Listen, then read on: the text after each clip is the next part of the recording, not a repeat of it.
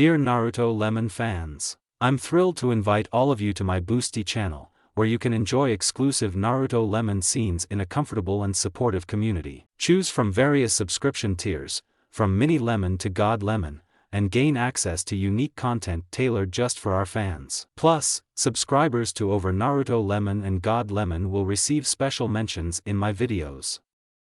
Support my channel and dive deeper into the world of Naruto today. Dare.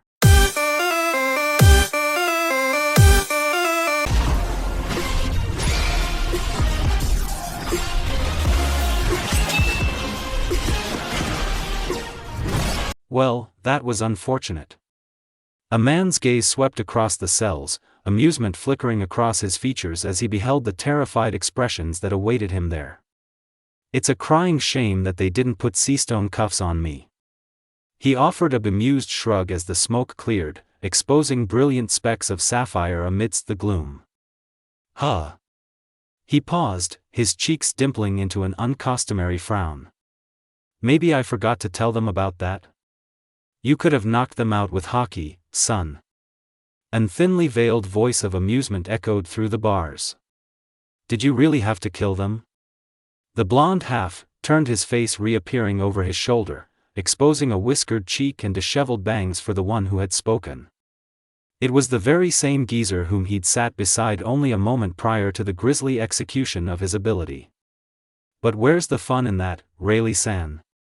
He offered a mute shrug when the former first mate forced himself into a sitting position, his shoulders momentarily hunched over from the strain of standing after remaining seated for so very long. If he had any concern for the explosive collar attached to his neck, it was swiftly rectified. Known far and wide as the Dark King, this man, Silver's Rayleigh, simply touched the collar wound around his neck as he bent, straightening at the knees. Chains rattled harshly against the darkness, to which the blonde noticeably stiffened. He didn't want to be slouching when the old man took action, he wanted them to see that he was alive. Alive and kicking, despite all they'd done to make certain that he was left otherwise. Whomever they were who could possibly have the gall to interrupt the auction, the sound of shouting and weapons fire was rapidly drawing near to where they and the giant awaited. Seconds later, two explosive collars detonated halfway across the room. Sugoi. The blonde whistled in appreciation. It looks like I went and got myself captured for nothing, Rayleigh-san. He faked a pout as the former first mate of GOLD, Roger, stepped through the bars of the cage, now bent inward by sheer strength alone. Likewise, the giant followed soon thereafter, his hulking form taking up most, if not all of the slim space the backroom afforded. It's the thought that counts, Naruto-kun. Rayleigh exhaled lightly as he stepped over a corpse and tousled the boy's hair. You're still young. You've much to learn about the ways of this world before you can claim to know as much as this old man. Known simply as Naruto, the blonde stuck out his tongue, folded his arms and jerked himself aside at the man's touch. Mom says you've been gone for 6 years. He grumbled. So, I came to drag your ass back. Ha! Rayleigh laughed. 6 years? Has it really been that long? Wham! You know. Well, how long it's been, you old fart. Naruto lowered a steaming fist away from his mentor. I can't believe you. You forgot all about your promise, didn't you, you damn Gigi? Forcing himself to exhale, he awaited the inevitable outburst that was sure to come. No parent enjoyed being tossed around by their offspring, and surely Silver's Rayleigh would be no exception. Wrong. Haha. Despite the growing lump on his head, Rayleigh wasn't fazed in the least. That's right, I promised you a ship, didn't I? Your mother must be worried sick about you, For a moment it looked as though a teary-eyed Naruto might punch Rayleigh again. Instead, he scrubbed at his eyes with the back of his hand and lurched away from the man who he'd barely known and been tasked to find. Now acting like nothing had happened at all. I am not crying because I'm happy to see you, Bibaka Yoro. He sniffled to himself. I've just got something in my eye, it. Without further ado, he turned toward the wall, trying to hide the fact that he was red-eyed, and failing miserably. Gods! After going through all the trouble of purposely being caught and put up for sale. Unable to properly convey his emotions, he turned back toward Rayleigh and the giant, the latter having already wedged one hand in the impermeable metal. Without further ado, he began to pull, straining against the resistant iron. It was in that very instant that the wall inexplicably imploded. Well then, Rayleigh spared the boy a glance as light splayed through the opening the massive man had created.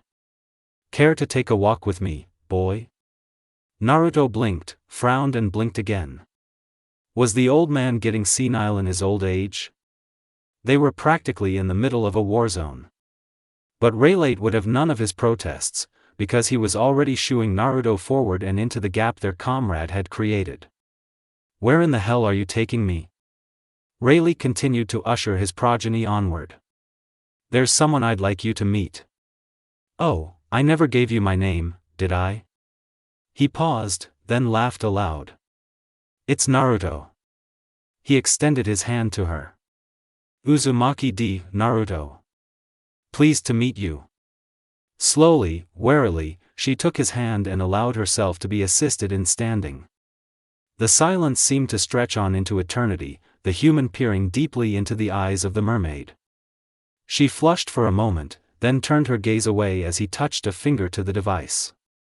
"See Camie." The mermaid replied meekly. Wait, what are you? Let's get this collar off you." With a vicious twist of his wrist and ankle, the incessant chiming of the countdown went eerily silent. And with good reason, she realized. Now that the man had removed his glove, now that he had physically laid a hand upon the instrument of her demise, she had gained her freedom. In his hand, the explosive collar reduced itself to a pile of molten slag within a clenched fist. "Be at ease," he reassured in the wake of her terrified expression. "I've eaten the Goka Goka no Mi, model Kagutsuchi." "Nanny?" The silence was deafening. "I'm a Hellfire man." "What's this?" Rayleigh blinked. "Looks like everybody's watching us." "No, really?" Naruto sweatdropped as he brushed some dust of his vest. Never would have guessed. For the first time, he regretted wearing such an exorbitant outfit. Not only had it warranted unnecessary but desirable attention, the gaudy lapels of his jacket were beginning to harden thanks to the crusted blood he'd obtained during his escape. A small frown adjourned his features as he wriggled out of the sleeves, the flimsy blue jacket choosing instead to slump over his shoulders immediately thereafter. Coupled with his gaudy trousers and ridiculously platinum blonde hair, it made for a rather humorous scene. An old man, a boy, and a giant, subsequently making their grand appearance on stage, in full view of the guards and the jailers. Rayleigh, of course, was completely relaxed, thanks to that sack of money they'd stolen backstage. But the old coot would always be happy so long as he had money to gamble with, Naruto mused. Then he found a familiar face amongst the rookies. "Isn't that? If it isn't Hachi!" Rayleigh exclaimed suddenly. "It's been a while, what are you doing in this place?" Immediately thereafter, his smile withered, drying up into a concerned but all the same compassionate frown. Naruto took note of it as well. A strange reindeer-like creature was frantically wrapping the fishman in gauze, because he was wounded. In the brief span of inattention that it took to notice this, Rayleigh finally seemed to come around to the here and now. "Hachi, how did you get those wounds?" He paused. No, you don't have to speak." Slowly stroking his beard, his gaze took in the ruined auction house. It lingered upon Camie, glanced over the inert Tenryubito, and finally, settled upon the pirates who appeared to still be in the midst of a conflict with the guards. Everyone had fallen silent and Naruto knew as well as his father that the impasse created by their arrival would not last much longer. "So that's what happened." Silver's Rayleigh abruptly smacked one fist into an empty palm. "All right then, I understand the situation." Suddenly, and without warning, his gaze locked upon the guards. "Geez, you sure had a hard time, Hachi." Now it was the boy with the straw hat who found himself bearing the brunt of the Dark King's gaze. So you were the guys who helped him? Whoa. Well then. Naruto felt the willpower before any semblance of it manifested. Even then at point-blank range. He almost stumbled from the force of his father's own haki. Grimacing against the powerful surge, the room swam before his eyes for a moment, then he drove the haze from his vision. The guards and jailers were not nearly as strong-willed, neither did they have the necessary fortitude to stand up to such a massive burst of ambition. It emerged as a small ripple, spreading across the stands in an overflowing wave that engulfed everyone and everything that existed before Rayleigh's gaze. That straw hat certainly suits a fearless man such as yourself.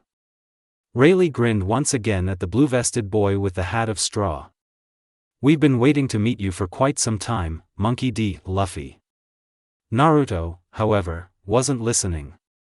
A heated flash of fury flickered through his mind as he recalled a painful image of the celestial dragons that had irrevocably savaged his youth in the years past. A low hiss escaped his lips. Tenryubito. Naruto growled, his attention locking upon the inert form of Saint Shalia. Hey Pops, they're already out cold. It would be a mercy to kill them right now, you know, he asked, his thumb inching forward slightly to rest on the guard of his sword.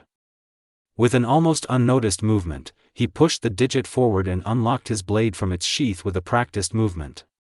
Rayleigh frowned. Son. Actually, you can forget that. He announced brusquely. I've made up my mind. Abruptly, the tapered tip of the wakizashi stabbed outward. Precisely 1 second after that and the bubble of Saint Shalia's personal oxygen helmet burst wide open. I'm going to kill them. His words were soft, slow, deadly. All of them. Each and every one of the so-called descendants of those kings deserve to die, starting with. No. Naruto flinched as sharp cry pierced the silence. Don't. They repeated. Camie's head broke the surface of her tank and she breathed shallowly, the feeling of raw terror giving way to an unsettling numbness. Voices drifted in her ear, causing her to twitch and try to focus on what was happening to her. The voices sounded calm and so very pleasant. Somehow, she found herself breathless, the word hitching in her throat as she beheld the one who gawped at her. Don't kill anyone, mister. She whispered softly. Please, not for my sake. You? Naruto guffawed at the mermaid. He vaguely recalled her, the mermaid who had been brought in and subsequently purchased by Saint Charlos. Well, given that her owner-to-be was currently placed in a coma, did she really have any reason to speak on their behalf?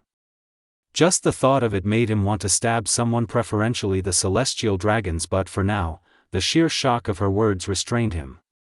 See Camie, Pap Pug stammered, absolutely terrified by the scene unfolding before them. For a split second, it seemed that Naruto just might follow through with his threat. It stretched on for what felt like forever, as he blade neared the pale and pristine throat of Saint Shalia. Muscles bulged and swelled in his neck, tightening the cords of his arms as he struggled to restrain himself from further action. Mister? For some reason, Naruto found this to be incredibly funny. He was far too young to be called an old man. He was only 18 for Chris' sakes. Well, there was another way to resolve this situation without bloodshed, after all. Still chuckling, he jammed the wakizashi back into its sheath. Fine. He'd let those pompous fools live. However, the flames of defiance still roared high in his eyes as he turned toward Camie. Fine. He all but spit. However, it's not, mister. I have a name, you know. Freeing her was the least he could do, or so he told himself as he approached. Oh, I never gave you my name, did I? He paused, then laughed aloud. It's Naruto. He extended his hand to her. Uzumaki D. Naruto. Pleased to meet you. Slowly, warily, she took his hand and allowed it to be held. The silence seemed to stretch on into eternity, the human peering deeply, intently into the eyes of the mermaid. She flushed for a moment, then turned her gaze away when he smiled, because he'd just touched a finger to the device. "See Camie," the mermaid replied meekly, her eyes flying wide seconds later as she remembered the consequences of having the collar removed. Wait, what are you? Too late, he laid hands upon it. Exclamation point. Let's get this collar off you. With a vicious twist of his wrist and ankle, the incessant chiming of the countdown went eerily silent. And with good reason, she realized. Now that the man had removed his glove, now that he had physically laid a hand upon the instrument of her demise, she had gained her freedom.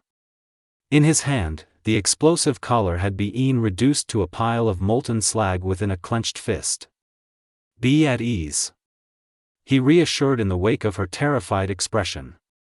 "I've eaten the Goka Goka no Mi, model Kagutsuchi." "Nanny?" The silence was deafening. "I'm a Hellfire man," Naruto explained further with a snap of his fingers.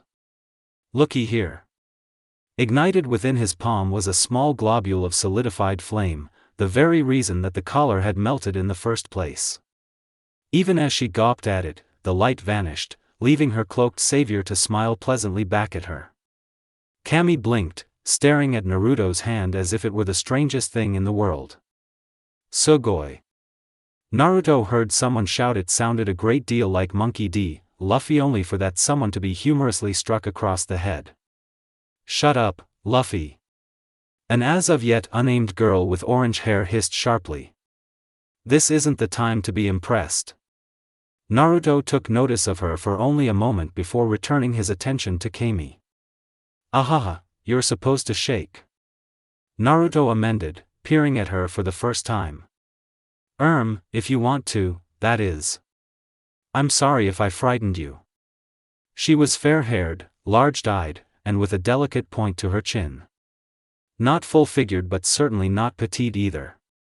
As far as most women went, she was beautiful, but then again, Naruto's definition of beauty still had a ways to go, all things considered. Regardless of the fact, he found his mouth working on the words that defied him, remaining rooted in his mouth. He forced the smile back into place and awaited her eventual reply so he could return home. And hopefully banish the vision of this gorgeous beauty from his head. "Arigato." Then all the wakizashi fell from his hand, clattering uselessly to the floor with an audible plop as she frantically seized him in a furious embrace. It skittered across the stone and gravel and dirt, out of reach. Abashed, he felt arms fling themselves around his neck, and then there was only the crunch of broken debris beneath his feet as he struggled, both to keep himself from falling, and her from sloshing out of the tank, lest she herself fall out and become traumatized further. He couldn't make himself move, couldn't think, he simply felt. The smooth skin of her cheek brushed against his scruffy, whiskered one. Her hair filled his nostrils with the clean scent of delight and disbelief. She hugged him fiercely, the notes of strong hard arms joining with supple firm stomach and back joining with the pure feminine softness of her chest pressed against his, making a chord of perfect acceptance. "Thank you," she whispered. "Thank you so much." After a while he realized that she was shaking inside his oversized cloak, and she failed to stifle a sob. He frowned over her shoulder, trying to decide if it was kinder to leave her to her thoughts for a time, distract her with meaningless conversation, or draw her out and let her tell her story. Just 5 minutes ago, he hadn't known she even existed. Now he found himself in the awkward position of comforting a beautiful mermaid, and quite frankly, such a task was terrifying.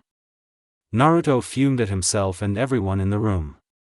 She'd seen more murder and cruelty in a few hours than most people do in a lifetime. And he'd certainly contributed to it with his furious skirmish on the stand. All she knew of him was that he'd stolen her out of a slaver camp, savagely cutting down anyone in his path. Regardless of the reasons he gave for his actions, she had to wonder whether his motives were truly honorable or not. And he was covered in blood for Chris' sakes. "Oh," she whined, burying her face into his chest as she finally fell apart. Her eyes bursting with hot tears. "I know I'm safe now, but still, I just can't stop crying." Not knowing what else to do, he squeezed her and said, "It's over now, Camie-san." She nodded but did not answer. She held him tighter. Such strength. He felt a rib begin to crack under the strain of her renewed vice, the likes of which was almost enough to drive the oxygen from his lungs and leave him altogether breathless. She fisted her hands into the lapels of his jacket, her tears doing more damage than any violence she could possibly commit.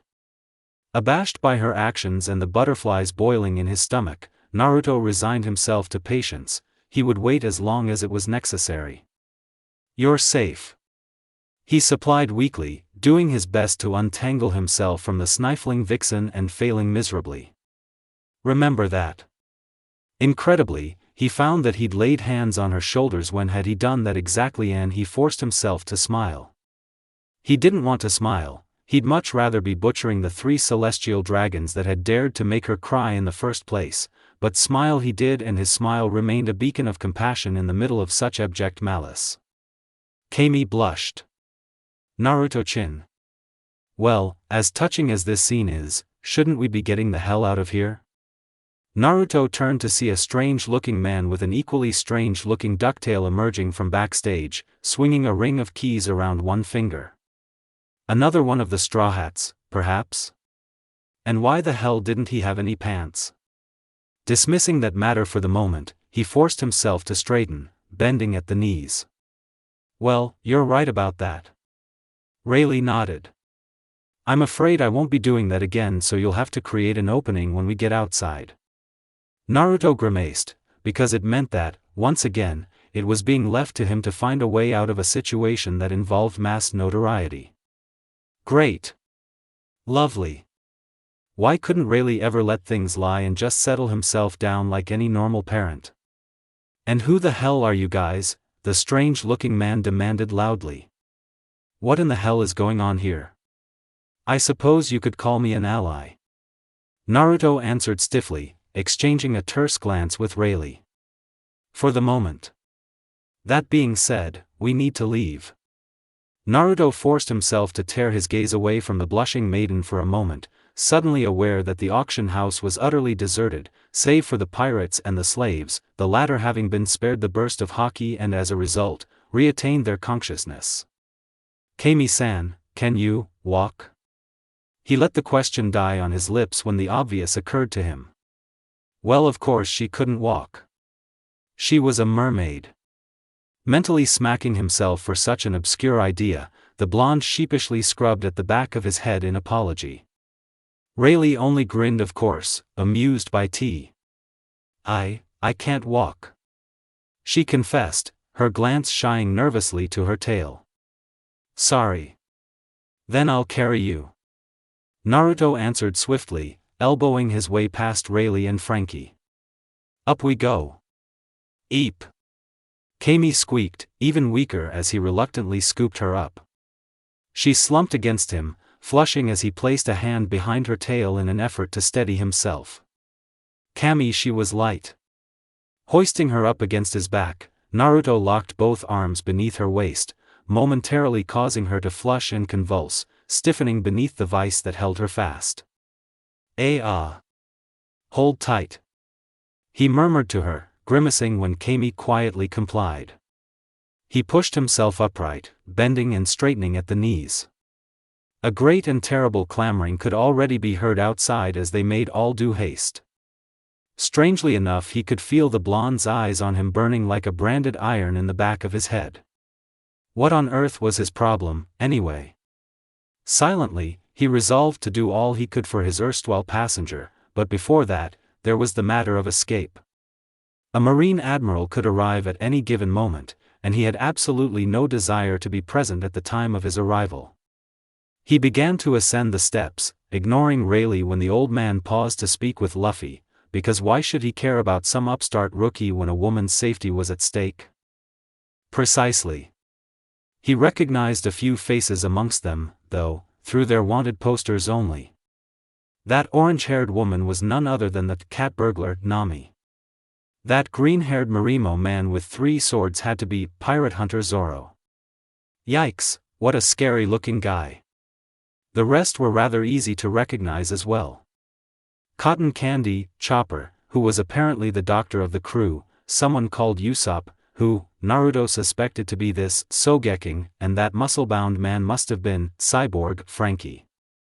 It was only when he came to the last two members of the group that Naruto was given pause. A skeleton? There wasn't a wanted poster for this one. Maybe it was some manner of decoration or sorts. Yes, that had to be the case.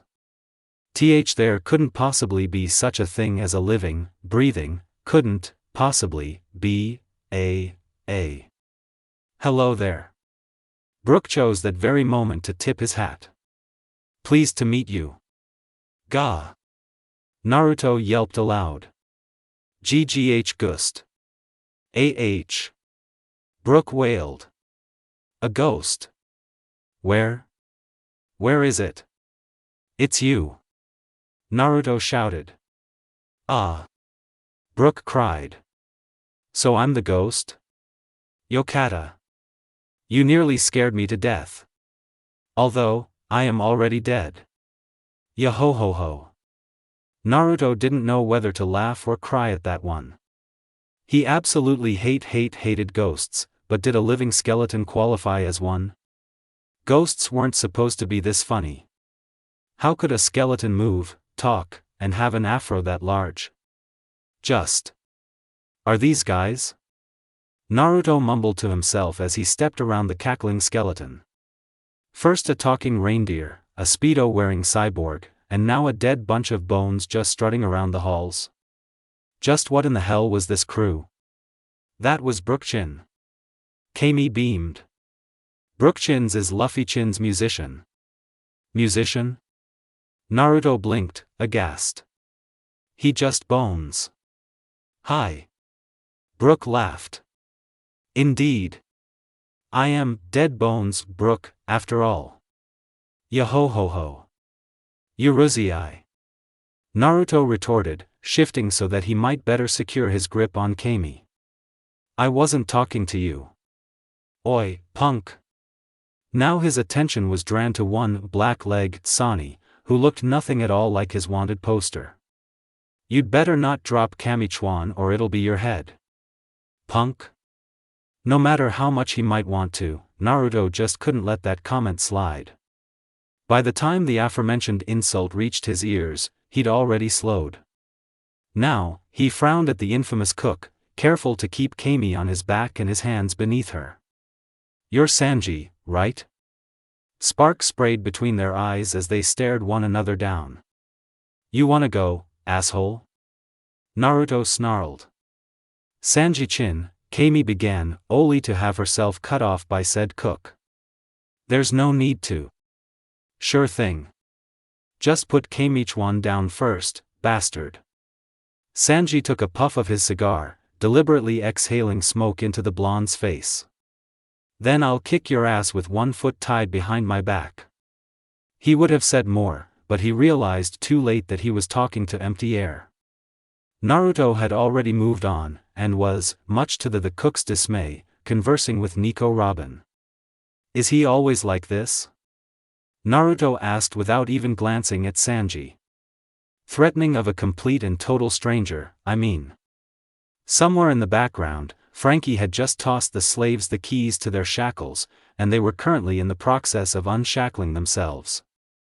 Rayleigh seemed to have finished his conversation with Luffy as well. He was shouldering Hakken by the time Naruto thought to spare the old man a precursory glance. Gwah. Sanji face faulted. Robin Chuan. How could you betray me like this?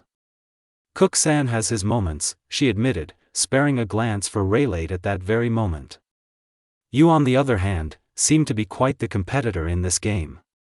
For a moment Naruto flushed under the weight of her words, his cheeks flaring scarlet as Camie wondered what it was that Robin seemed to be suggesting. Well, whatever it was, it left Naruto-chin sputtering and stammering, so it must have been something important, she mused. Simon, I'm just a ship coder. I mean, I'm not even a pirate. So that's Rayleigh's kid, huh? Trafalgar Law hadn't moved from where he sat since the brawl with the Tenryubito began. Now he arched an eyebrow toward the nonplussed blonde, but other than that eerie smile, he did little to show his concern for the situation. He's a real spitfire, that one. Naruto neared the exit with Camie infirm in his arms, and stomped toward the door. Eustace Kid only chuckled. Looks like a legend showed up. He scoffed at the blushin' lad. Geez, look at that one. If he's the son of the Dark King, then this kid's probably nothing to sneeze at, either. Come out with your hands up. A voice boomed from outside, amplified by a loudspeaker. Mujiwara no Luffy. We demand that you release the Tenryubito at once. An admiral will soon be here. We will not be held responsible for any losses you might suffer through lack of cooperation. Eustace cracked a eating grin at that moment, his hands freeing themselves from the heavy sleeves of his fur coat. Seems we're surrounded, then. Hold tight. Naruto repeated, shrugging his shoulders at the very same instant. I'm heading straight for Grove 13, old man. You'd better come back home after all this, you hear me? Rayleigh laughed boisterously at the blonde, even as he straightened and prepared to make a dash for it. Would he stay and fight? Would this be the stage that ultimately introduced him to the eyes of the world and his enemies? Only time would tell. Yosh! Luffy smacked one palm against a fist. Don't think for a second that I'm letting you three hog all of the fun. No. Camie shook her head rapidly. Naruto-chin. Why do you have to go out there, too? Is wrong with me? Naruto didn't respond for a while, choosing to look out at the exit instead. It's something I have to do. He relented at last. How could he possibly tell her of the rage burning up inside of him? She wouldn't understand. None of them would. Though his heart might flutter in her presence, he wasn't about to reveal the pangs of his past to someone he'd only just met. He doubted even Rayleigh knew about it, though surely he must know something, and his mother was really the only one who knew how scarred he'd become over the last 6 years. No. The blood boiled in his veins, demanding justice, demanding retribution, seeking compensation for all that he'd been through. Really, he should have known better. Then again, how could he expect his mother's request to go find your father would spiral out of control like this? No, he couldn't wait. For every second he abstained, that admiral drew ever nearer to the archipelago. He wasn't going to have a chance to do this again, not in this lifetime. But you don't understand. I understand, Naruto began slowly, that I can't carry you while I'm fighting.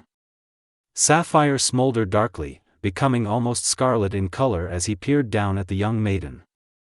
But I want you to understand, he heaved a deep breath and bound one hand into a fist, that I'll be coming right back.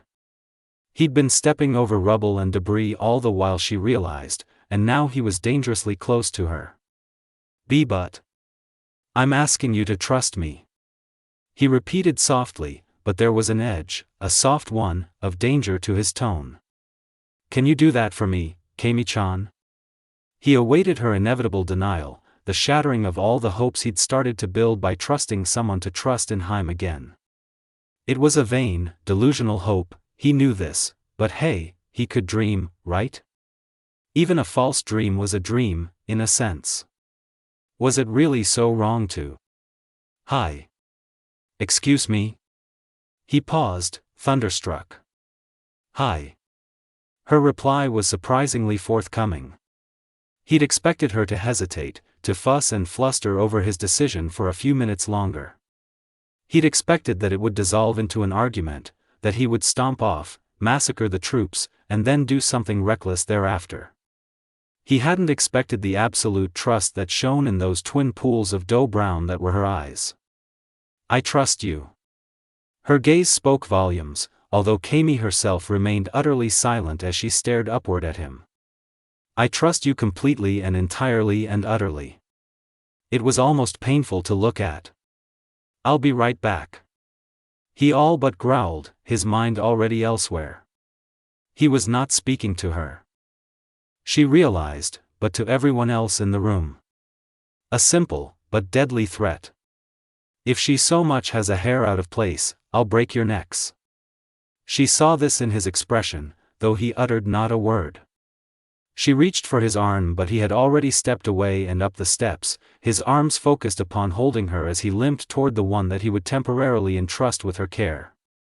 "Oi, underwear guy!" Naruto shouted at Frankie. "Hold on to Camie-chan for me." Before either could protest, Naruto simply dropped the mermaid into the cyborg's arms, and then he too was striding for the exit after Luffy.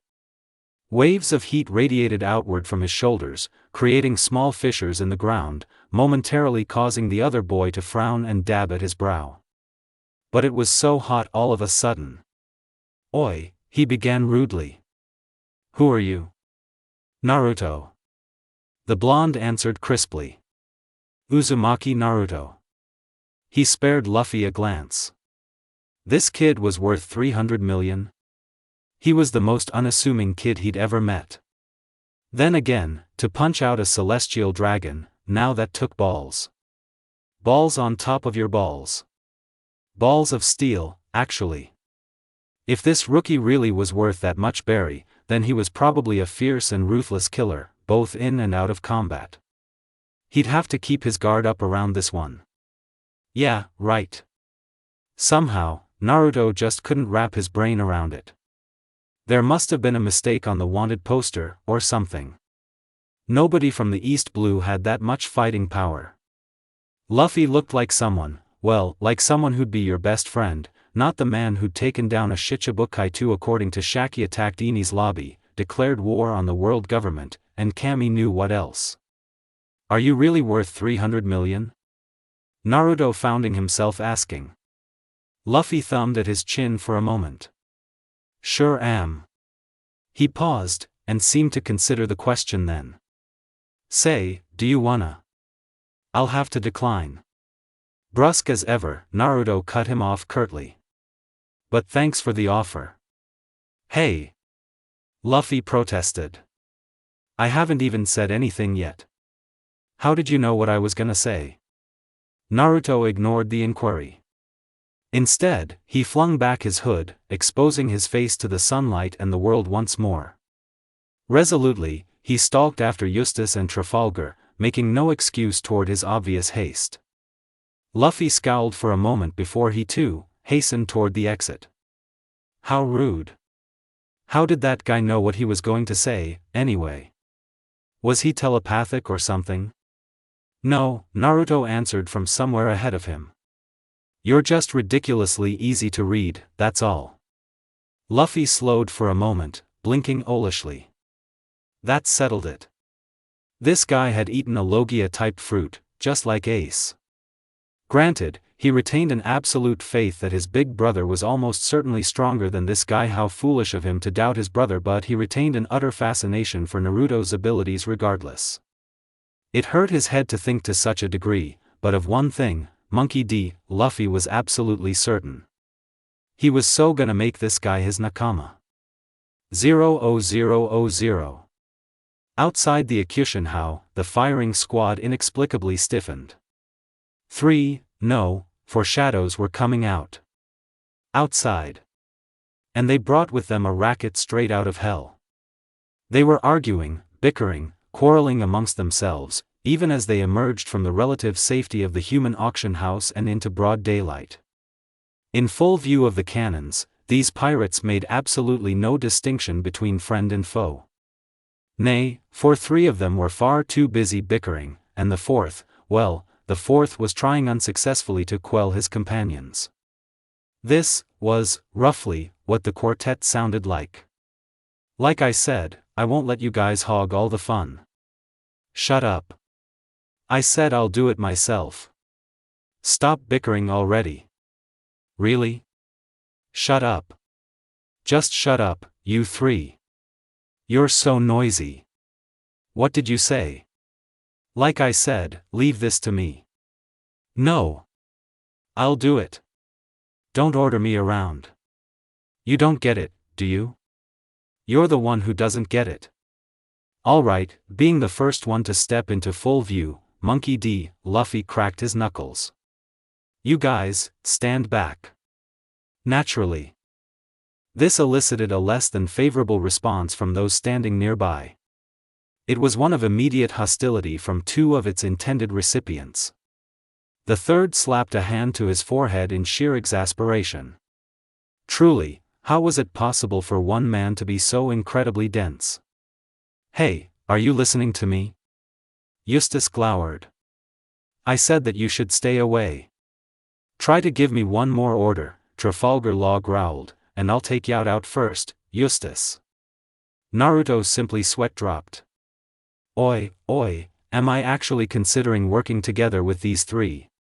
Take aim. The harsh clacking of machinery drew his attention back to the defensive perimeter the Marines had formed. 3 of them are captains. They each have bounties well over 100 million. Then they paused, recognizing that there was a fourth amongst them, one whose face held no wanted poster. As such, it was not so easily recognizable. And that other one? Yo. Naruto swiftly raised a hand in greeting, entertaining the thin hope that they could some emerge from the ensuing conflagration unscathed. See, I'm not with them, so if you'd just let me go. He must be their accomplice. The officer in charge came to the worst possible conclusion, at the worst possible time. Naruto felt the life drain from his features, leaching out with everything else. In its place, there was only a strange, eerie calm. His visage projected one of horror, of dismay, terror, even. It was all a ruse. Deep down, he'd known that the moment he set foot outside, he would inadvertently be drawn into this battle. It was, after all, why he had entrusted Camie to Frankie. From the very beginning, there had been no way to avoid the coming fight. Now, it was simply a matter of finding the biggest possible opening and exploiting it to the fullest. To the fullest possible advantage. Oi! Naruto waved his hands rapidly, feigning fear. Don't shoot. I'm not a pirate. Fire. Gah! He yelped, eyes widening in pseudo-terror as the bullets hurtled toward them. Don't shoot. I'll die. He watched the bullets hurtle towards him, and had time for one final thought before the merciless killer inside him kicked itself into a furious, bloodthirsty frenzy of righteous fury. He'd been wise to leave Camie behind, after all. What he was about to become, he didn't want her to witness, especially in her fragile state. With that final thought, he ceded sanity and gave into the murderous desires he'd been harboring for so very long. Fire came forth from his fingertips. Not. Tongues of flame screamed into existence and lashed out of nowhere, taking the Marines by surprise. They did not show mercy, nor did they discriminate. Some burst into flame upon contact, others simply evaporated. And others, still others, caught within those terrible tethers of fire and brimstone twisting around the cannons, crushing them. Unable to eject their payload, several of the mortars detonated almost immediately, killing dozens upon dozens on the spot. It wasn't enough. Shoot! The Marine captain bellowed, not even pausing to display the smallest iota of respect for his fallen men. Shoot him before he takes out the rest of our cannons. The ground ruptured beneath his feet in that instant, and vomited tongues of blue and white flame. Scalding to the touch, they curled around his throat, searing themselves deep into his flesh with the mind-numbing intensity of the abyss. And the cannons, what remained of them, deployed their payload. Oh, sh. Naruto managed half of a turn before a stray cannonball took off half of his face. Amnit, he lisped with the broken half of his ravaged visage. That hout. His visage abruptly dissolved, spreading outward into a series of glowing embers. Without warning, without hesitation, the bullets pierced his forehead. Like their compatriots, their efforts proved to be futile. One by one, his wounds closed, the lead projectiles passing harmlessly through his flesh. Unfazed by the sudden assault, he took the full brunt of the barrage, despite the multiple holes and breaches that each mortar punched through his chest, and smiled. Then all his wounds immediately seized upon themselves and became closed. Gentlemen. Naruto sked softly, deadly in the sudden silence. I be placed in a bewilderment. Without warning, without cause, his features roughened, his voice descending to a low baritone, an almost otherworldly hue as he eyed a slew of potential victims. Is this any way to treat your esteemed guests? He lifted a finger and brushed the bangs aside from his eyes, chuckling all the while. Allow me to show you true hospitality. Bending to one knee, he touched a hand to the ground. Amaterasu. He called softly. He held his hand aloft, for all the world to see, grinning all the while. An hellish light drifted across the grove, the ensuing thunderclap that heralded its arrival serving to both blind and stun the enemy force that surrounded them. By the time their sights had cleared, Naruto held a sphere in his right hand. The sphere within his hand abruptly began to contract, spiraling inward, reducing itself to a speck of infinitesimal proportions. Hang on! One of the Marines shouted. He's up to something. Naruto clucked softly to himself. You have no idea. Finally, when its overall mass was no larger than that of a marble, his fingers closed around it, that tiny conflagration of pure brilliance. The effect was nearly instantaneous. Black wisps spread outward from his hand and curled around their master, giving birth to blackness.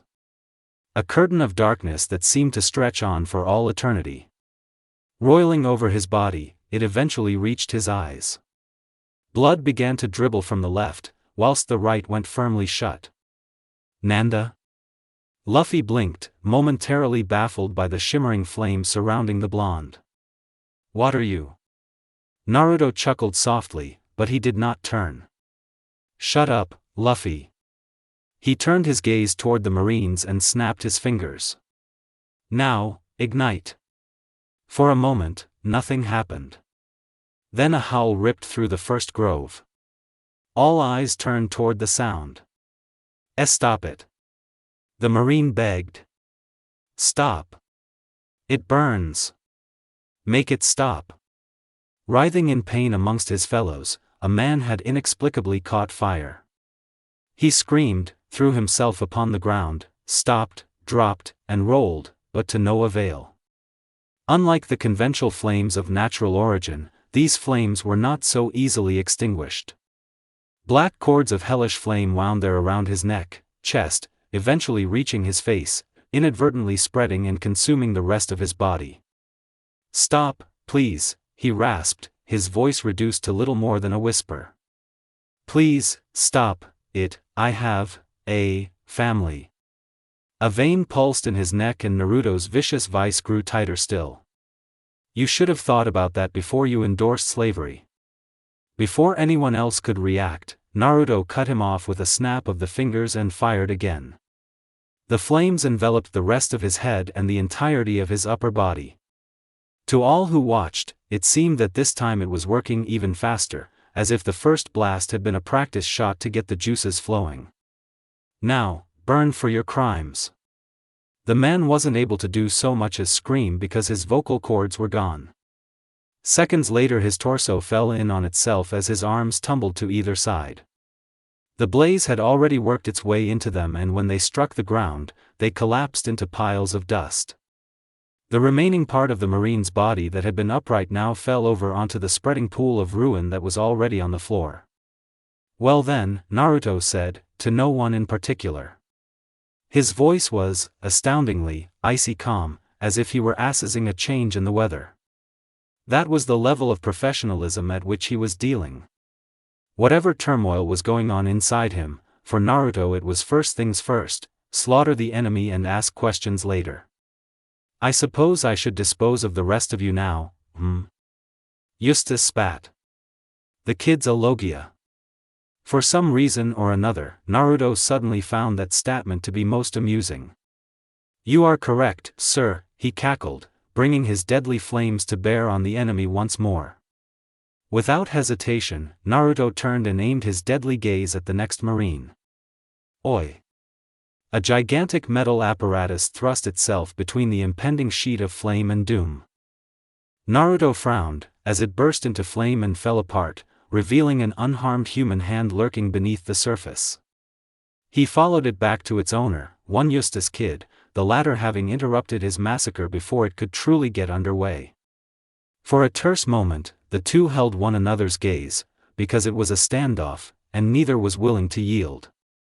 "That wasn't particularly wise of you," Naruto cautioned, his voice lost somewhere between an amused growl and an exasperated hiss. "Eustace, I've got nothing against you, kid," the redhead retorted as the Marines cowered before their unexpected savior. "I just can't let you have all the fun, is all." "Is that so?" Naruto countered, his ill mood dripping from his face like water. "Well then, why didn't you say so?"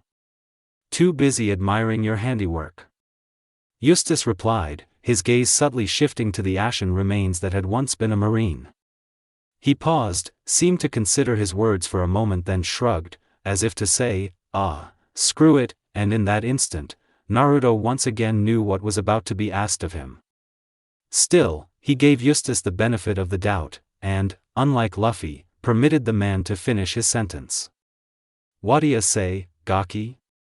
Eustace offered. "After we wipe out these Marines, you wanna join up with me and my crew?" Naruto's expression crumpled.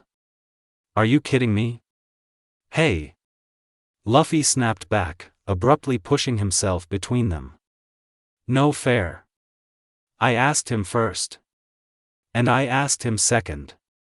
Eustace spun on the rubber man, retaliating with his usual sarcastic mannerisms. "You wanna make something of it, Monkey D. Luffy?" For a terse moment it looked as if the two might have it out, were it not for Trafalgar Law's subtle clearing of the throat. All eyes fell upon the 200 million man, who had kept his silence throughout the battle thus far. "I hate to interrupt, but I think we all have an appointment to keep." He murmured this aloud. "I don't know about the three of you, but I have no intention of sticking around waiting for that admiral to show." At that, everyone finally seemed to remember that there was no time to waste. A Navy admiral was indeed on the way, and they hadn't the time to waste bickering. "You're the second one to make me that offer today," Naruto finally answered, refusing to so much as even look at Luffy. "Look, I hate the Marines for the way they vindicated my old man, but I'm afraid that my place is here, on this island." He offered a helpless shrug and shook in his head in emphasis. "Once we've finished up here, we'll be parting ways, I'm afraid." "Ha!" Luffy stuck out his tongue. "Told you. I never said I was going with you, either," Naruto protested. "Too bad." Eustace shrugged half-heartedly. "I'd hate to see a talent like yours go to waste." He fished around in the pocket of his pants and emerged with a slim slip of paper, one that he immediately offered to Naruto. "Here's the number for my Den Mushi. Let me know if you change your mind. We'll be waiting in Grove 15. "I won't be," came Naruto's clipped reply, although he did not refuse the slip of paper that was offered to him thereafter. "Now, I believe we were right," Eustace interrupted. "Almost forgot about them." With a contemptuous gesture, Eustace swatted at the Marine vanguard. A stray mortar fired at that very instant, hurtling a sphere of metallic death directly toward his face. Kid simply extended a hand, fingers splayed, arms wide open, as though he were greeting an old friend. The cannonball stopped cold, its trajectory halted, left dangling scarcely a centimeter from his open palm. Eustace scoffed and flexed his hand, purplish sparks spraying outward from his fingers as a result. Repel. For a moment, the cannonball hung there, suspended in the air. Then it jolted backward, back from whence it came. The result was magnificent. Not only did it create a virtual wall of explosions between the Marines and themselves, but it had the added benefit of blacking forth a cloud of thick, acrid smoke. That smoke being the fact which also gave Luffy and Trafalgar Law enough time to form a counterattack of their own. For, by the time the smoke had cleared, Naruto saw a sight that he swore he would never forget. Somehow, Monkey D. Luffy's right arm had swelled, growing to gigantic proportions. Rather, it was the arm of a giant. Normal only at the shoulder, it swelled outward toward the elbow, towering over them both. Simply by blowing into his thumb, he increased the size of his fist tenfold, until its shadow loomed over most of the clearing. How in the hell had he done that? Gear third. Luffy announced proudly, much to the dismay of the now cowering Marines. This arm is the arm of a giant. Likewise, Trafalgar Law had produced a countermeasure all his own.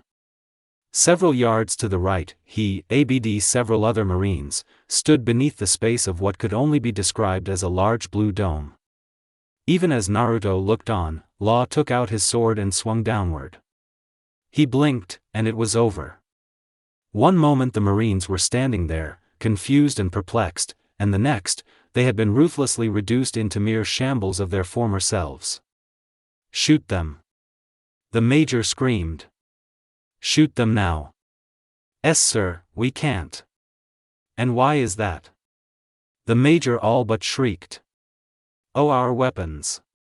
Even as the Marine spoke, his own rifle hurtled upward into the heavens. "They're flying away."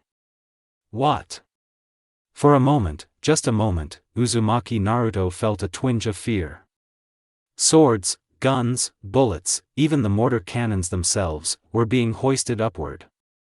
Each of them left the earth of their own accord, heedless of the laws of gravity. One by one, they joined to form a massive appendage, attached to the arm of Eustace Kid. His own katana struggled to free itself from its sheath as well, as if it too were being pulled by a strong magnetic force. That was it. A magnet. Naruto realized it as he gawped up at the massive limb that was being formed alongside Luffy's. Eustace's powers revolved around magnetism. The knowledge did him little good, however, as he watched countless swords, spears, cannons, and other useless junk drift outside from within the auction house. One by one they came together. One after another, they became one, locking and interlocking in ways that should not have been possible. One by one, they took the shape of hulking monstrosity that could only be described as massive arm of sorts. Was that a hand they were forming? No, it was making a fist. Oh. Forming a massive fist fused of cobalt and iron and steel. It was a stupendous sight, truly. Coupled with Luffy's immense limb, it looked as though a massive monstrosity were reaching down to pluck them all from the face of the earth and scour Sabaody Archipelago clean. That was only a metaphor, really, but as he beheld this marvelous marvel, he could not help but feel sorry for the Marines that turned tail and ran from the path of their impending destruction. And he, Uzumaki Naruto, had the misfortune of standing before it. It was time to find higher ground, or better yet, lower. Gigant pistol. Luffy bellowed, thrusting his arm forward. Eat this. Kid's attack was immediately forthcoming as well, the giant hunk steel and its fingers curling to form a massive metal battering ram that plowed into the dirt within mere seconds of Luffy's own technique. The Marines didn't bother to shoot at the impending wall of flesh and metal bearing down on them. They weren't so foolish as to think that they could succeed. Despite the insults and instructions the Major hurled at them, they all turned tail and ran. It was too little, too late. Like a giant bulldozer, Eustace and Luffy simply plowed through the Marine vanguard. There were no weapons to impede them. Nothing short of a nuclear missile could possibly hope to accomplish such a task, and as such, they swept through the ranks of the soldiers unhindered. Even so, Naruto had just enough time to throw himself clear from the massive attack, and nearly found himself blown from his feet as a result of the near miss. Grit and gravel sprayed upward from the blast, momentarily blinding them. When it had finally cleared, they were no longer alone. In fact, much to Naruto's relief, he found it to be a welcome sight. Luffy's crew was already descending the steps, marveling at the amount of destruction that the quartet had wrought. In his peripheral vision he noticed Rayleigh, still carrying Hachi, followed by the others members of Trafalgar and Kid's crews, but to him, they were irrelevant. He only had eyes for one woman.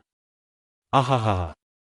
Rayleigh laughed as his son strode past, that was quite impressive.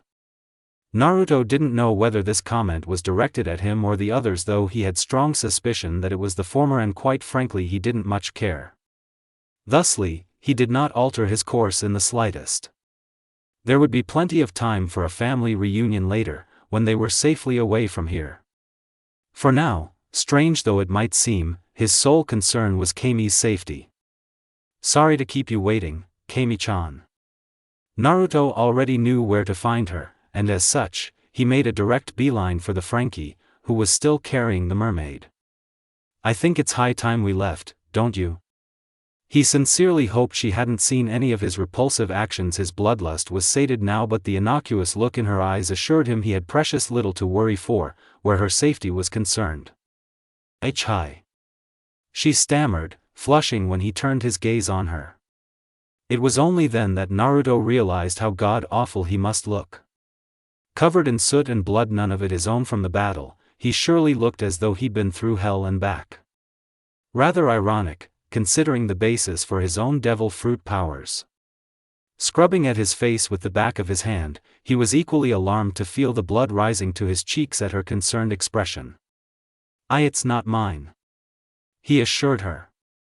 The blood, I mean." But she distracted him so easily. "Camie-chan," sang, "I'd be more than happy to." That snapped him right out of the funk she'd thrown him into.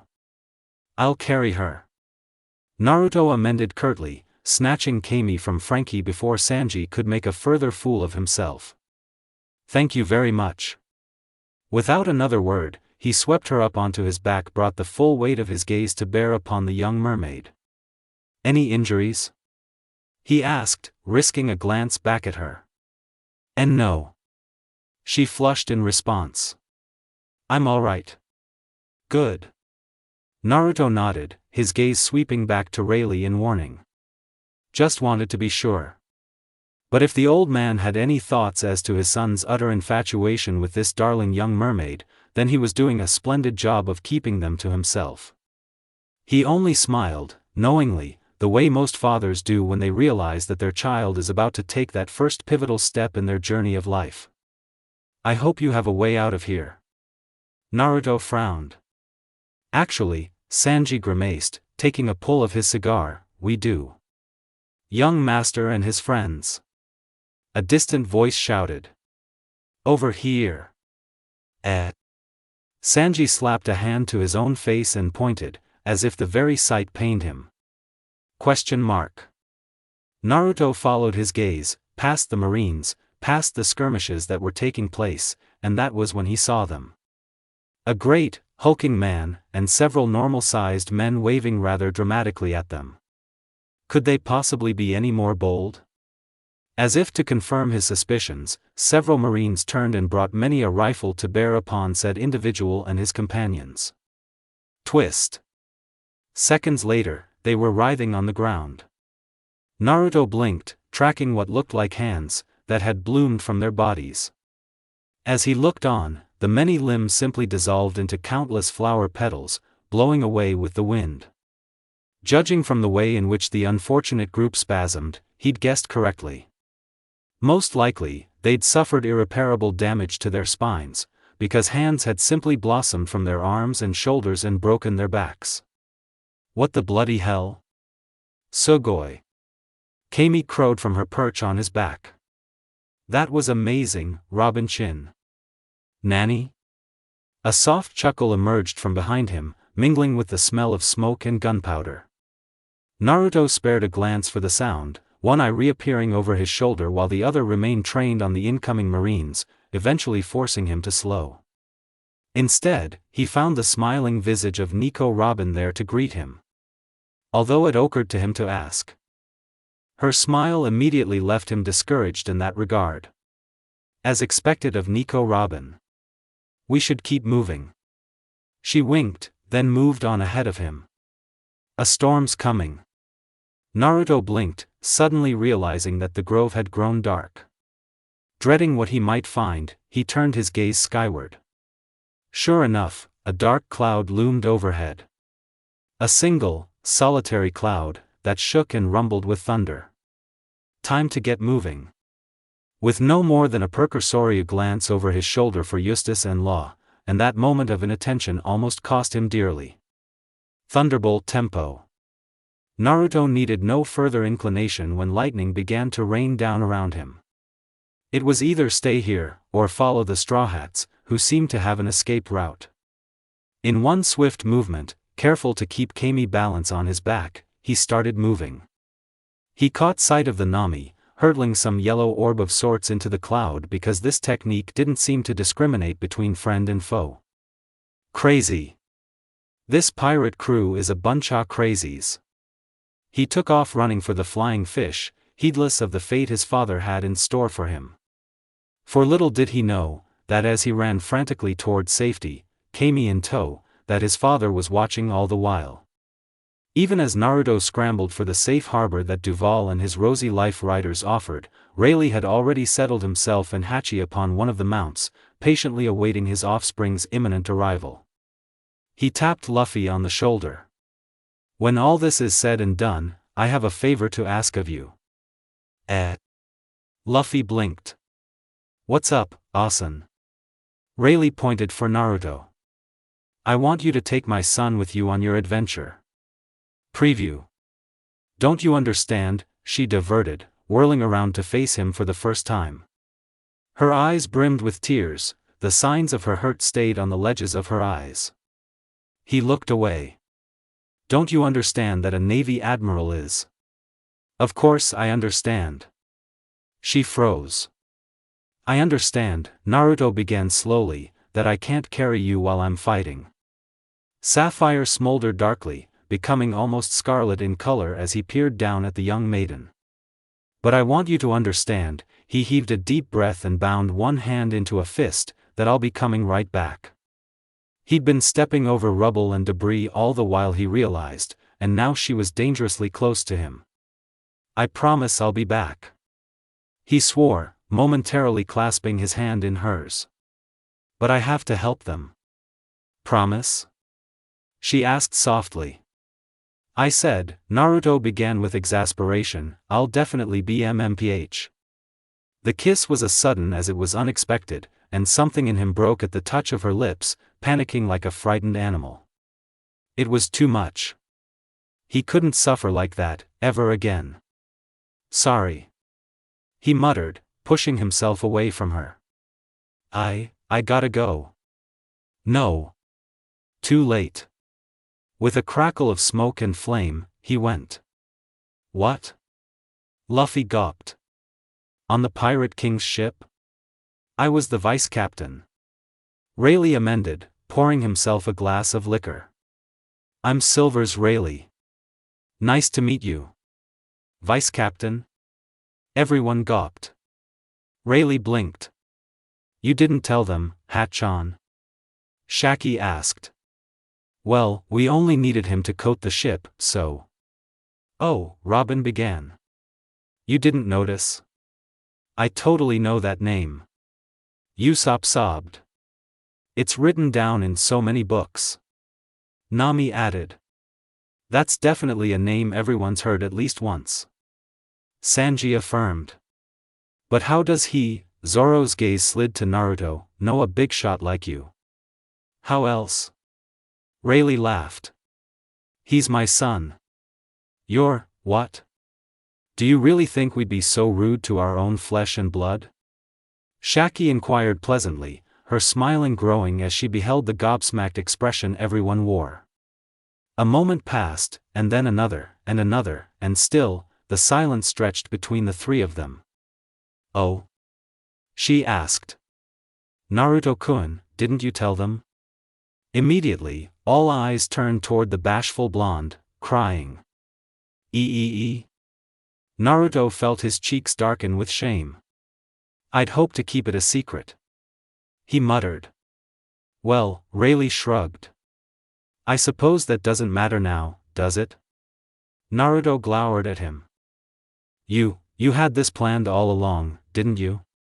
Rayleigh did not honor him with a response. Instead, it was Shaki who ultimately gratified her son with a reply. She turned towards Naruto, the last wisps of her cigarette fleeing from her lips as she spoke, the fumes, the words, causing him to cringe. "Naruto, darling, you can't possibly hope to stay here forever." "Of course I can," he shouted. "I'm not a pirate. I'm never going to be a pirate." "But I don't want to hear it."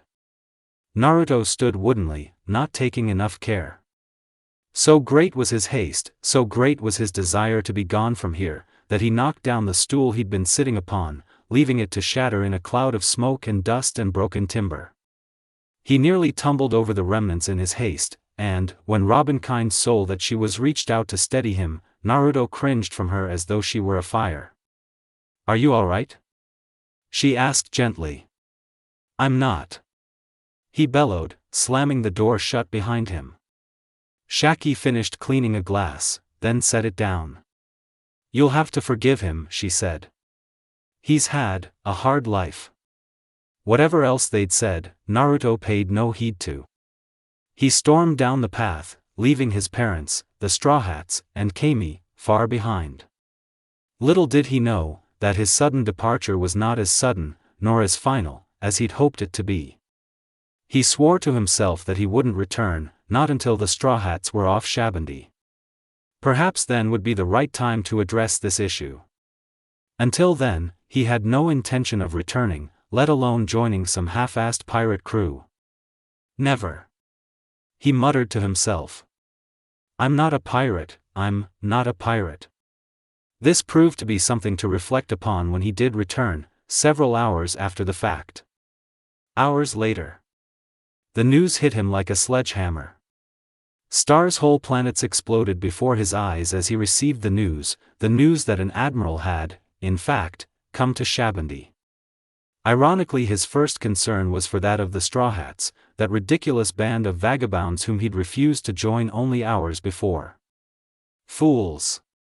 Did they really think that they stood a chance against an admiral, let alone, if his mother's instincts proved to be right as they often were, a slew of pacifista?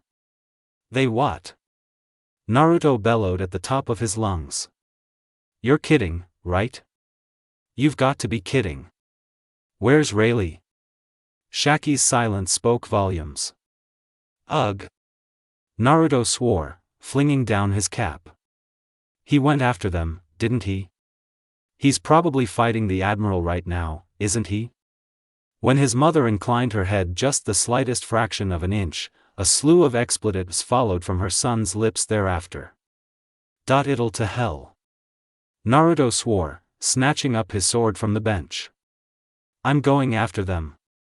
"But, Naruto-chin." Camie, he'd nearly forgotten about her, said softly. "You can't. You'll be killed." She refused to face him, strange, instead kneading her hands into fists while she rubbed them anxiously against her wrists. You won't stand a chance against them, will you?" "Probably not." Naruto's reply was so soft, the mermaid almost thought she'd missed it. But. Well, I can't let Rayleigh die, either." Naruto snapped back. "Sorry, Camie, but I'm going." "Don't you understand?" she diverted, whirling around to face him for the first time. Her eyes brimmed with tears, the signs of her hurt stayed on the ledges of her eyes. He looked away. "Don't you understand that a Navy admiral is?" "Of course I understand." She froze. "I understand," Naruto began slowly, "that I can't carry you while I'm fighting." Sapphire smoldered darkly, becoming almost scarlet in color as he peered down at the young maiden. "But I want you to understand," he heaved a deep breath and bound one hand into a fist, "that I'll be coming right back." He'd been stepping over rubble and debris all the while, he realized, and now she was dangerously close to him. "Promise?" she asked softly. "I promise I'll be back." He swore, reaching forward, clasping his hand in hers. "But I have to help them." "Can you really promise me that?" "Definitely," Naruto began with exasperation, "I'll definitely be MMPH. Camie cut him off with a small cry, her mouth finding his. It was too much. He couldn't feel this, ever again. Not after last time. It was too soon. Camie, well, wow. He muttered, pushing himself away from her. I will come back. He shouted, flinging the door open, refusing to look at her. Definitely. Absolutely, absolutely. Believe it. With a crackle of smoke and flame, he vanished. And a howl tore through the clearing. The sound left Borsellino disoriented, confused, and smiling. And that was before he saw the hellish black blur hurtling toward him and the executed sight at his feet. Ooh, so you did have a son, after all? Borsellino blinked as he eyed the thin tear in his sleeve. And a skilled one at that, it seems. He raised his sword again, intent to bring down another earth-shattering final blow upon Rayleigh, who'd forestalled him for so long, the man upon whom he'd gained the upper hand only after nearly losing one of his own. Now, to his delight, and, to his dismay, Kizaru found that 3 fingers of his left hand were sudden, and, inexplicably, missing. I'll kill you. An instant later the first fireball caromed off his back. Grunting, the admiral staggered, stumbling half a step forward. There was the briefest glint of light as a pillar of black flame consumed his as a flaming blade whisked through the patch of air that his body had just occupied, only an instant before. It all. Naruto swore, sparing a glance for his sword, and the thin droplet of blood that leaked from the weapon's tapered tip. I was so close.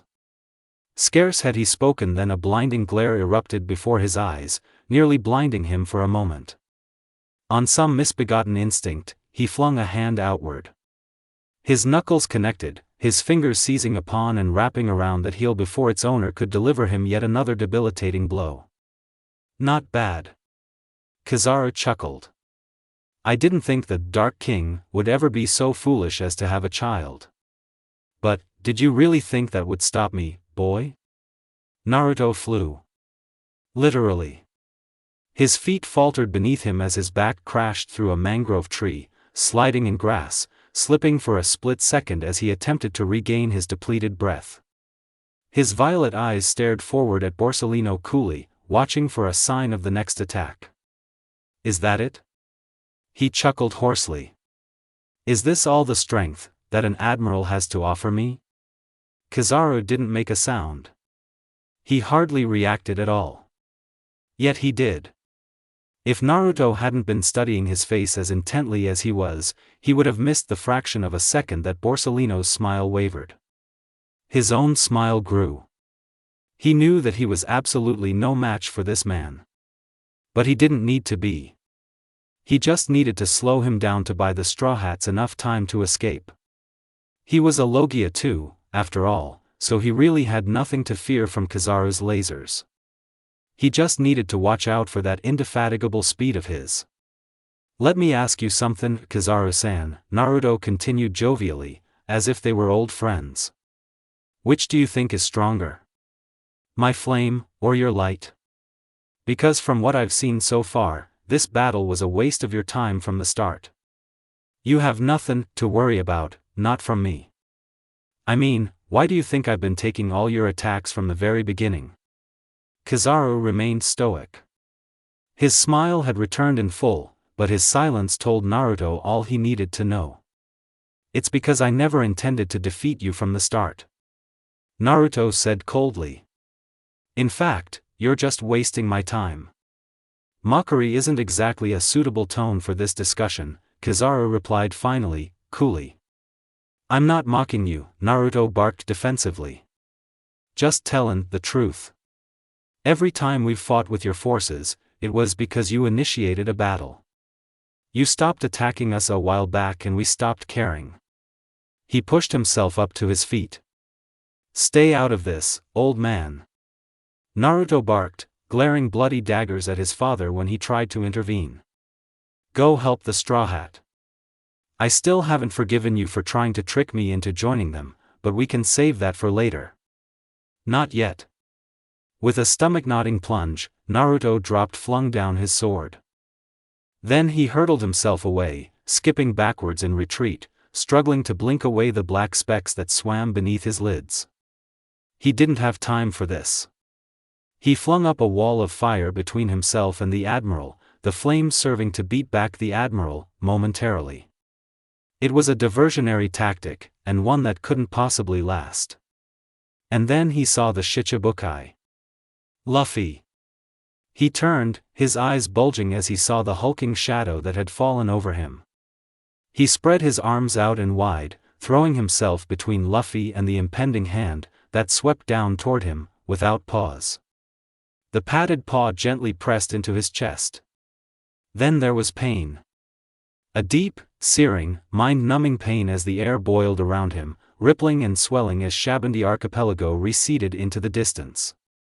Around him, felt his eyes widen, felt his feet leaving the ground, and then blackness. I have the succinct feeling, I'm not welcome here. Naruto D. Uzumaki. No Man's Land. Pain. That was the first thing Naruto felt when he came to. As if he'd been dunked in a sea of lava, his entire body screamed in protestation the moment he tried to move. Ugh. Groaning, he propped himself up on his elbows, wincing at the stabbing pains in his chest and midsection. Did anyone get the number of that mountain? He would have laughed at his own joke, but the fire in his ribs held him in check. His jacket had been all but eviscerated during the battle with Kizaru, leaving tattered strings of fabric hanging from his shoulders. Naruto cast it off, without so much as a second thought, leaving his chest bare. He found himself sitting in a paw-shaped crater surrounded by miles of lush, sweltering jungle as far as the eye could see. He wasn't in Sabaody anymore. So where?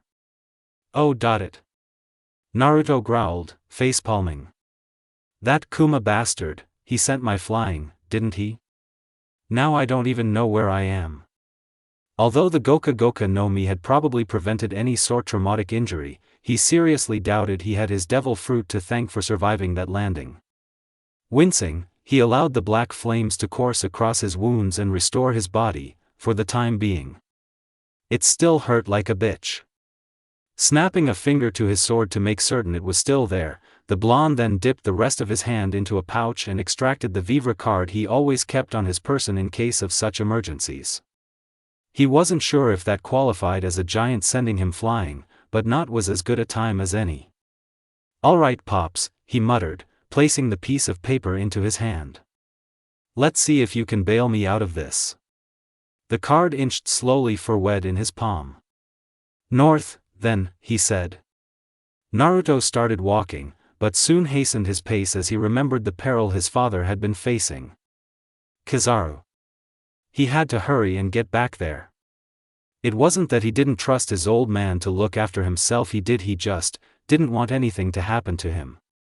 He took off in a run, sprinting with such speed, the flames of his body began to ignite. It was all he could do to prevent them from spreading to other branches and catching fire. He didn't want to burn the forest down. Don't you die, old man. He hissed beneath his breath. Don't you die. So intent was he on his pace that he nearly slammed face first into the face of a wall.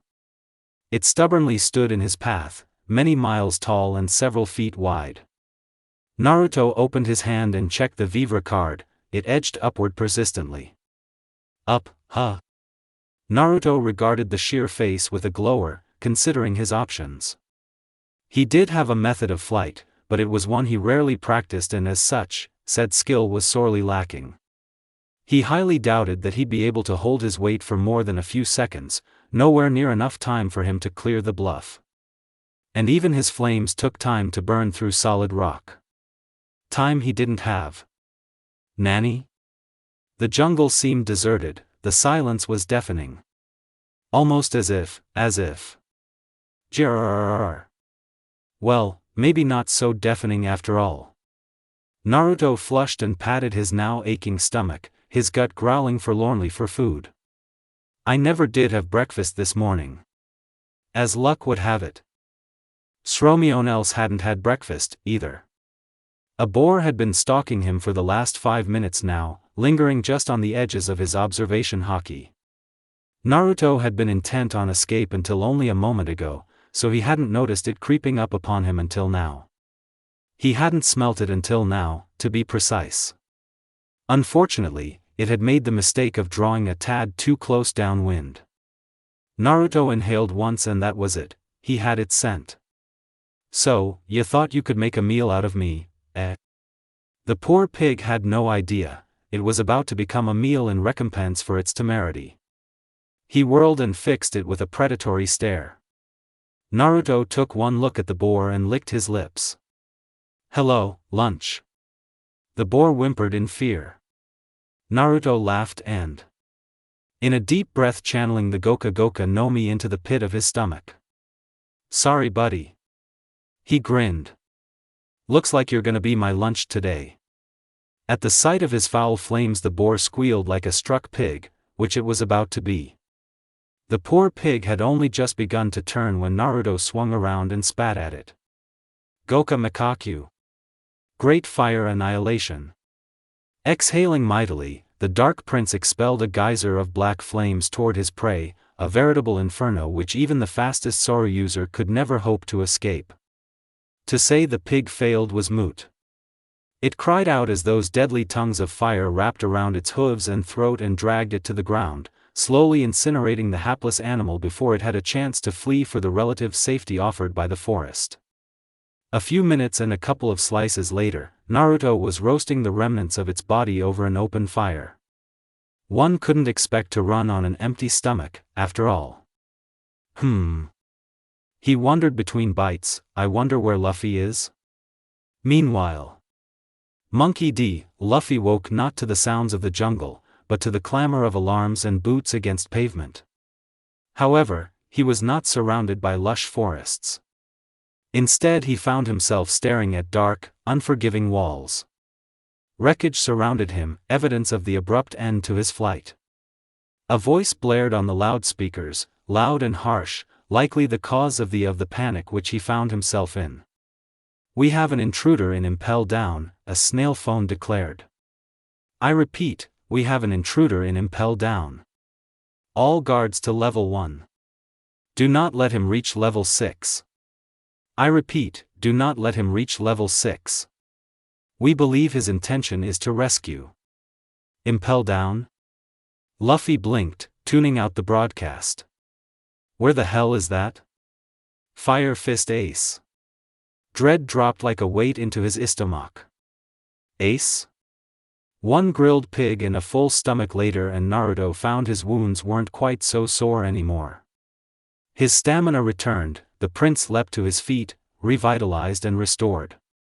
All right. He nodded to himself. Time to find a way off this island. Scarce had he taken another step than he felt it. His senses prickled in warning, the hair on the nape of his neck standing firmly on end. Someone or something was coming. Naruto frowned at the inkling, stretching out his senses with his observation haki. He wasn't as skilled with as he would have liked outside of combat, he could only discern sound and smell. During battle the few that he indulged in was another matter entirely. With a blade in hand, not only could he read his opponent's next move. Both Rayleigh and Shaki had drilled it into him, yet somehow, he could only unlock his true potential in combat. The thought sobered him. For now, he contented himself to listen, senses straining. Gradually he heard it, first as a susurrus of whispers, rising over those of the animals in the jungle, then louder, as though someone were speaking from a great distance to make themselves heard. Voices? Hurry! A young woman called. The smoke was rising from over here. Could it be that someone from the distant coastline managed to come here in secret? Then this would the saga of a huge crisis, right? No, the first voice replied. They're keeping a close eye on the waters around this island. And even if someone managed to get past unnoticed, it's hard to think anyone would intentionally do something like this to get themselves noticed. Gay. Naruto cringed. His stomach had betrayed him once again. Then who is it? I don't know, let's split up here. Understood. Natives? Naruto wondered to himself at the sight of their simple garb, his pace inadvertently beginning to slow. Wonder if they have a ship I can borrow? He paused, torn between flight and fight. Should he stay, or should he go? Decisions. Running about aimlessly hadn't gotten him anywhere thus far, though. The island, if this was, in fact an island, seemed to have no end to its jungle. So long as he wandered, he risked getting himself lost, or worse. He cringed at the thought of nearly eating those mushrooms. That settled it then. Better to wait them out here, than to wander around and get himself into camie knew what kind of trouble awaited him. Settling himself into a crouch, the Dark Prince sat down, intent to wait them out. He didn't wait long. Scarce than 30 seconds after the fact, he detected the sound of snapping branch and twigs, a sure sign that they were nearly open him. Even so, he wasn't entirely prepared for what popped out of the foliage. A woman. But one so large and corpulent, almost masculine in appearance, that she might have been a man were it not for her bosom. She took one look at him and cried out. "Margaret! Margaret!" she cried. "Look at this." "What is it, sweet pea?" A lithe young woman with short blonde hair answered her compatriot's call. "Oh!" she cried out in surprise once she saw him. She too wore little in the way of clothing, also bearing a strange sort of staff. "Aphalandra! Over here!" If Naruto had been startled before, then now he was positively shell-shocked. His jaw fell from his face as possibly the tallest woman he'd ever laid eyes upon stepped out of the brush a heartbeat later, her childlike eyes regarding him with innocent curiosity.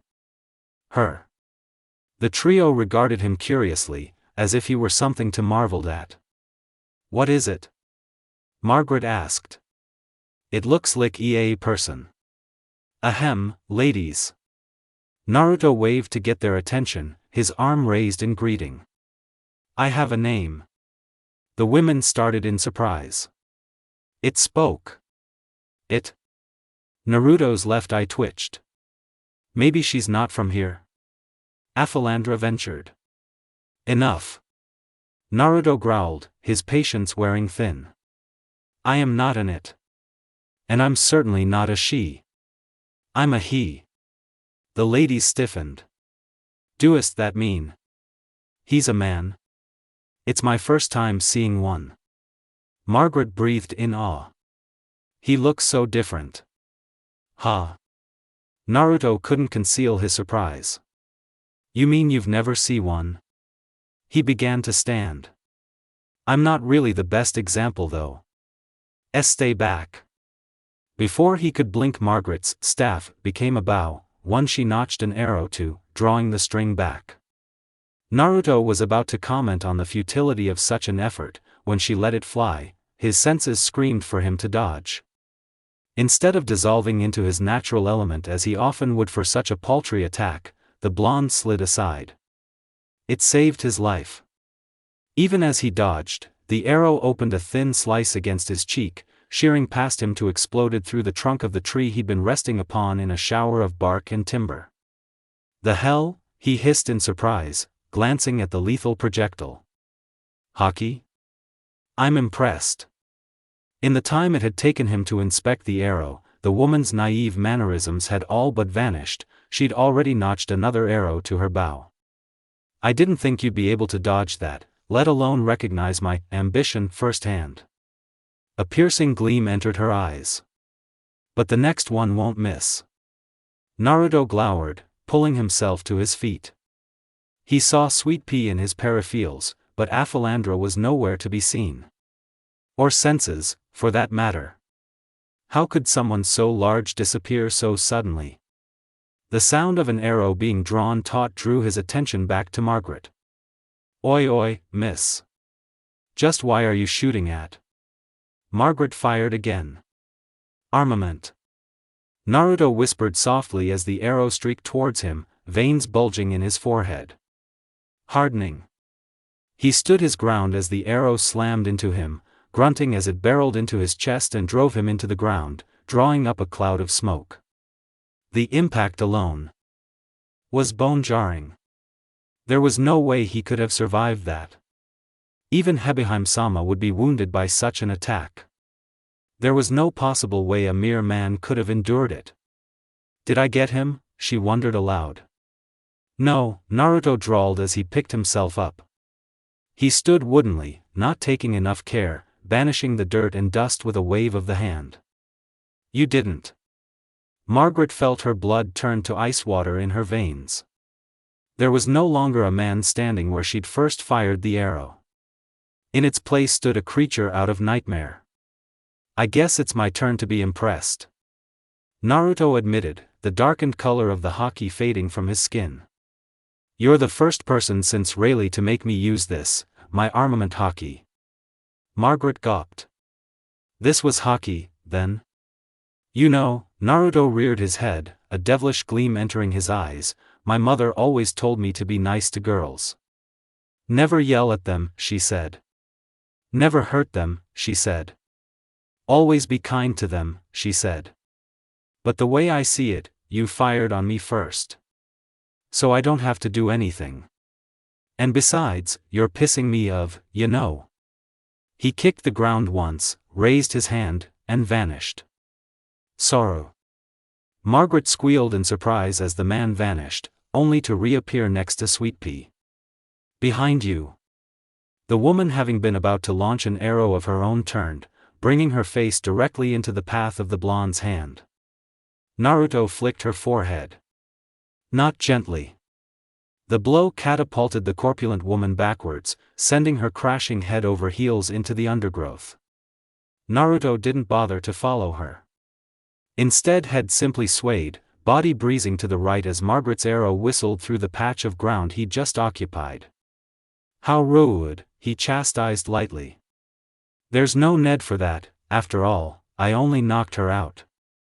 Margaret felt a bead of sweat drip down her brow as her next arrow met a similar fate, as the blonde swatted it into the ground. He was playing with them. Toying with them. How dare he? She felt her dread deepen with each miss. Naruto's body flickered once more and suddenly he stood before Margaret, arm drawn back, fingers clenched into a fist. Sorry, he apologized, this might sting a little. Despite all her training, Margaret froze. She couldn't bring herself to think, to move, to do anything. She could only scream as the man's first barreled toward her face. Stop! Her mind wailed. Stop, stop, stop. Now, it was Naruto's turn to freeze. He stopped abruptly at the last instant, his knuckles barely brushing her cheek. Despite herself, the Amazon flushed. His knuckles were rough against the soft satin of her cheek. This close, she could feel the calluses, see the scars lining the length of his hand. His hand belonged to a fighter, someone who'd fought every day of his life. This man was a warrior. The thought sent a thrill of anticipation down her spine, fluttering in her stomach like butterflies, hammering like a drum in her heart. His eyes searched hers for a moment, then he peeled himself away. "Why? Ah," he sighed, raising his shoulders in a half-hearted shrug. "I've gone and done it now. For some reason, I just can't bring myself to hit a lady when she screams, you know?" Without another word he turned his back on her, facing toward the jungle as though she no longer represented any sort of threat. "Your friend should be all right, I think. Didn't hit her too hard." At those words Margaret blinked, her desire driven away by her sense of duty. She couldn't let this man escape. And now's my chance. Against her better judgment, the blonde braced herself for the worst and let the arrow fly. This time, Naruto wasn't fast enough. Even as he batted Margaret's arrow aside, another struck him from behind, the deadly missile sinking to the shaft in his right shoulder. Aphalandra. He'd lost track of the Amazon in the beginning and now there she was, crouched behind the very same tree he'd just vacated. She waved at him cheerily. Dot. Naruto snarled as he yanked the arrow out of his arm, wincing as it came away bloodied. That was when he felt it. Or rather, a lack thereof. He couldn't feel the fingers of his right hand. Or his left. For that matter. The beginnings of a realization dawned on him. He was alarmed to find that his face had gone numb as well. He made it all of 2 steps before it reached his legs, before he collapsed in a heap. It felt as if a curtain had been draped across his vision. Despite his best efforts to stir himself and rise, he couldn't find the strength. Couldn't keep his eyes open. What the poison? That arrow was coated in a powerful sedative. Margaret answered, looming over him. You won't be able to move for a while. She lowered her bow. You spared me, so I won't kill you, she continued as his vision began to dim. But I will bring you back to the village. The others will surely want to see this for Themsis. Whatever else she said ended in gibberish as Naruto passed out. And woke with a start. Was his first thought as he felt the cold stone caught beneath his back. I wasn't planning on being captured. There was no way of telling just how long he'd been out. He found himself locked in a stone cage, his bed facing a long series of bars, and a horde of women. Now, Naruto, young though he was, had long enough to appreciate the female form for what it was. Even so, he was mildly alarmed by the sheer volume of them. They were as numerous as the clouds in the sky, each different from the other. Slowly, warily, he rose from the cot, taking great care not to spook any of them. It did him little good. The moment he moved, the chatter started anew. The man has awakened. Let me see, let me see. I want to see too. Naruto moved slowly and deliberately, not trusting himself to any sudden movements. They'd stripped him of his clothes during his sleep and bandaged his wounds, probably the reason why his chest no longer ached in each and every breath. Though it galled him to roam around naked in front of so many prying eyes, he couldn't bear to sit still for 1 second longer. It moved, look, no chest at all. Such a ruggedly handsome beast. It looked so strong with that long, scruffy-looking hair. It certainly had a long sleep. Naruto felt his cheeks begin to burn beneath their words. These women acted like they'd never seen a man before. But that was ridiculous. Absurd. Everyone knew what a man looked like. How could these lovely ladies not know a member of the opposite sex when they saw one? Che. He snorted softly, pulling himself off the cot. It's like I'm a lab rat or something. Painful memories flickered through his mind, causing his heart to race. No, he reminded himself. That was in the past. Just the past. Nothing to worry about now. Still, he didn't relish the idea of walking about like a human mummy. Hey, can I take these off? He asked, indicating the bandages. Everyone, shoo. It's saying something. When no response was immediately forthcoming, the Dark Prince took matters into his own hands. Naruto grunted, igniting his natural element. Black flames burst from his body, boiling the bandages away, scouring him clean. He was pleased to find nothing but clean flesh beneath the wrappings, no hint of gangrene or blood or anything. As always, he welcomed the warmth of his element and all that it offered, strength, security, solace and all. Wreathed within his element as he was, nothing save seastone could touch him. He was invincible. Unstoppable. The Amazons didn't seem to share his opinion, they lurched back as if they'd been burned. What on earth is its body made of? One of them cried. So men can burst into flames? Too shocking, must note it down, this is so interesting. He was just about to deny such a thing when he caught sight of Margaret behind the bars. The brown-eyed blonde was peering intently at him, but not at his face. Her gaze drifted lower, then lower still. Naruto felt a prickle of disbelief inside him, causing him to bristle. She wasn't gonna. She was gonna. Before you put your clothes on, could you tell us about the bag between your legs? She asked. What on earth is inside that?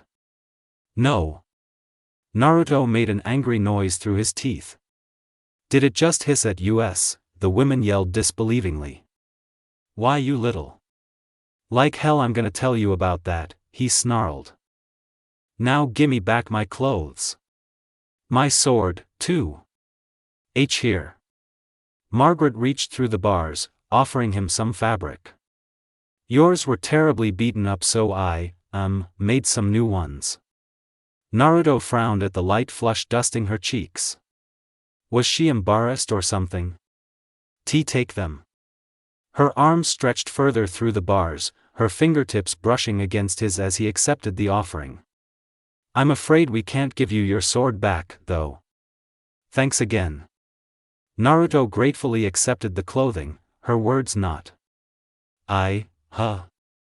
Naruto slowly donned the facsimile of his crimson slacks, but after taking one look at his new frilly jacket and shirt, burned them to cinders. It's burning them? Is this? He roared. My mother made these for me. You've ruined them with all these frills and laces. Abruptly the women lurched backward. Once more, he found himself facing a sea of strong snake bows. Not again. Get ready to shoot. Someone commanded. What the? How ferocious, so that is your true nature. A woman with black hair snarled. Going wild without a single thought for the kindness of those who have saved your life. A truly savage temperament. I've noticed you have not the slightest trace of grace in your speech or actions, either. As I thought, your kind and ours simply do not mix. But Kikyu, Sweet Pea protested, you can't kill it just for that. It's for your own good. She cut them off. Margaret, Sweet Pea, Aphilandra. If Hebeheim-sama were to realize you'd brought a man into our village, she'd never forgive you. We must kill him and destroy the evidence, while we have a chance. Now. Before she returns and finds. Kill me? Naruto cut them off with harsh laughter. It was a deep throaty sound. Go ahead. Try. He beckoned with a hand, eyes blazing. Fire away. See what happens. He was sick of this. Sick of being made a fool, of being underestimated, of everything. Ever since he'd met the Straw Hats, everything had gone straight to. Well, not anymore. These women thought they could kill him, just like that. Let them try. He raised both hands now, body brimming with black flames, eyes dripping blood. This technique was a bitch to use, but... Come on, he growled in challenge. Hit me. Margaret blanched at the memory of his haki, her fingers lowering on the string. But even that wouldn't sustain him against so many arrows. Could it be he had something else up his sleeve? The look in those eyes told her yes, he had more up his sleeve. Much more. And if they fired upon him? No, wait. Don't. Too late. Fire. Kikyu commanded. Byakarem. Dozens upon dozens of arrows pierced the cell, skewering the hapless blonde where he stood.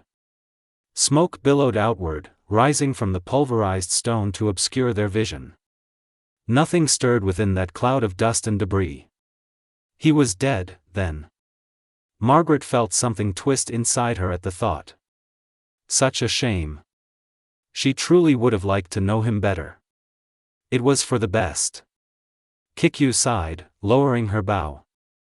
Is that so? Materializing outward from the ghoulish appendage that had warded away the arrows, a grisly creature of shadow and flame and was born. Little more than a human skeleton, the creature loomed over its master, its ghastly appearance belying the awesome power it wielded and that of its creator, who stood enshrouded within its ribcage. Gleaming with ill intent, the creature raised its right hand, and within its fingers appeared a blade of black, blazing luminescence. Naruto brandished his blade, reclaimed during the confusion, and held it high. The giant mimicked the motion, bringing its black blade to bear. With one swing of its ethereal sword, the bars burst, shattering like so much timber. What is that? One of them whispered. This? Naruto snickered, dabbing a hand at his bloodied eyes. This is simply part of my ability, the ability of the Hellfire Fruit. Even as he spoke, the creature seemed to gain substance, muscle wrapping around bone, flesh around muscle, and armor onto flesh. Sickly yellow eyes leering down at the whole of them, mocking them within its half-helm, the flaming creature's mouth hanging open, in silent laughter.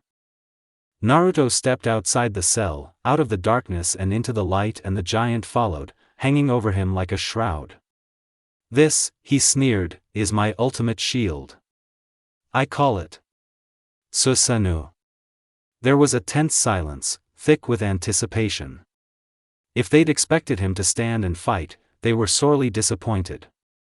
Abruptly the blonde bowed and leaped toward the rooftops, the Susanoo disintegrating to a mere ribcage around its master, dashing away at such a speed that even the Amazons themselves were hard-pressed to see him, let alone match his pace. "Be seeing ya," he cackled. "Come back here." And thus the chase began. Unthinking respect for authority is the greatest enemy of truth. Naruto D. Silvers. Lovelorn and battle-born. "Let me go. Will you calm down, troublesome woman?" Margaret was not going calm down, not in the least. Perhaps some explanation was needed therein. No sooner had their dreaded man escaped from his cage than he'd led all of Kuja warriors, herself included, on a wild goose chase across half of Amazon Lily. This Susanoo of his proved all but impervious to even the strongest of their hockey-imbued arrows, the flame-clad ribcage warding them off as though they were mere mosquitoes trying to bite at a giant. And if that hadn't been bad enough, he'd taken a hostage. Her. Now they were hurtling upward at a breakneck pace, her body clutched flush against his chest. She could feel his pulse racing against her skin, the steady thump-thump-thump sending silent shivers down her spine. Her own was probably doing backflips. He raced toward the edge of the village, to the edge of the cliff. A snake of dread coiled in her gut. She fought back, but to no avail. Any attempt on her part to stab the man with the knife was met with a scrapping sound from the ethereal ribcage surrounding him. Any attempt to attack the ribcage itself resulted in a burn on her arms and shoulders. But it would take more than pain to stop Margaret. Much more. Still, this heat, it was as if the man were a part of hell itself. He was infinitely warm to the touch, his heart hammering against her ears, strong and powerful, arms encircling her like a noose, holding her tight, her body joined with his. A spool of warmth spread between her legs. No. She ridiculed herself. He's a man. An enemy. I cannot allow myself to feel such things. Hang on. Nanny? Margaret squeaked out as the ground fell away beneath their feet, leaving them standing out over empty air. For a moment they merely hung there, dangling between life and death. Then gravity sank its claws into them and down they went. Naruto laughed as they fell past the ridge, plummeting toward the tree-line below. Margaret wailed in despair. Was he truly so intent on death that he would try to take her with him? No. She cried. Wait. Stop. She was still screaming when the man spread his wings. Wait, wings? Wings? Yes, wings. Margaret gawped as blazing appendages of black flame erupted out from his back and shoulders, burgeoning them, slowing their fall. They beat but once and their descent came to a crawl, leaving them to drift harmlessly toward the jungle below. Slowly, her screams died away, trailing off into wonderment. They weren't going to die after all.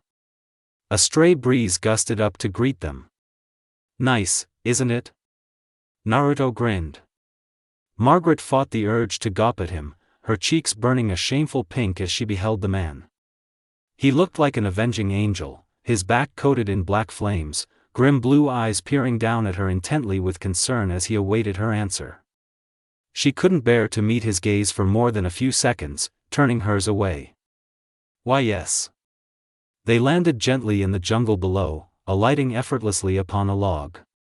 Naruto released his hold upon the black flames that were his wings, leaving them to dissipate harmlessly into the atmosphere. He did not release his hold upon Margaret. With one hand he reached past her, removing the cloak from her shoulders. She could have struck him then, could have lashed out, protested, could have done something, anything at all. Instead, she found herself paralyzed, felt her face burn anew. What was wrong with her? Why couldn't she bring herself to harm him? What are you doing?" she whispered. The man's face contorted in a pained expression as he smoothed her white cape across a low bush. "Checking for burns," he muttered. "Can't be too careful after using my powers like that." He paused, and finally noticed how miserable Margaret looked. He visibly resisted the urge to sigh. "Look, I apologize for just grabbing you out of the blue back there. It was probably pretty scary, huh?" "Scary?" Margaret felt her eyes immediately snap to the fearsome man. Scary didn't even begin to cover it. She'd been terrified. And yet somehow, his apology mollified her temper. Looking at him now, tending to her wounds with gentle concern, she could barely bring herself to reconcile him with the burning demon that had possessed him moments before. "Ow!" she whimpered as he touched sore spot on her cheek. "Sh." Naruto shushed her. "You've been burned by my hellfire, although it was only a tiny bit. If I don't find and treat the burns within 24 hours, you'll smolder from the inside out and die of asphyxiation." Even as he spoke, Margaret bristled. She could feel the skin of her cheek dig, the flesh molding seamlessly around the injury.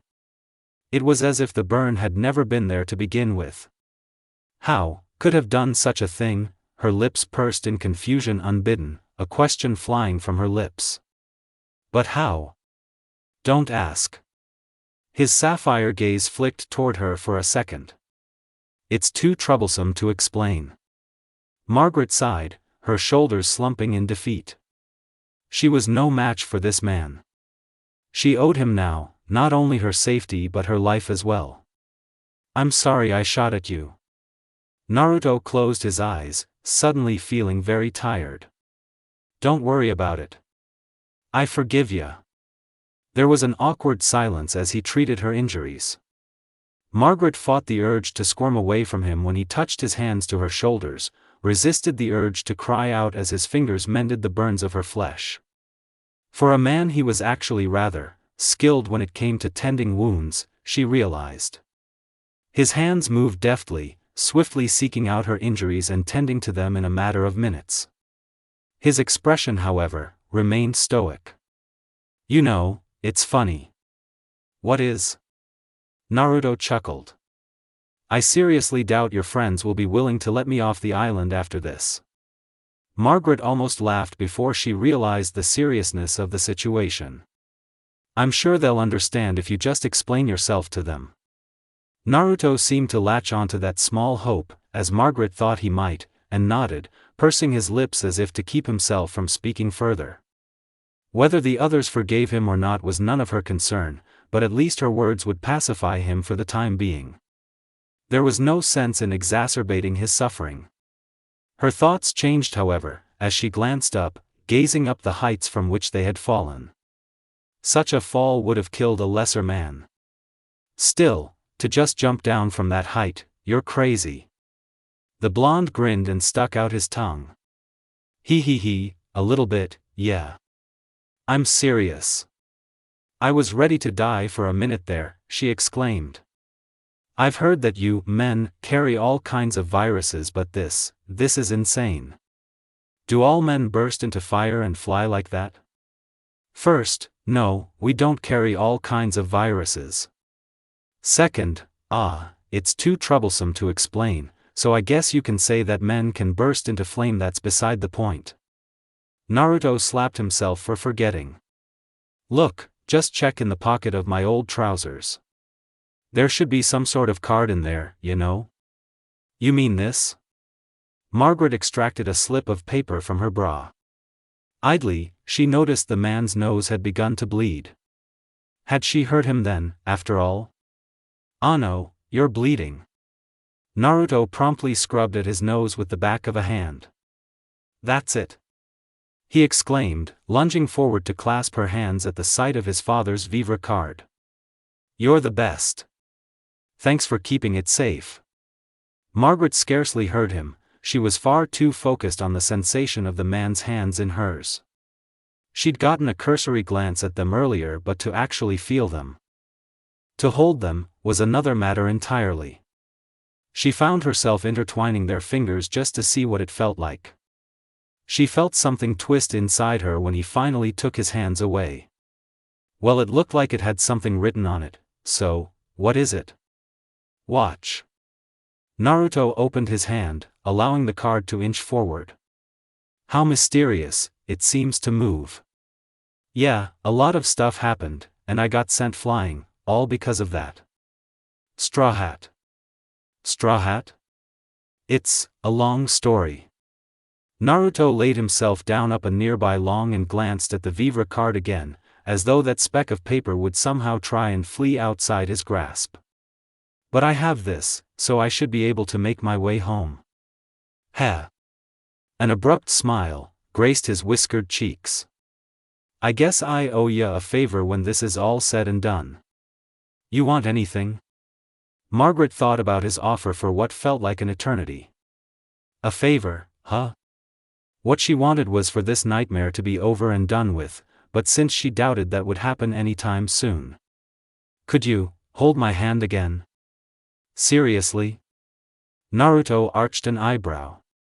Well, I'm not a pirate, so, sure. He reached across for her, threading his fingers within his own. If that's what you want, then fine.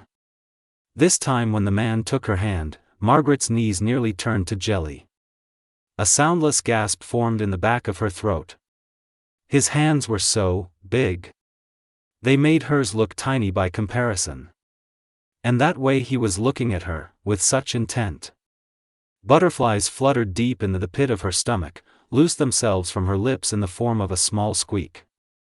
Oh dear Camie. She wasn't thinking about that.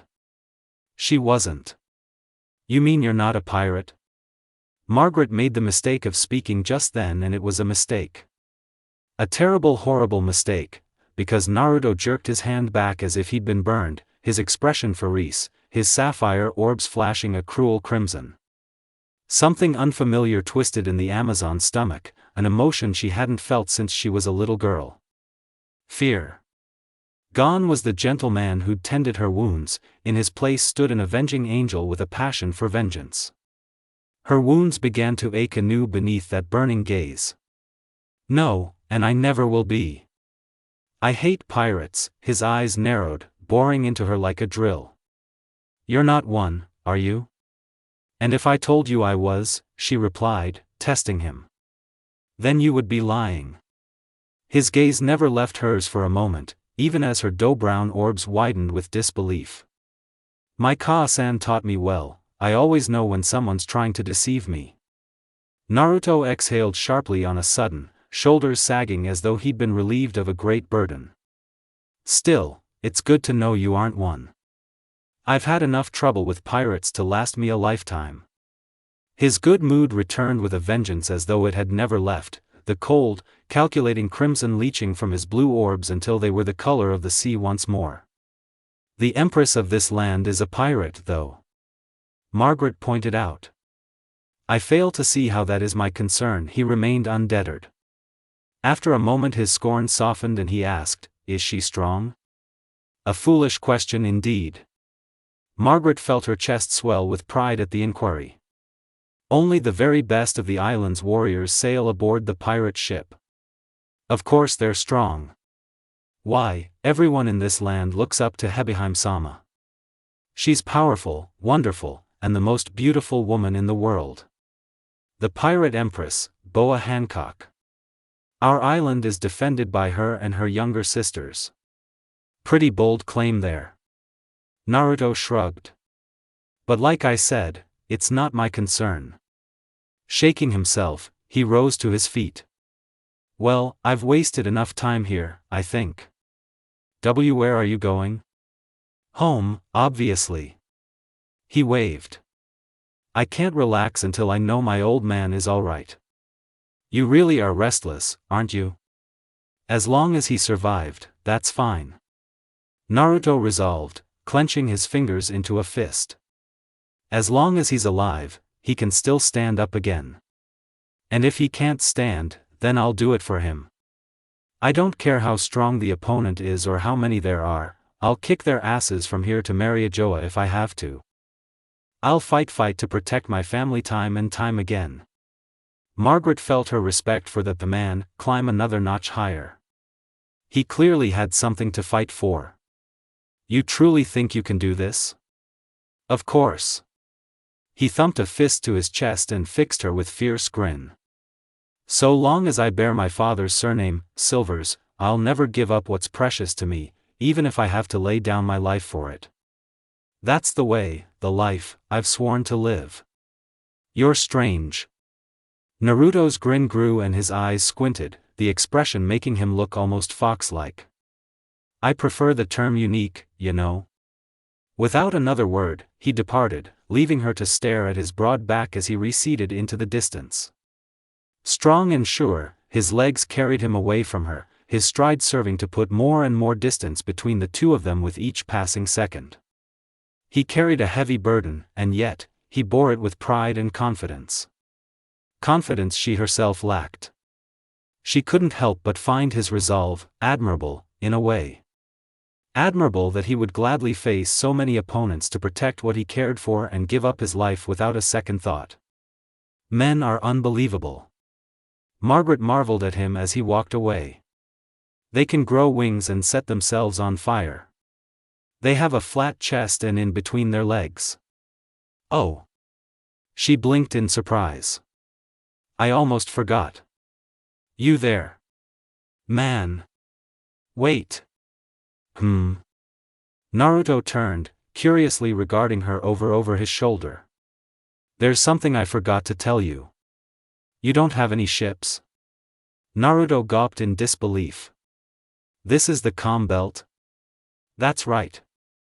Margaret replied.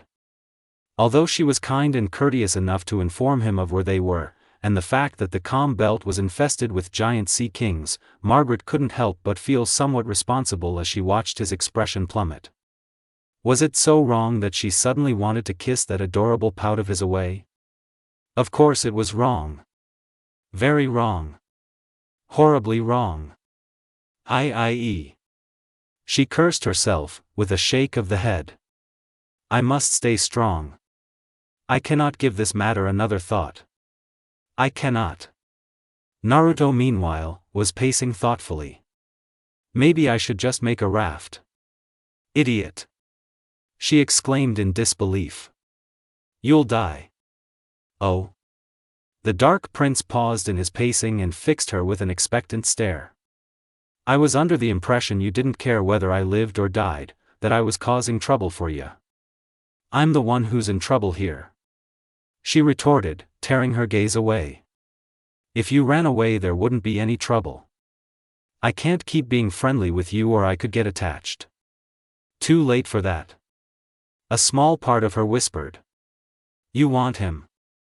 You want his hands on you, you want him over top you, you want inside you. She shrieked at it and it retreated into a corner, cowering. No. She was not attracted to him.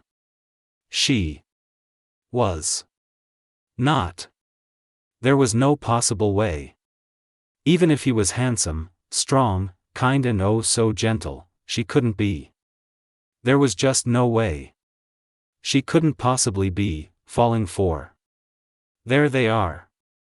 Naruto spat a curse, dragging Margaret from her reverie just in time to spot Kikyu and several warriors racing in their direction, Sweet Pea and Aphilandra amongst them. Already? He snarled in disbelief. They're a persistent bunch. She watched him ready himself, knew those terrible black flames were about to erupt from his hands at any second. She knew now what they could do, the kind of damage they could wreak if left unchecked. And he was about to unleash them on her family and friends. She had to do something, had to say something before it was too late. Leave. Margaret whispered. I won't chase you anymore. Naruto blinked, brought up short by her words. I said leave. Before she could think to stop herself she loosed an arrow at him, the deadly missile whisking past to open a thin slice in his cheek. Naruto smiled, and that smile hurt her more than anything else. With a sudden riposte he stood before her, slapping the bow from her hands, driving her to the ground. She didn't even have time to struggle, she could only shiver as his lips brushed the outer lobe of her ear. Whispering to her a simple phrase that would indelibly scar her psyche and shape her perception of him forevermore. "You're not so bad, Margaret-chan."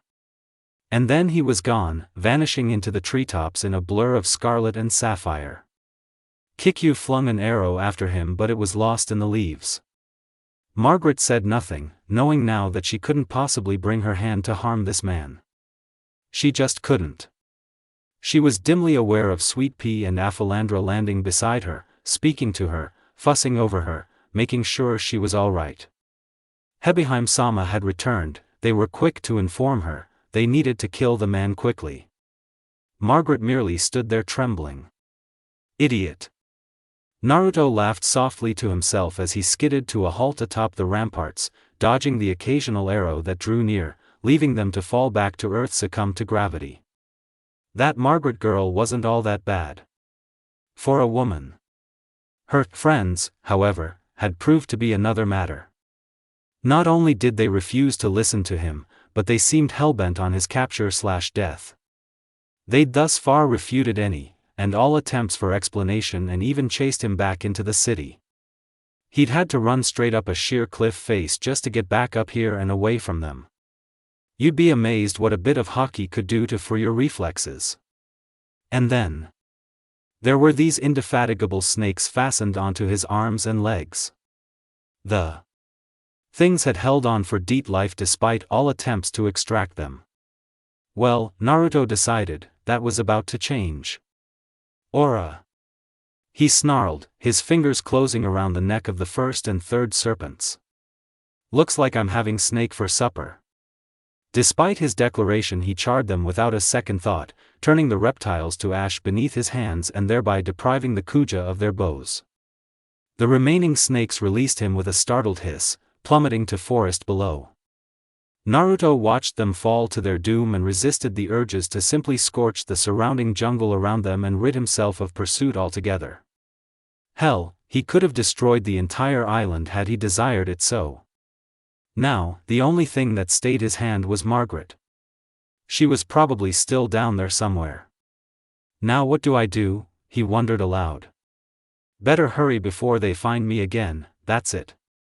The proverbial light bulb went off above his head. They have a pirate ship, don't they? I'll use that. Hopefully they'll let me on. Whoa. His words ended in a sharp cry of surprise as an arrow whisked past his face. His bare feet were unable to compensate and his footing gave way, sending him tumbling towards the village below. He collided solidly with a rooftop, and for a moment, dared to hope his perch would hold. It did not. Arg! The Dark Prince snarled as his footing betrayed him for the upteenth time, leaving him to plummet to his doom. Why does this always happen? Twisting toward whatever awaited him below, the blonde gave a mighty grunt and extended his legs to absorb the impact of his landing. He landed amidst shallow water. Fog scrawled around him, obscuring his vision in the gloom. Where the hell am I? He wondered aloud. A harsh splash drew his attention deeper into the bath. There. Something or someone was moving in the gloom. Who goes there? Oh. Naruto edged backwards, but there was nowhere to go, nowhere for him to run within the heady atmosphere of the bath. He stood there, petrified, as a shadow appeared in the gloom, gradually taking shape and form. Don't tell me that's. When she emerged on a thick cloud of steam, Naruto couldn't help himself. He gawped at her. Alabaster pale skin seemed to shimmer in the lights of the bath, drawing his eyes to her body. Large breasts were barely concealed by the curve of her arm, her waist dipping to reveal perfectly flared hips. And Camie, those mile-long legs. Sputtering, he tore his face from her body and dared to look her in the eye, an apology already upon his lips. It died, the moment he saw her face. Her hair was wet and slicked back, the strands like glistening ebony silk. The style left her face bare, nothing hiding those uplifted, crystalline eyes. Those sharp cheeks or those heart-shaped lips. Adorable, was his first thought. Actually, adorable was not the right word. She was beauty personified. A man. She hissed in surprise, a surprise surely mirrored upon his own face. But on her back, what was that? Naruto felt his blood turn to ice water. That mark, there was something he'd never hoped to see again. And yet here it was, standing out on her back for him to see. A ghastly-looking hoof, the symbol of the hated Tenryubito, otherwise known as the Celestial Dragons. The mark given to all those forced to serve them. The mark of a slave. He knew it well, more so than he cared to admit. But to see it here, it sent a cold jolt of pain through his mind. Say, that mark. The woman blanched. At his words a look of indescribable fury crossed the woman's visage. She sank into the bath, covering her body with a hiss. You saw it? The sound of pounding footsteps ended whatever else he might have said. Sister. Two large women burst through the doors. What on earth is going on? Naruto took a hesitant step backwards at the sight of the pair. Sister? Oi oi, he was getting a very bad feeling about this. These three, they couldn't possibly be the ones Margaret had mentioned, could they? Who is that? The larger of the two, a strawberry blonde, demanded hotly. A man, gasped the second, a long tongue flitting between her thin lips. What's a man doing in this kingdom? Demanded the first as she robed the raven-haired woman. What exactly happened here? Ah, well. He saw my back. Hancock hissed. Her sisters bristled, weapons drawn in an instant. Then the only solution is to kill him, right? Anger welled up through the cracks in Naruto's psyche, smothering his desire in more immediate exasperation. Why on earth did everyone want him dead? There was a connection here somewhere, one he struggled to make whilst his mind processed the information. The thing you have seen on my back is something we don't want revealed even if we die. Naruto stiffened as she raised her arms, thrusting both hands forward in the shape of a heart. That ability, oh lovely. She'd eaten a devil fruit.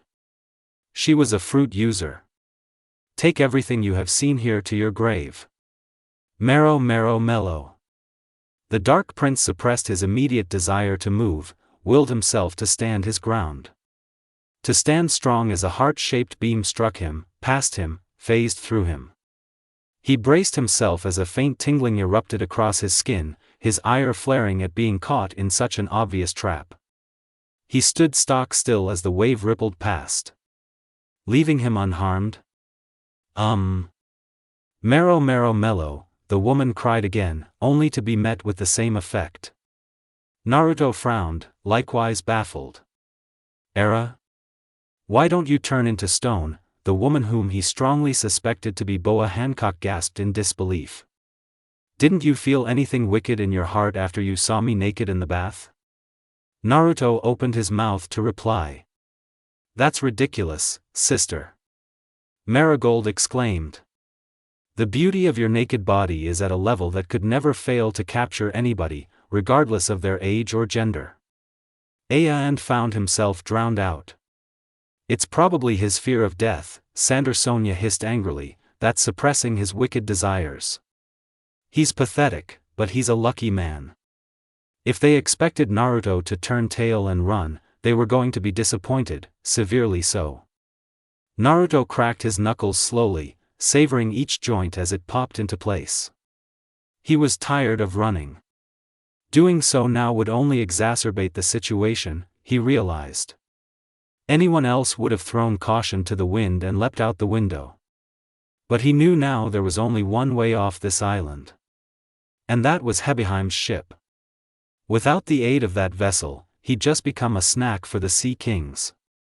Something he had no intention of becoming. So? He sighed.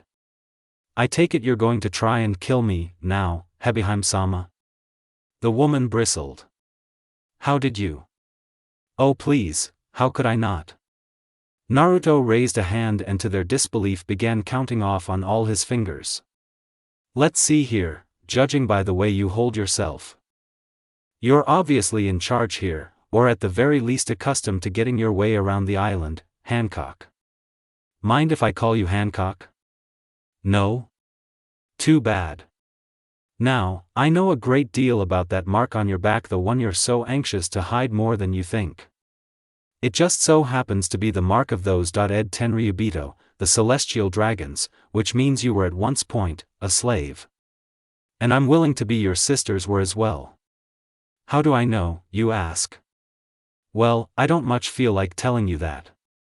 And from what your darling siblings just said, you're obviously intending to execute me regardless of what I say or do in a grand spectacular fashion for all the island to see, so that you might make an example of me and further endear yourself to the populace. Knowing your flair for dramatics, it'll probably be in an arena or something. How am I doing so far, you know? There was a silence. Hancock glared bloody red daggers at him. A muscle jumped in her jaw, throbbing alongside the veins in her temple. She shifted her weight, took a small step forward, then back. For a moment he thought she would actually attack him, rip his head clear off the shoulders, burn his body, and fling his ashes into the ocean. But she did not. As he looked on, her volcanic temper frosted over into Antarctic ice. A cold, cruel smile pulled up at the edges of her lips as she composed herself, drawing tight the hem of her robe. So you intend to fight us, then? Nope. Naruto shook his head and offered his wrists, smiling softly. I surrender. What? Go ahead, he waved his hands, take me to this arena of yours. Try to execute me. I guarantee you'll fail. And when you do, I'll be taking that ship of yours, with or without you on it. He let the threat hang between the two of them, an unspoken challenge for Hancock, and Hancock alone. The longer they looked at one another, the more riled Naruto allowed himself to become. If there was one thing he would not stand, it was arrogance. These women respected strength? Well then, he would show them strength. He'd show them such strength that they'd be kissing his feet before the evening. Take him. Hancock all but bit out, her words cutting across the expanse between them like a knife. Naruto didn't so much as bat an eyelash when the steel serpents coiled about his body, binding his arms to his sides, restraining all attempts at movement. Steel melted easily. He let them take his blade. He could take it back just as easily. He allowed himself to be led from the bath by Hancock and her siblings, knowing that he could have escaped at any moment, yet chose not to. He let them lead him outside. We have captured the man. Hancock addressed the concerned citizens once they reached the outdoors, parading him through the streets as though he were a piece of meat. Naruto allowed it. Naruto let them, because he was smiling all the while. Just you wait, Hebiheim-sama. Margaret couldn't believe it. Naruto had been captured. He sat in the center of the arena, calm and unperturbed, despite the women baying for his blood. Utterly unfazed. Was he truly confident of the outcome? Perhaps. Or, perhaps not, as the masses cheered for the arrival of Hebiheim-sama and her sisters. Hancock laid herself upon her snake, coiled back like a dais, flanked by her siblings. Her very posture bespoke of complete and utter ease, lending no hint to the emotion turmoil boiling within. Now then, let me ask you, man. How, and for what purpose, did you come to this island? Naruto laughed. You wouldn't believe me if I told you, so why bother? He shrugged against the confines of his bond. Alright, fine. You got me. I flew through the sky to get here. Satisfied? Liar. Hancock's expression reflected nothing but impassive scorn. You can't fool us with a ridiculous story like that. You must have a purpose for coming here. They both knew what that purpose was, but she needed to keep up the pretense that he was the guilty party here, not her, maintain the illusion that she, the Empress, was the one doting out justice. My purpose? Naruto shouted back at her. Well, since you put it so bluntly, his lips quirked in a small smile. I need a ship. And since yours is the only one available, I'd really appreciate a ride, you know? Ha! Let the spoiled princess chew on that. His only purpose here was her ship. Nothing more, nothing less. At his words, Hancock bristled, just as the stadium exploded into outrage around her ears. This man dared mock her. He had to be exterminated, at all costs. He's giving false statements. Whatever that man said are obviously lies, just as Hebiheim-sama said. He's definitely hiding something. Do you think you can fool us? Margaret heard all these words and her heart lurched. Unbidden a memory surfaced. As long as he survived, that's fine. Naruto resolved, clenching his fingers into a fist. As long as he's alive, he can still stand up again. And if he can't stand, then I'll do it for him. I don't care how strong the opponent is or how many there are, I'll kick their asses from here to Mariajoa if I have to. I'll fight to protect my family time and time again. So long as I bear my father's surname, Silvers, I'll never give up what's precious to me, even if I have to lay down my life for it. That's the way, the life, I've sworn to live. Don't think that you will leave here alive. Hancock continued, unaware of the blonde's emotions. You won't be able to escape from death. Please wait, Hebiheim-sama. Margaret froze, realizing she'd bolted to her feet, having called out in a desperate bid to stay Hebiheim-sama's hand. Murmurs of shock and surprise rippled from those in the stands beside and around her. She was just as surprised as they were. Despite her best efforts, she hadn't been able to keep quiet. She leapt from her perch, effortlessly alighting in the arena. He isn't the kind of person who would lie. What are you doing? Naruto hissed. I have the situation under control. Did he? Margaret didn't think so. What he said is all true, I don't think he has bad intentions for this kingdom at all. Are you one of the guards of this kingdom? Naruto hissed a warning at Hancock's words, but still Margaret continued. Hi. The punishment of the crime of intruding into this kingdom, which is forbidden to men, is death. Why are you defending him? I feel responsible. Margaret had to choke the words out, her throat was growing thick with fear. The one who brought that man here, was me. In the ensuing silence that followed, Naruto made a squelching sound that sounded a great like idiot to her ears. Were it not for the sudden sound of footfalls, she might have stuttered on still.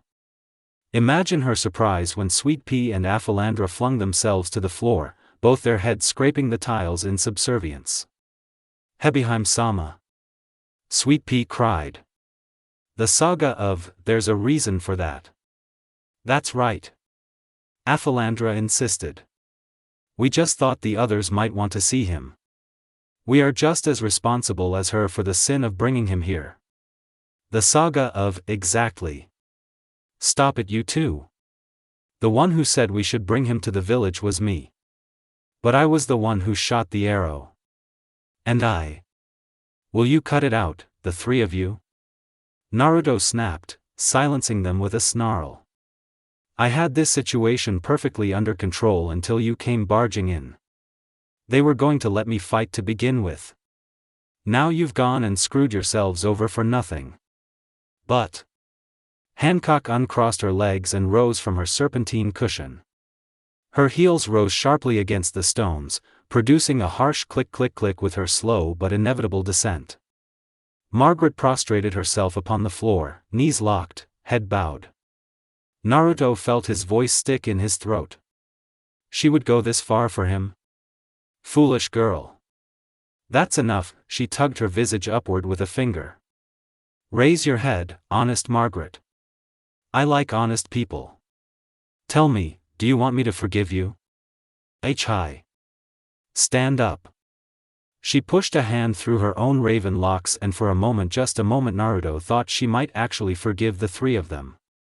Then she raised her arms in that familiar stance, her gaze colder than the coldest night, and his blood turned to ice water in his veins. Don't. Marrow, marrow, mellow. Margaret and the others could only gasp in surprise as the heart-shaped beam washed over their bodies. And as Naruto looked on, before his very eyes, they turned to stone. Warm flesh was replaced by cold rock, eyes of dough brown fading to that of slate gray as their muscles became stiff, their bodies set and unyielding. Naruto felt his heart twist inside his chest as he beheld their horrified expressions forever frozen in terror. Hancock had done this out of pure spite, a dig playing to her own arrogance. And for what? Just to anger him? Well, it had worked. Hancock, he called out to her. Hancock. She kept walking. Don't think I'll let this stand, he growled. They helped me. The Empress paused, just for a moment. Yes, they have been punished for helping you. Without another word she finished her ascent, settling onto her serpentine throne once more. There was an instant of silence as she regarded him with those cold, unkind black orbs, daring him to reply. When he did not, a small smile danced at the edge of her lips. Bring Bakura to the arena.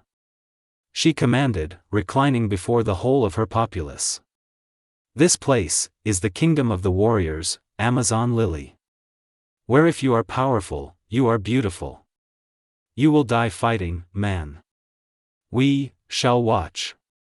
A low growl reverberated behind him. He didn't have to look to know what was there. He already knew. A massive panther easily 3 times his length and thrice as large towered over him, bearing great glinting eyes of cruel crimson. That black panther's name is Bakura. Hancock took great pleasure in explaining, her voice briefly piercing the insatiable din of the crowd. It is a carnivorous animal that was used as an executioner by the empress of this kingdom for many generations. Naruto cringed as it loomed over him, salivating. What bad breath it had. Once the execution is done, not a single bone of his victim will remain. A shiver of anger and anticipation jolted off Naruto's back, coursing down his spine. They were your comrades. Bakura seems to be extremely hungry today, doesn't it? Hancock sneered. And you? Yes it is, sister. Marigold agreed. Because it hasn't been fed in a while. You heartless bitch. Be grateful, man. Sander Sonia cackled. Even if it's a small and thin monkey like you, Bakura will eat it with pleasure. Aside from that, Naruto stood slowly, woodenly, not taking enough care. Uncaring, as the steel snakes unwound themselves from his limbs and chest. He caught his sword when it was tossed him, unsheathing it in a liquid movement so fiercely fluid, even the finest swordswomen of Amazon Lily couldn't help but swoon. What's going to happen to these ladies? He indicated the stone statues behind him. He couldn't possibly wield his true power with innocence so nearby. An angry roar of dissatisfaction erupted from the crowd. What a disrespectful way of speaking to Hebiheim-sama. Go finish him, Bakura. Bakura. Hancock commanded. Go, howled the entire populace of Amazon Lily. With a roar of hunger, the black beast pounced, its slavering jaw gaping wide for its first meal in nearly a decade. Naruto didn't even bother to turn. His crimson katana seemed to glitter in the afternoon light, wreathed with an otherworldly radiance. Hitetsum, he breathed, bringing his blade up behind his back. Natajiri. The first, killing stroke. And then the beast was past him, its jaws snapping shut on empty air, its claws sweeping through nothingness, paws slamming into the tiled floor. Hancock frowned. Had Bakura missed? No, that was impossible. Surely the man had done something. He must have, for he stood there, unharmed and unscathed. Indeed, Naruto said nothing as he straightened, slowly sheathing his sword, the weapon sliding into its home, with the lightest of ease. There wasn't a mark to be seen upon him. Undeterred by its failure, Bakura began to turn, attempting to come about for another pass at its prey. Ba-dump. With a wet squish, its severed halves collapsed to the floor in an ever-growing puddle of blood. Blood and gore spattered across Naruto's scowling face, making his terrifying expression all the more hellish. He spun in a vicious circle, rounding on the laughing ladies with a furious snarl. "There's something wrong with all of you," Naruto hissed as his bloodied blade disappeared within its sheath, thumbing the hilt of his sword. "Even after your comrades have been turned to stone by that woman, why are you still laughing so childishly?" A chorus of boos shouted him down. "The savage is actually shouting at us. Unbelievable. It killed Bakura. What a fierce animal." Screams of shock and horror rose around him at the death of their precious panther. The women simply could not believe their eyes. Never before had anyone escaped the executioner, and here, this one had done just that and more. The fearsome man had bifurcated Bakura with but a single swing of its blade. And still, they professed no pity for their frozen comrades. It made Naruto's blood boil. So this then was how pirates treated their nakama? Casting them aside like so much refuse? We feel sorry for those three, but what Hebiheim-sama did wasn't wrong. They have broken the laws of the kingdom. The ones at fault are them. No matter what I may do, once more, Hancock's regal voice pierced the veil of sound, I will always be forgiven. Why, you ask? It is because I am beautiful. Why? Hebiheim-sama.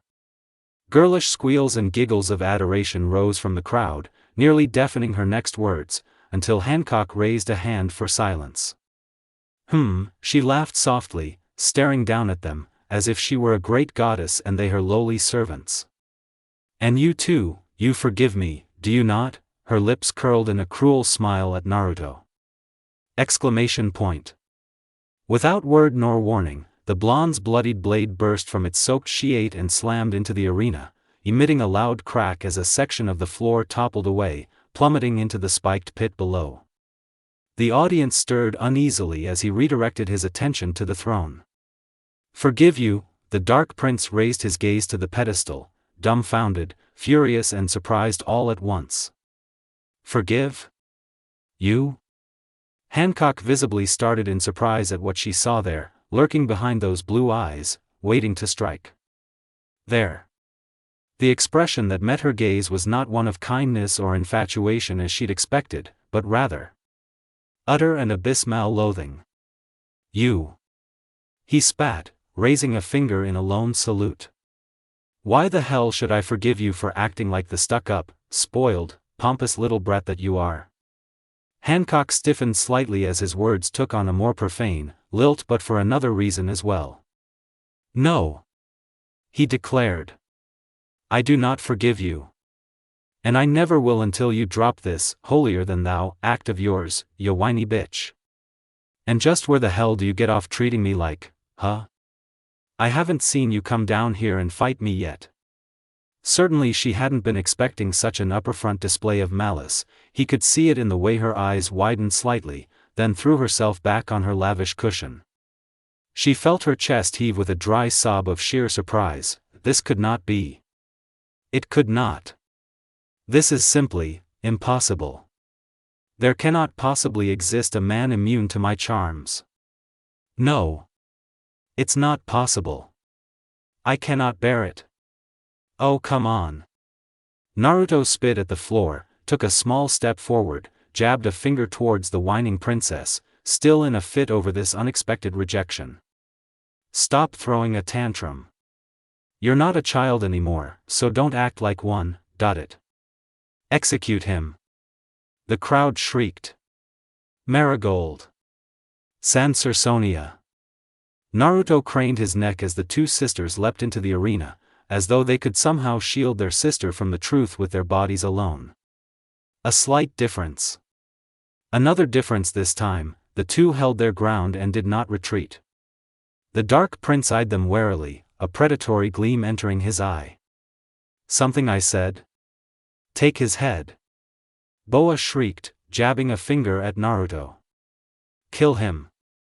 Slowly, the two sisters began to encircle him, their bodies shifting, warping, until they could no longer be considered human.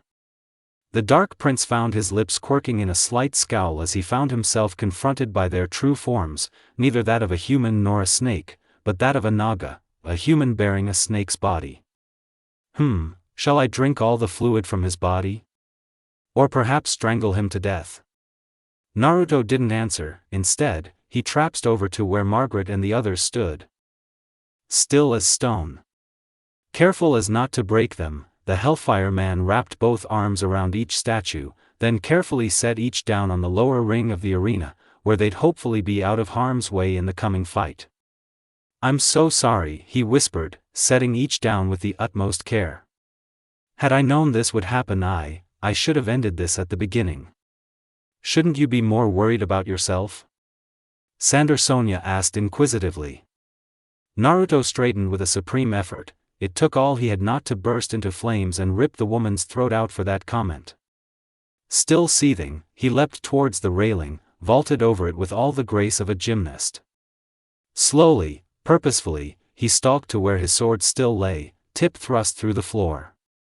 With all the tenderness of an old lover, his fingers closed around its black-clothed hilt, gently tugging it from the stone in a swirl of dust and debris. "You two should give up," he warned, blue eyes flaring. "I don't feel like holding back right now." What did he just say? He thinks they can defeat the sisters. He's funny. Men are funny. "Oh, I'll show you funny." Naruto paid them no heed, slowly releasing the tentative hold he had upon his powers. With Margaret and the others safely out of harm's way, there was no longer any need to hold back. And how long had it been since he'd let himself loose? Too long. The only one who'd ever seen his true strength firsthand was Rayleigh, and even he found this form somewhat tedious to tend with. Well, that was about to chance. Amazon Lily would try to understand this sight for the next century, and still, they would never be able to make sense of it. Black flames erupted beneath his skin, smoldering across his flesh like wildfire, sweeping him up in a veritable inferno. Still hotter the flames raged, melting the floor upon which he stood, igniting the air itself in sinister specks of darkness. Any hotter, and he would risk the safety of the crowd, of the island itself. But then again, they weren't his concern now, were they? Not at all. With that thought, Naruto's eyes began to bleed. "Come to me," he called, laughing as bone began to manifest around him, peeling back from his hellfire to summon the hulking figure of his invisible protector. "Come on. Come on. Yes, that's it. I'm right here. Come. Come to me. To your master. Come." Hancock's lips opened in a small oval of surprise as the air around the man began to sizzle and shimmer, exposing a creature straight out of the depths of her darkest nightmare. What was that? Whatever it was, that man was responsible for its arrival. She felt it in her bones when its helmed head took her in at a glance, that sick, skeletal face peeling back in a gross macabre of a grin. Hancock shivered at the sight, and not entirely from fear either. "Susanoo." Naruto straightened from his bowed crouch, and the creature copied him, moving as a puppet might beneath master's strings. It brandished a sword and a gourd in one pair of malformed hands and a shield in the other. An ancient warrior called forth from its grave to do battle on the puppeteer's behalf.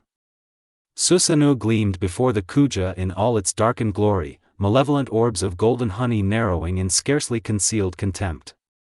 Muscle and sinew manifested from nothingness, taking the shape of long, willow-like arms ending in cruel claws crafted from the heart of the inferno itself.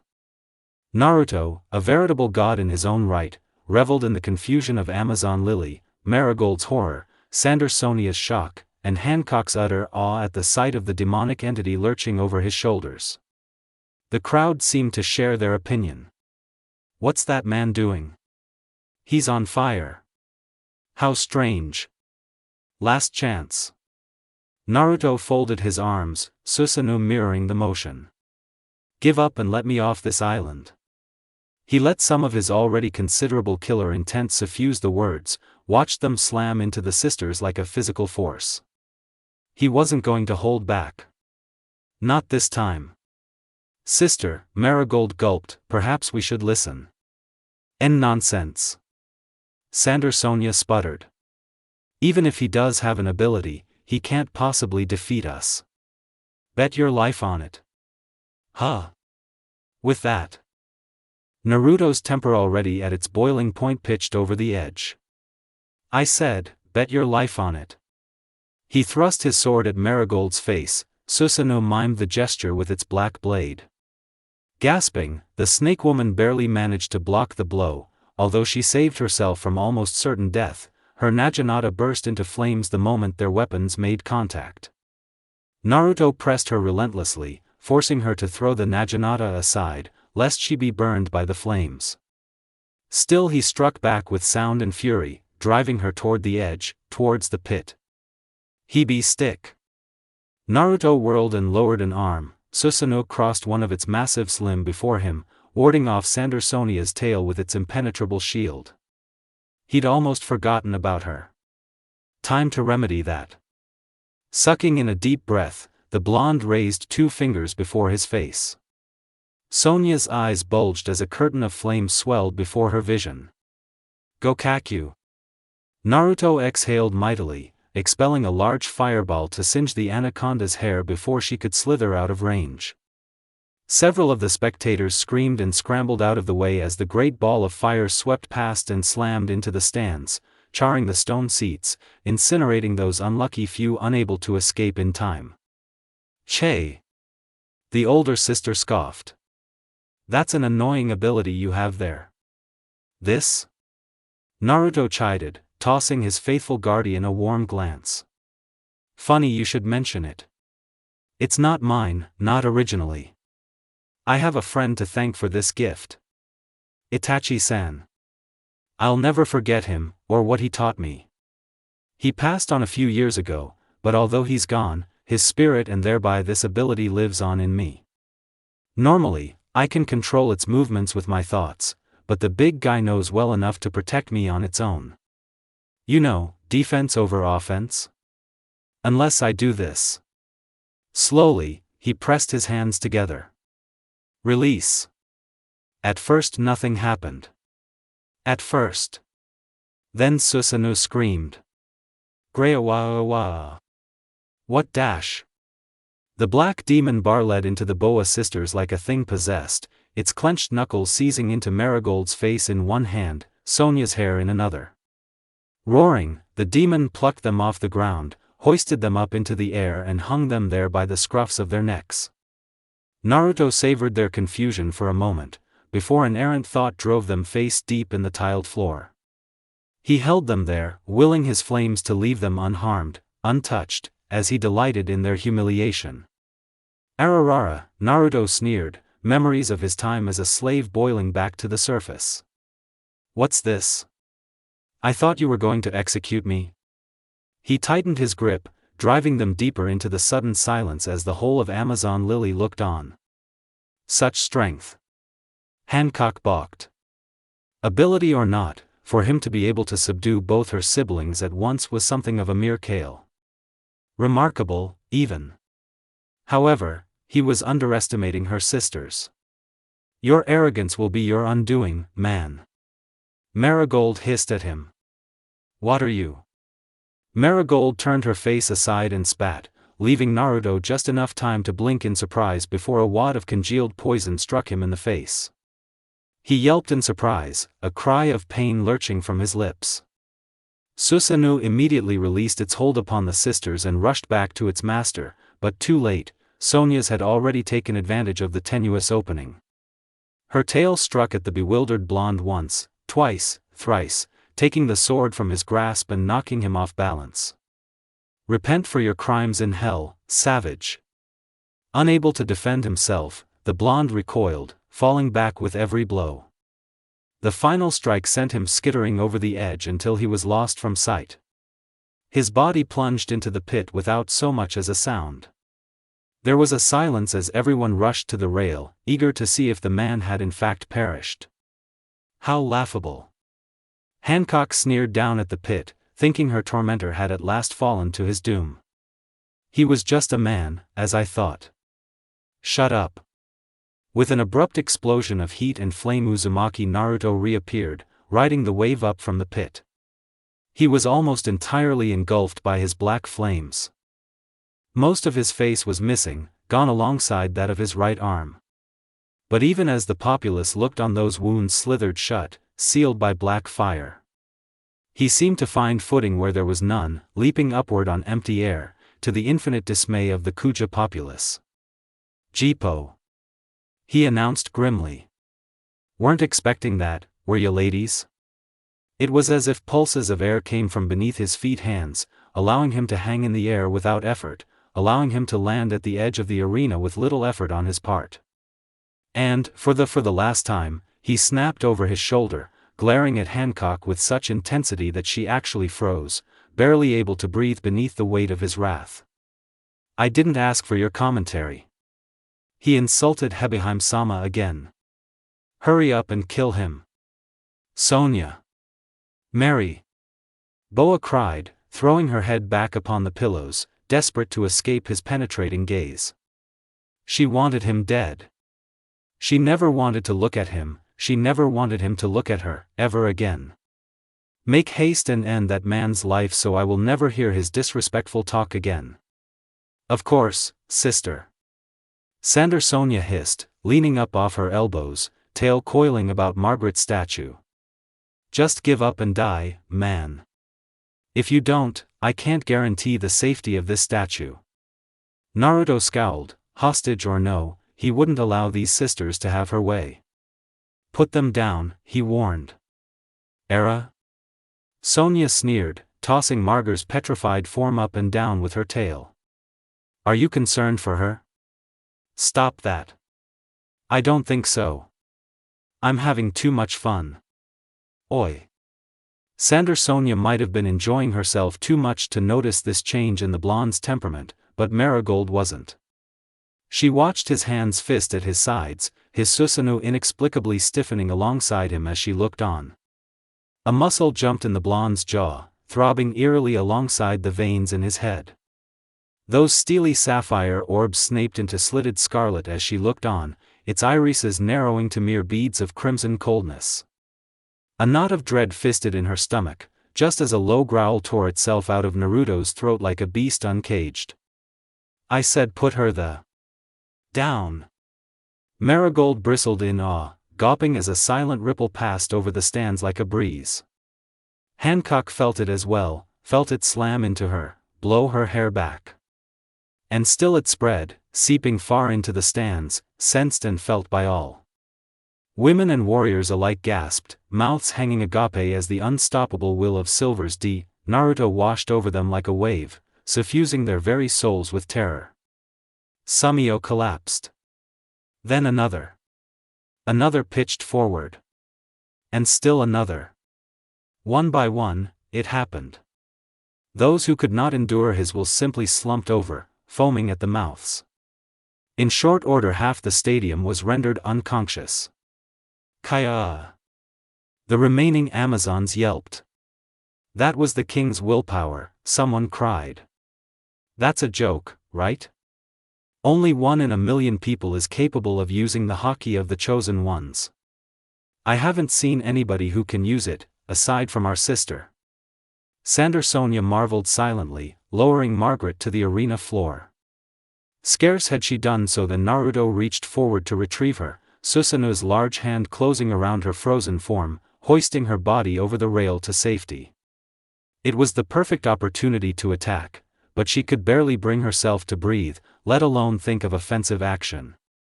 She couldn't help herself, she felt fear, outright terror as she peered into those cold crimson eyes. This man has the quality of a king, capable of standing above all others. Marigold was in awe. One look at that defiant visage told her all, this man had full control of his haki. He wasn't a mere interloper with reckless enthusiasm, he was a hardened warrior, trained in the art of combat. Even without his devil fruit power, he would have made for a formidable opponent. With those powers, Hancock bit her thumb. He has the king's haki, just as I do. What's going on? Isn't he just an ordinary kid? Who on earth is that man? Naruto laughed.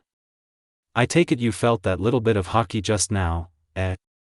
He chortled softly to himself as he pushed a hand through his hair. The ragged mess mussig even further at his touch. As to who I am, nah, I don't feel like telling you that after what you just did. In fact, he scowled, I feel like kicking your asses all over again. Steam sizzled from his shoulders and back, joining with the foul flames of the Susanoo. The throng of warriors held on to their breath in eager anticipation. They had no way of knowing just how badly frightened the Boa sisters were. What are you waiting for? Hancock demanded at her sisters. You have nothing to fear from that man, or his haki. That's where you'd be wrong. Naruto extended his hand, his sword lurched where it lay and flew to his awaiting palm. You have a great deal to fear from me and my haki. With a flick of the wrist, he positioned the blade toward the Boa sisters, its serrated edge gleaming hungrily in the afternoon. Hancock. He called up to her. I don't know whether you've got a beef with men or if it's just me, and to be honest, I don't really care one way or the other. However. And here he did pause, I've been beaten, poked, bitten, stabbed, and shot at today, and I'm out patience. I hope you've prepared yourself, because I'm about to wipe that smug smirk right off your pretty little face. Starting with your sisters. Armament, he declared, thrusting a fist for the sky. Hardening. His skin blackened and vulcanized in an instant, likening to the hellish flames rising from his body. Susanoo loosed a ghastly wail, chilling the hearts of spectator and combatant alike as its master stood up to his full height. The flames of hell roared high on his skin, coating his arms, his legs, every inch of him. In a sudden movement he'd sheathed his sword, drawing a host of gasps from those remaining conscious. He's going to fight them barehanded? Foolish man. Naruto scoffed at their scorn. Let them believe what they wanted. Gonna borrow a page or two from your playbook here, Luffy. He muttered to himself, drawing both arms back, sighting down a stunned Sandersonia. Hope you don't mind. Steeling himself, he surged forward. Goka Goka no. Gatling. Sonia might have laughed upon realizing the Dark Prince was actually mimicking someone, were she not in so much pain.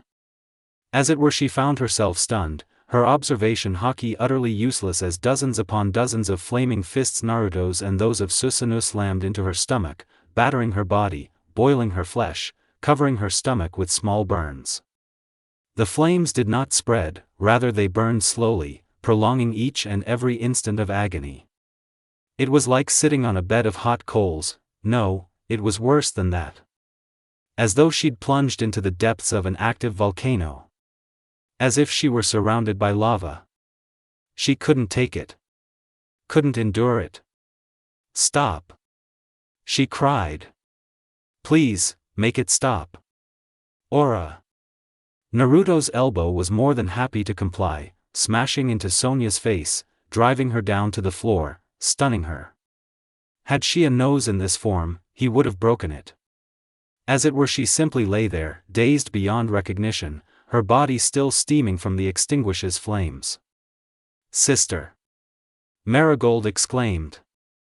Naruto rounded on her with a hiss. Goka Goka no.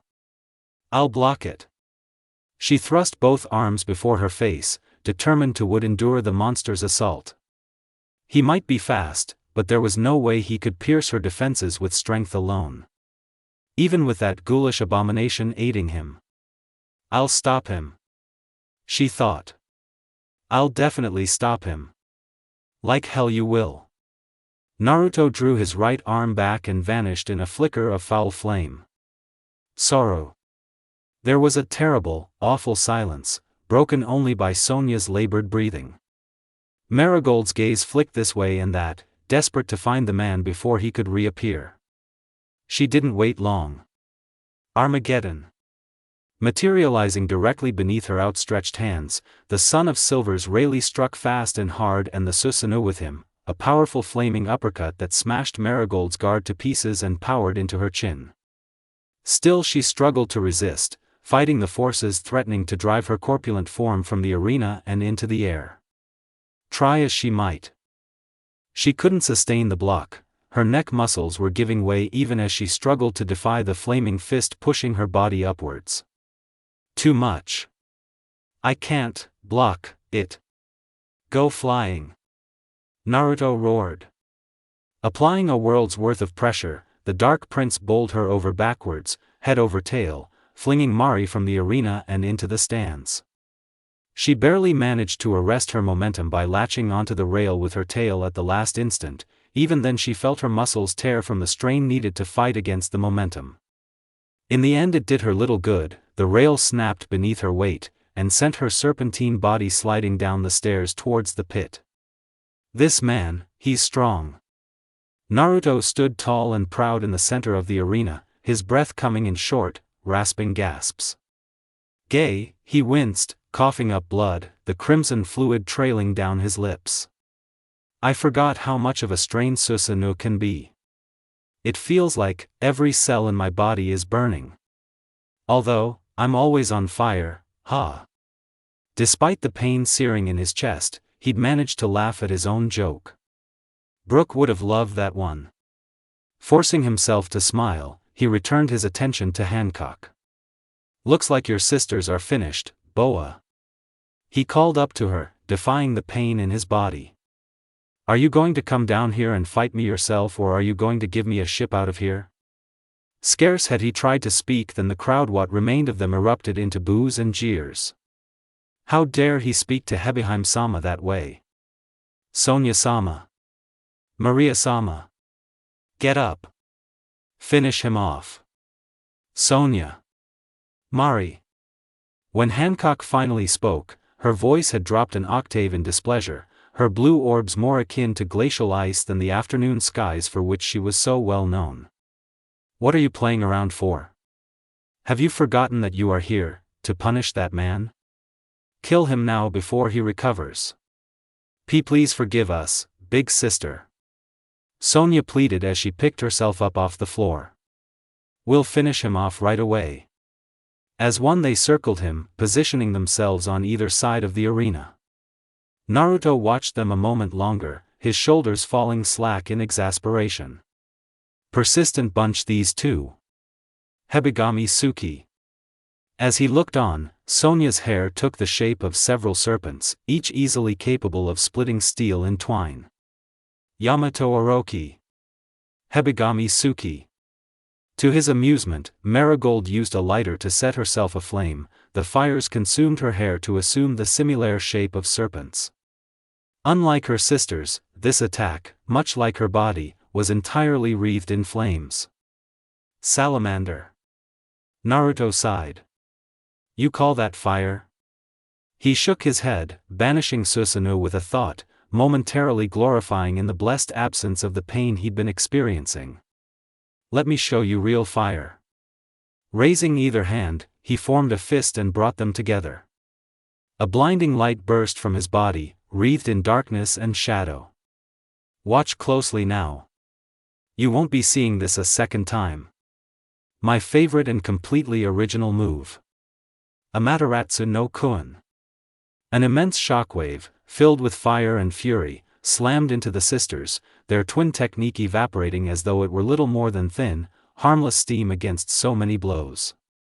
Forced together by the recoil, unable to retreat, Sonia could only gasp as the man's flames and those of her sister seared her face body, leaving her writhing in pain. Oh no! Marigold cried. Sonia-sama. Get away from me. Desperate to save her sibling, she shoved her backward, her body toppling toward the pit of spikes. Watch out! Miraculously, she seized the edge before she could plummet to her doom, leaving her hanging perilously over the pit. What an outrage! Hancock hissed. Not only had this man slain Bakura in a single blow, but he'd made a mockery of her and her sisters. Would there be no end to this humiliation? This would not stand. She jerked up from her throne with a snarl. She would. No. That was when she saw it. Although Sonia had saved herself from almost certain death, the dreaded black flame of Amaterasu still smoldered at her back, searing away her cape, revealing charred skin. Revealing her back. Her back was exposed. Once the smoke cleared. Oi! Naruto shouted, jumping over their intertwined tails as he saw Sonia's clothes being burned away. Hold it! Without pause or preamble or even thought, the Logia leapt across the pit to land squarely upon Sonia's back, shielding the terrible mark emblazoned there with his own body. This close, the crowd's shrieking nearly deafened him. He's trying to finish her off. That's horrible. He's going to drop her into the trench and impale her like a beast. Ed man. Sonia hissed. Don't move. Naruto whispered, his grip tightening around her spine. Even if you intend to kill me, I no longer have any intention of killing you. Cocky brat. Sonia remained adamant. Mari.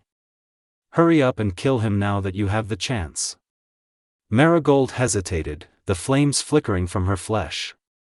What are you doing, Mari? Now's your chance. I can't, sister. Her sibling replied. Right now, that man is protecting us. Look! Someone cried. Sonia's cape has been burned up and her back is exposed. If that man lets go of her, the Gorgon's eye will be. This is terrible. Everyone who sees them will turn to stone. Don't move. He hissed in her ear as she continued to struggle. You don't want anyone to see that, now do you? Immediately, she ceased her efforts and did her best to remain utterly still. We were just fighting, why are you helping me? That mark on your back has nothing to do with our fight. Naruto whispered in reply. Believe me, I know how you feel. You want to keep that thing hidden at all costs, right? Oh yes, he knew all about that accursed mark, because he bore it himself. It lurked there on his lower back, lingering just beneath the tattered tissue of a long-healed, hideous self-inflicted scar, where he deliberately set himself ablaze in a desperate attempt to remove the brand. That had been before he'd eaten the Goka no Mi, before his parents rescued him, before Itachi and I died, before, well, everything.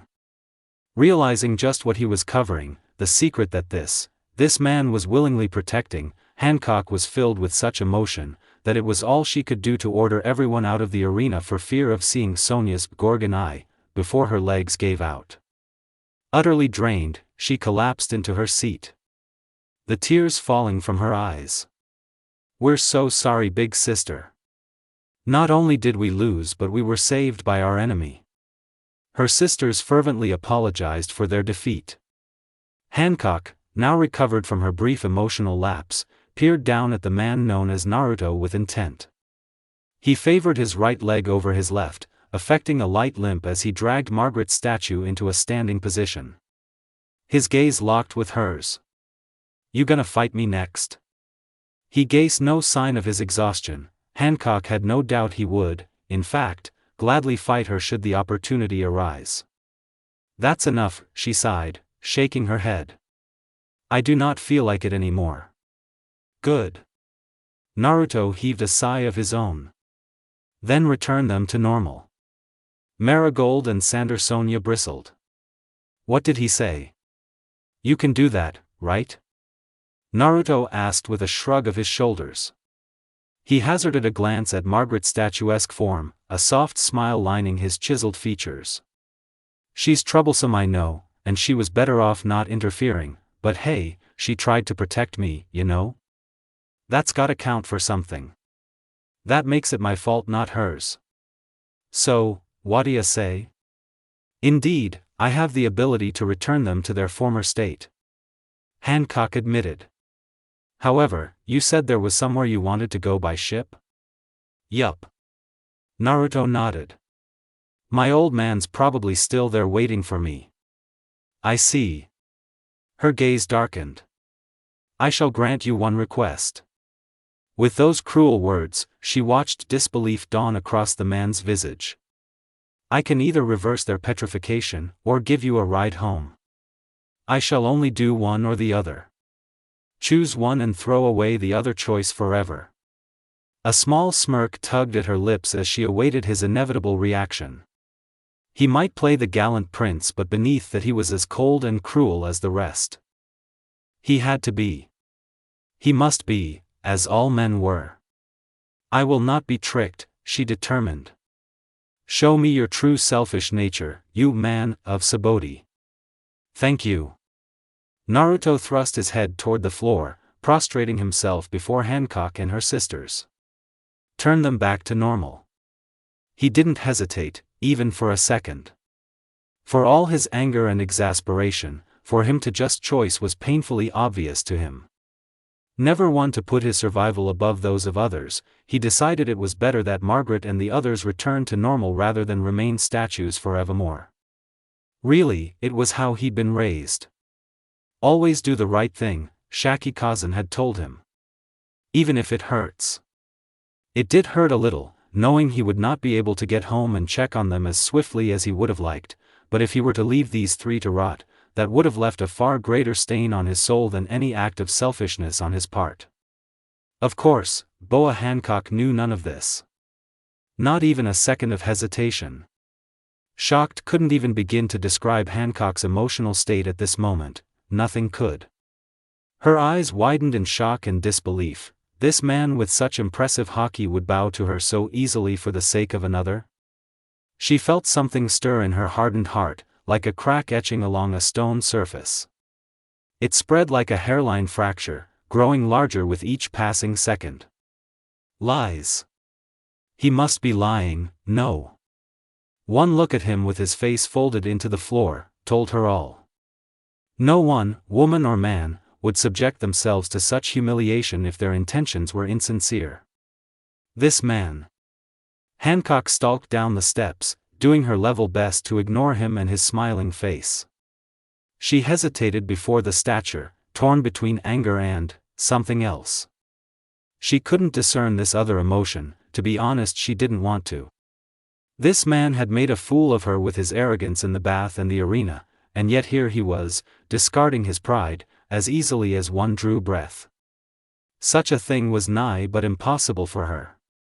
A man should not be able to, no one should do that, what this one had done.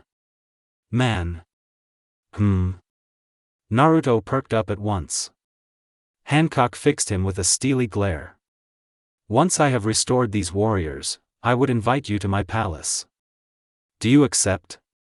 She watched him sit up, scrubbing the back of his head. Now there was hesitation. She did not blame him. Mere moments ago she had been prepared to step into the arena and take his head. Had he not acted to cover Sonia's back, she might have done just that.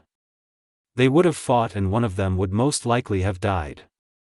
Her chest itched at the thought. A strange sensation was blossoming inside her, spreading warmth to every pore. Hancock did not dislike it. On the contrary, she found it to be an almost welcome one. Now, she merely awaited the man's answer. Sure.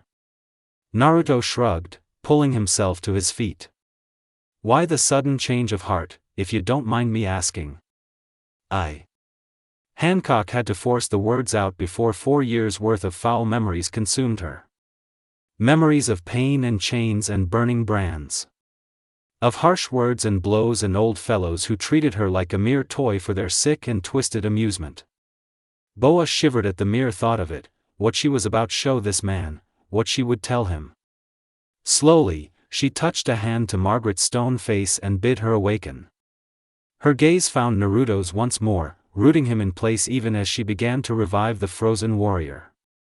There is something I must show you. You think I don't know what it feels like? Oi. I know exactly how it feels, to have that mark on your back. Naruto D. Silvers. An empress in love and a burning resolve. Just how long is she going to keep me waiting, that Hancock? Such were the thoughts of Silvers D. Naruto as he sat cross-legged in the palace, flanked by Sonia and Marigold. Had he taken the time to take it in, he would have thought it a marvelous place, all silk and softness and such, but he really wasn't focused on this. He'd accepted the invitation and come as per Hancock's request, but he was still wary. Surely she was up to something. She must be. I want to show you something. While he did not doubt his ability to handle any attack, he remained doubtful of the sister's intentions. He had an inkling of what she intended to show him, precisely why he was wary.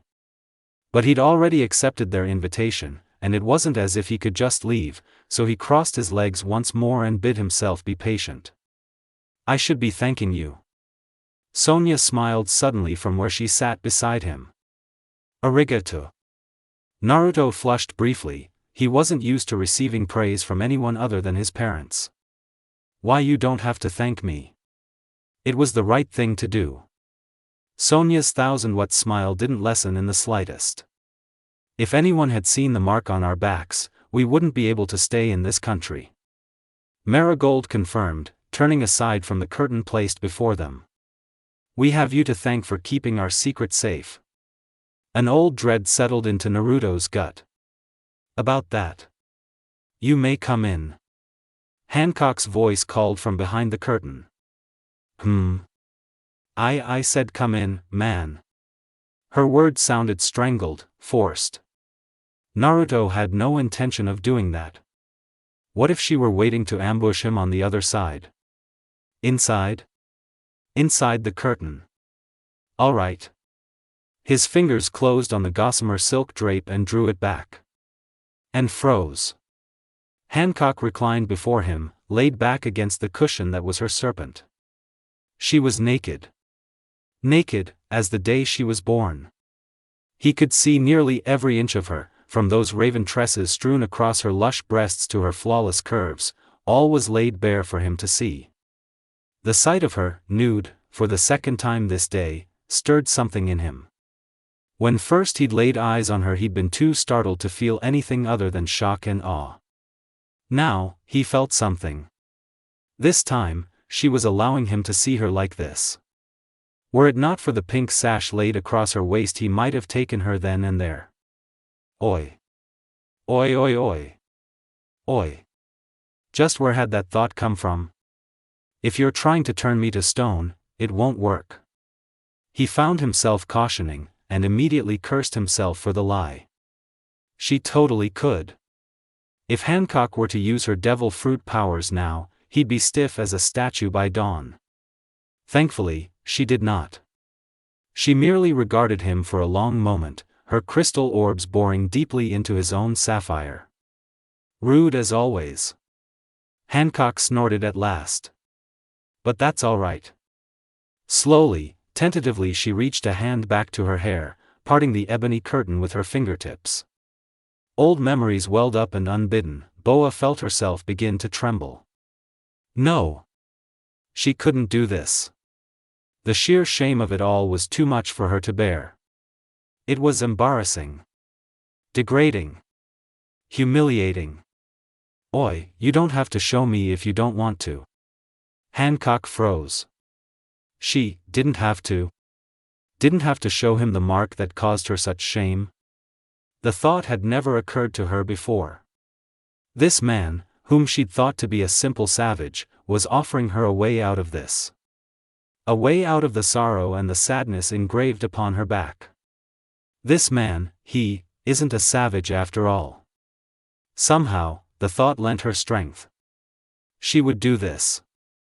She would show him, and then he would answer her questions. Her serpent turned, presenting him with a view of her back. You said you knew about this mark. Hancock concluded. Please, take a look at it once more. Naruto stilled at the sight of it, the hook of the celestial dragons peering at him from her back. Where did you see this? She demanded. Do you know the meaning of this mark? Answer me, now. Her expression twisted in shame. It's not something I want to show people. The Dark Prince held his silence. Beneath his scar he felt his own brand burn in silent shame. This wasn't something he wanted to show anyone, either. Why don't you tell him? Hancock jumped at the age-old voice. Elder Nyan? When did you get here? The wizened old woman showed no sign of remorse as she entered the room. If anything, she looked pleased. You have seen clearly how tolerant that man is, she said, indicating Naruto with her staff. Don't be afraid. Tell him everything you want to share. Abruptly she directed her gaze toward Naruto. You are the son of the Dark King, Silver's Rayleigh, am I right? There was a moment of awkward silence. Naruto sighed. Aya, you've gone and done it now, Ba-san. His scowl slipped from his face like running water, replaced by a small smile. Well, there you go. You finally know who I am.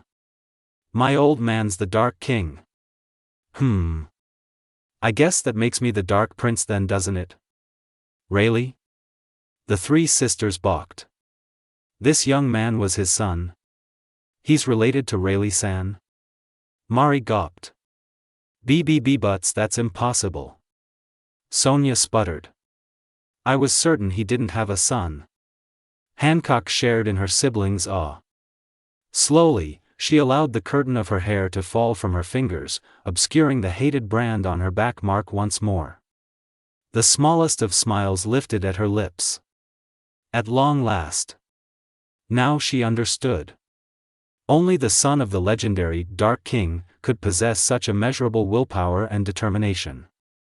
And his strength, he clearly derived most of it from that of his parent. The Dark Prince indeed. A fine and fitting name for a man such as him. It all makes sense now, you do resemble him, of a sorts. Really? Naruto tilted his head aside. Shaki-Kazan always said I looked more like her than anything. How can you be so casual after you caused such a sensation back in Subodhi? Nyan chastised, the former empress's snake staff uncoiling from her wrist, drawing a newspaper into an awaiting hand. Just look at this newspaper, Hebeheim. Days ago, this man, at Subodhi Archipelago, near the Center Sea, caused a horrific and grave incident when he dealt death to a celestial dragon. If the Boa siblings had been startled by that first revelation, then this one floored the three of them. Che. Naruto swore, sinking his teeth into a thumb, I'd hoped No had the stones to report me. Pops is gonna be pissed. So you actually did it? Well, yeah. He thought back to his progenitor's revelation to the Straw Hats, their argument, and his ensuing departure. Come to think of it. That was when his little spree had started. Flashback. I don't want to hear it. Naruto stood woodenly, not taking enough care. So great was his haste, so great was his desire to be gone from here, that he knocked down the stool he'd been sitting upon, leaving it to shatter in a cloud of smoke and dust and broken timber. He nearly stumbled over the remnants in his haste, and, when Robin Kind's soul that she was reached out to steady him, Naruto cringed from her as though she were a fire. Are you alright? She asked gently. I'm not. He bellowed, slamming the door shut behind him. Shaki finished cleaning a glass, then set it down. You'll have to forgive him, he heard her through the door. He's had a hard life. Whatever else they'd said, Naruto paid no heed to. He stormed down the path, leaving his parents, the Straw Hats, and Camie, far behind. Little did he know, that his sudden departure was not as sudden, nor as final, as he'd hoped it to be. He swore to himself that he wouldn't return, not until the Straw Hats were off Subodhi. Perhaps then would be the right time to address this issue. Until then he had no intention of returning, let alone joining some half-assed pirate crew. Not after what had happened to Itachi II. The Dark Prince shook his head fiercely, dispelling the memory. Never. He muttered to himself, stalking away from the door and into the grove. I'm not a pirate, I'm not a pirate. I'm not a... Stop, slave. What in the name of Camie? Naruto froze, his blood inexplicably stilling in his veins. He frowned. Had he heard a voice just now? He had. He'd heard the words "stop" and "slave" used in the same sentence. Craning his neck, he spied movement in the far distance, a battle breaking out, perhaps? Anything was better than standing here, listening to his old man prattle on about Roger. Drawing back his hood to conceal his face, he flickered forward in a burst of sorrow, rapidly placing distance between himself and his home, crossing the expanse between the pursuers and their prey in an instant. That was when he saw her. She was a young, tall, well-proportioned woman with long blue hair and rich black eyes. And she was running for her life. Beyond that he could see little of her, save her long white dress and a yellow headpiece holding a red gem piece at the front. And then she saw him. Wide, wild eyes locked with his, those soft orbs issuing a silent plea. "Help me." And then she was gone, running as fast as her legs could carry her. Her pursuers weren't far behind, he recognized the slavers at once. He knew their smell, their scent was plain as the light of day to them. But what was this? There was a different scent among them. The scent of what might have been perfume, mired with antiseptic. His gaze swiveled, eyes narrowing. There. A woman, riding in a carriage. But what did she have to do with? Naruto's teeth sank into his lower lip the moment he beheld the air bubble over the woman's head. A word noble. Of all the people to show up, it just had to be one of them, didn't it? He stood aside, allowing them passage almost before he realized it. He cringed as he saw the carriage she was riding on, because it was no carriage. She rode atop the backs of two men, thick collars tied to their neck. Those poor fellows looked half dead, and that was being generous. Even as Naruto looked on, the slavers caught up with the runaway lass. One of the men caught the woman. Another knocked her down, forcing her to the floor. Then the beating began. "Don't get involved." He willed at his trembling body. "This isn't your fight. You've caused enough trouble here already. Don't get involved. Don't get involved. Don't get involved." The woman's chest began moving in earnest, hitching in small gasps of fear. Tears welled out of her closed eyes. Her mouth opened in a ragged oval. She was crying with her head in a vice between her knees. She was frightened, terrified, beyond belief.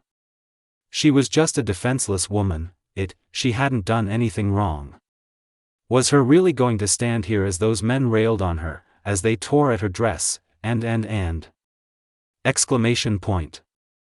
Passia, a cruelly familiar voice crowed over the din of her serays, "My brother purchased you for 7,200,000 berry. Did you really think you could escape?" Naruto frowned, his eyes widening in recognition. This girl, she must have been one of the slaves he and Rayleigh had set free. And that voice. I am sorry, Shallya-sama," Passia sobbed, "I promise won't try to escape again." Shallya? It didn't take him all that long to recognize the party responsible for her tears. That was Saint Shallya at the head of the group, the very same Tenryubito he'd nearly slain back at the auction house before Rayleigh had stayed his hand. She held a collar tightly in her hands, her intentions clear. She was going to put that collar on her. Make her a slave again. Naruto hastened his pace, shoving his way through the crowd of spectators to reach the pair. The fools, thinking him a mere spectator, allowed him to pass, unaware of the turmoil raging inside the blonde's body. His blood had been icy for so long, with only the occasional flash of heat to prevent him from freezing. That same heat rose as he saw her. Now that blood was molten, scorching in his veins, warming him up. Sweat rose and beaded on his brow, between his shoulder blades, and trickled down his stomach. Even his breath burned him, singeing his lungs and scraping at his throat.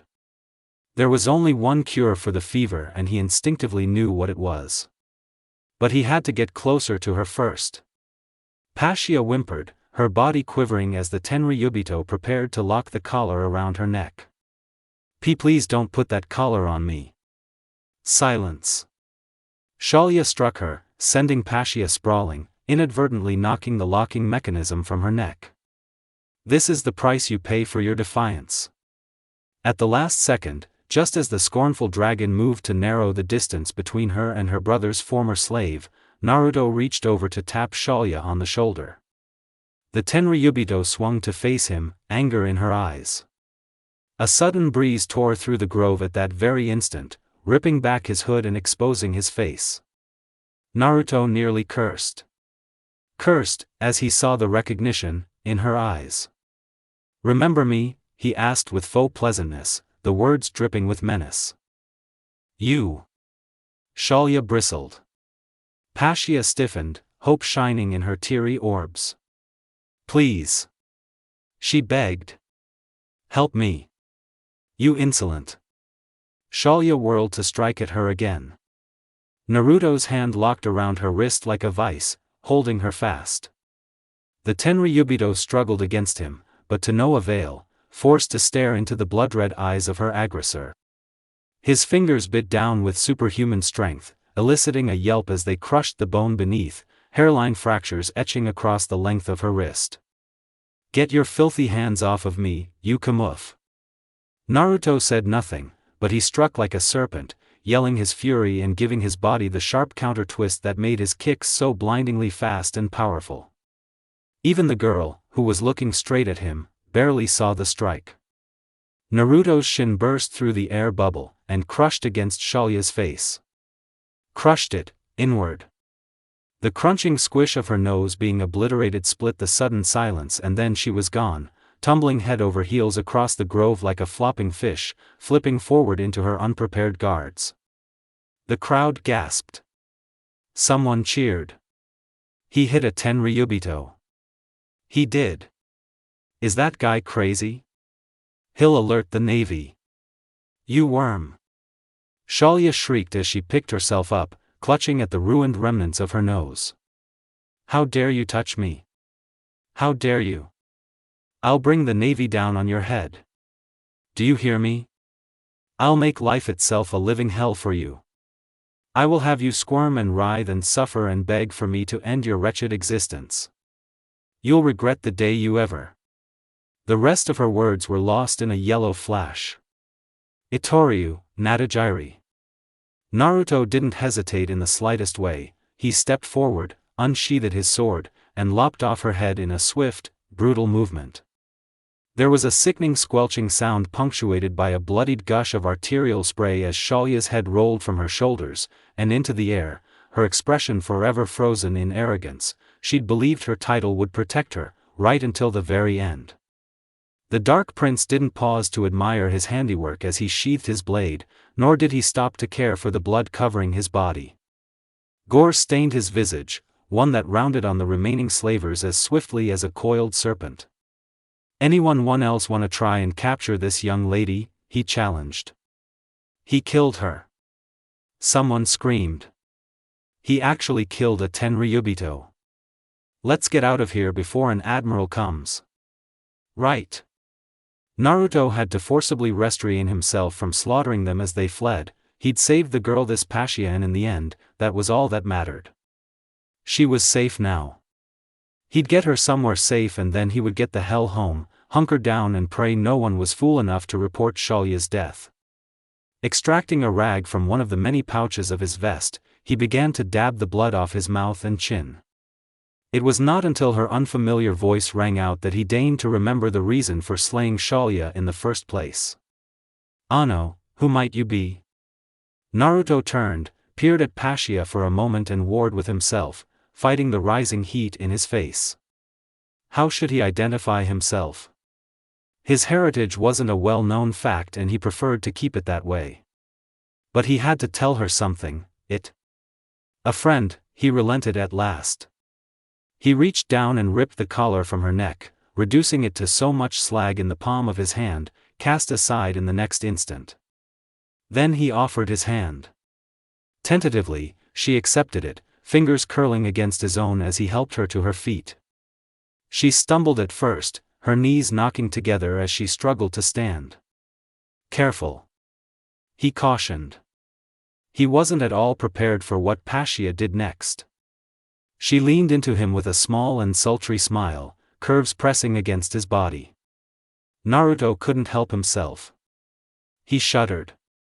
Gone was the frightened slave she'd been mere moments ago. In her place was a woman willing to repay him for his service in both body and soul. He could understand her earlier fear at being recaptured, but this? This baffled him. Extremely so. My hero. She whispered, planting a soft kiss against the blonde's whiskered cheek.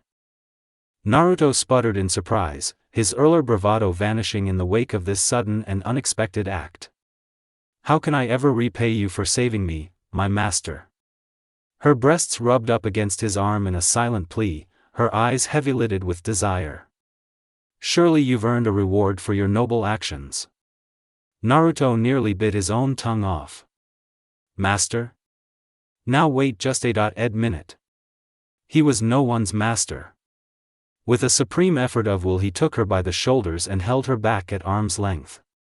She blinked, clearly puzzled by what she perceived as a rejection. There's no need for that, he shook his head. You don't have to force yourself. Her smile, when it came, was unexpected. But I'd much rather repay you for your kindness. Pasha shook his arms off and stepped forward to ply her curves against him again, fingers playing across his chest, her lips brushing the outer lobe of his left ear. After all, I'm very grateful for what you've done.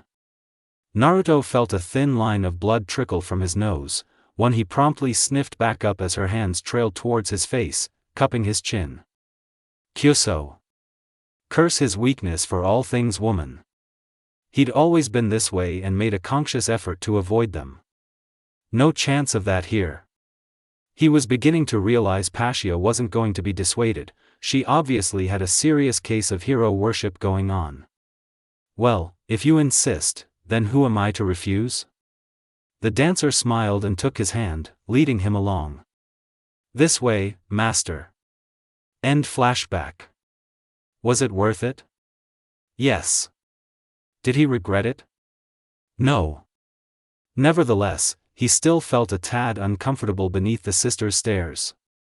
He'd done the right thing. Discovering Pasha was a dancer had been a bonus.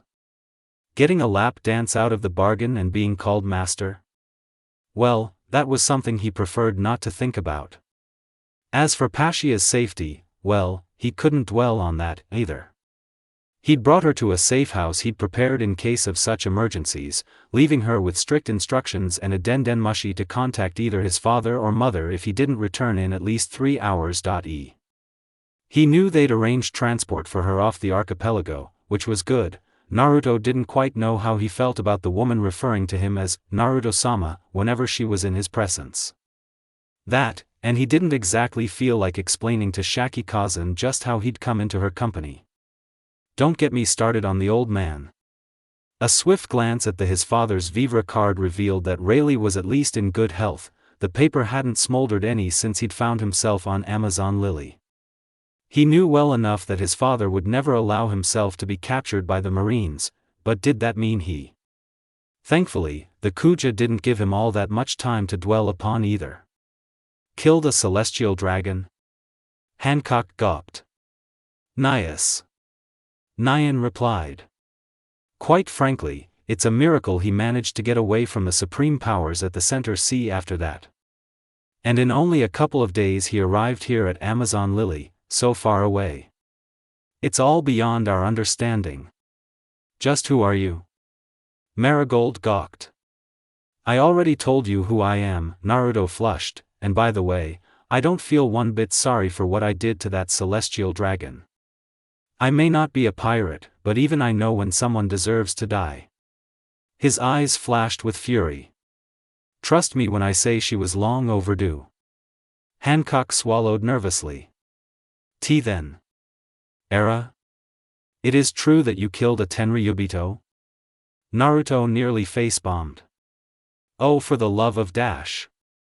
He flung up his hands in exasperation. Yes. I did it. I butchered her like a dog and I'd do it again. He wasn't expecting the tears. The ones who put their lives at risk to challenge these celestials, like him. All at once, the pieces clicked into place. Then, there are still fools like that, in this world. Wait, so I'm a fool now? Naruto couldn't help but bristle at the insinuation. No.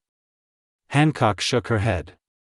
I'm sure you already know this much, but I'll inform you anyway. This mark tells everyone that whomever bears it is subhuman. Her lower jaw clenched in place and her tongue went still, refusing to form what she wanted to say. She nearly choked on those dreaded, awful words. We bear it because we three were once slaves of the world nobles. For a moment, just a moment, Hancock though she felt killer intent from Naruto. It wasn't directed toward her or her sisters, just a nameless sense of menace and fury, itching to lash out. A seed of doubt planted itself in her mind. What had been done to him to make him so angry on a sudden? She knew many despised the Tenryubito for their cruel and callous deeds on a global scale, but she sensed this hatred was deeper than even she knew. Much deeper. The way those irises flickered intermittently between sapphire and scarlet offered no clues to his thoughts. At last, Naruto seemed to recognize what he was doing. He shook himself with an effort, his anger abating. Continue. He sat before her, folding his legs anew. I'll hear everything you have to say. Naruto said nothing as she told her tale. He listened patiently as she told him of how she and her sisters were captured, of the 4 years they'd spent in that hell, of wanting to die. Until that fateful night, the night that shook the world government to its roots. The night Fisher Tiger stormed Mariajoa, freeing slaves of all races, including her and her sisters. As her story drew to a close, Hancock noticed something in the man. There was an odd gleam in his eyes, as if he had something he desperately wanted to tell her, yet could not bring himself to utter the words. Hancock continued. Surprisingly, when we were slaves, we were forced to eat the marrow and hebe fruits for their entertainment, and that enabled us to deceive our nation and preserve the secret. If you didn't cover up Sonia's back at that moment, it would have been impossible for us to stay on this island. When the tears came this time, she could not defend against them. I don't want anyone to know about our pasts. I won't stop at deceiving a whole nation to hide it. We won't open ourselves at any price. She curled her knees into her chest and buried her head between them. We don't want anybody to take advantage of us again. I'm scared of being caught off guard. It terrifies me. I can't take it. Strong arms closed around her back, the hard notes of a strong body joining to hers. Hancock froze, her body going slack as Naruto embraced her. Because Naruto was doing just that, his scarred arms wrapped firmly around her waist, drawing her close to him. She'd been caught off guard. Her first instinct was to scream and strike him, to lash out and slap him aside. But she couldn't. Instead, she found herself succumbing, growing weaker and weaker within his arms. Yash, he cooed at her quietly, rubbing the small of her back in smaller circles. It's all right. I understand. You don't have to say any more. Unshed tears stabbed at Boa's eyes, trailing down her cheeks to mingle with a small sob. When was the last time a man had embraced her? Never. She couldn't recall ever being hugged by anyone other than her sisters. Even Sonia and Mari hadn't held her like this. Though they were sisters, it was always fleeting. A touch on the shoulder, the occasional kind glance here or there, because they knew their sister couldn't emotionally handle anything more. And yet this man had seen her in her moment of weakness and chosen to embrace her. Knowing the risk, he had still done so anyway. Uncaring for her nakedness nor her breasts pushing into his chest, he still held her like this, comforting her. Comforting her. Once, the notion might have galled Hancock. Now, she didn't know what to feel. Let go of me, she whispered. No. Naruto said. I said. And I said I'm not letting go of you until you calm down. His words were fierce. Adamant. Something about the way he said them, it stirred something in her. Do as you wish. She tried to say that, but it came out garbled, sounding like, "Dos you wish. Sister." Hancock heard Sonia and Mari gasp as one, baffled by her unexpected reaction to the man and his embrace. She could have sworn Elder Nyan was smiling, but she daren't raise her head to look. She felt naked in the man's arms. And not just because of her lack of clothing. It was as if all her barriers had been stripped away in an instant, leaving her bare before his gaze. And he wasn't even looking at her. She could feel his chin resting on her shoulder, refusing to take advantage of this rare opportunity. Hancock felt the tears coming again and was powerless to stop them. This man. A sob exploded out of the back of her throat only to be muffled by his shoulder seconds later. "You've really been holding it in, haven't you?" Naruto wondered aloud. Boa said nothing as he murmured this into her ear. When he took a hand from her waist and began stroking at her hair, it was all she could do to sit still, her fingers clenching against his cape. She had to remind herself over and over that he wasn't going to hurt her despite knowing nothing of th sort. She felt his calloused fingers trace across her back, not groping or touching, merely massaging the tense muscles beneath. Somehow, the knowledge that he wasn't going to hurt her broke something inside Boa Hancock. Naruto rocked her back and forth as she began to cry, whispering soft nothings into her ear. All the while the hairline fractures in her heart of stone began to spread, splintering into a break, then a fissure, and finally an outright collapse until the tears finally stopped falling. She'd cried herself dry. Naruto released her slowly and her serpent drew her robe over her shoulders once more. Better? The question was so innocuous it nearly brought on the tears again. Thankfully, she hadn't anything left to cry. "Ho!" Elder Nyan said suddenly, surprising them all by hopping up onto her snake staff, swaying to and fro, wrinkled lips quirked in amusement. "But this the first time in a long time that you've shown your emotions like that. Recently I thought you'd turn to ice, Hebeheim." Hancock lurched to her feet, nearly knocking Naruto over in her haste to rise. "Shut up. You're a traitor who left the country behind. I don't want to hear such things from you. You should be the one shutting up." The elder retorted, ceasing her swaying at once to glare at her.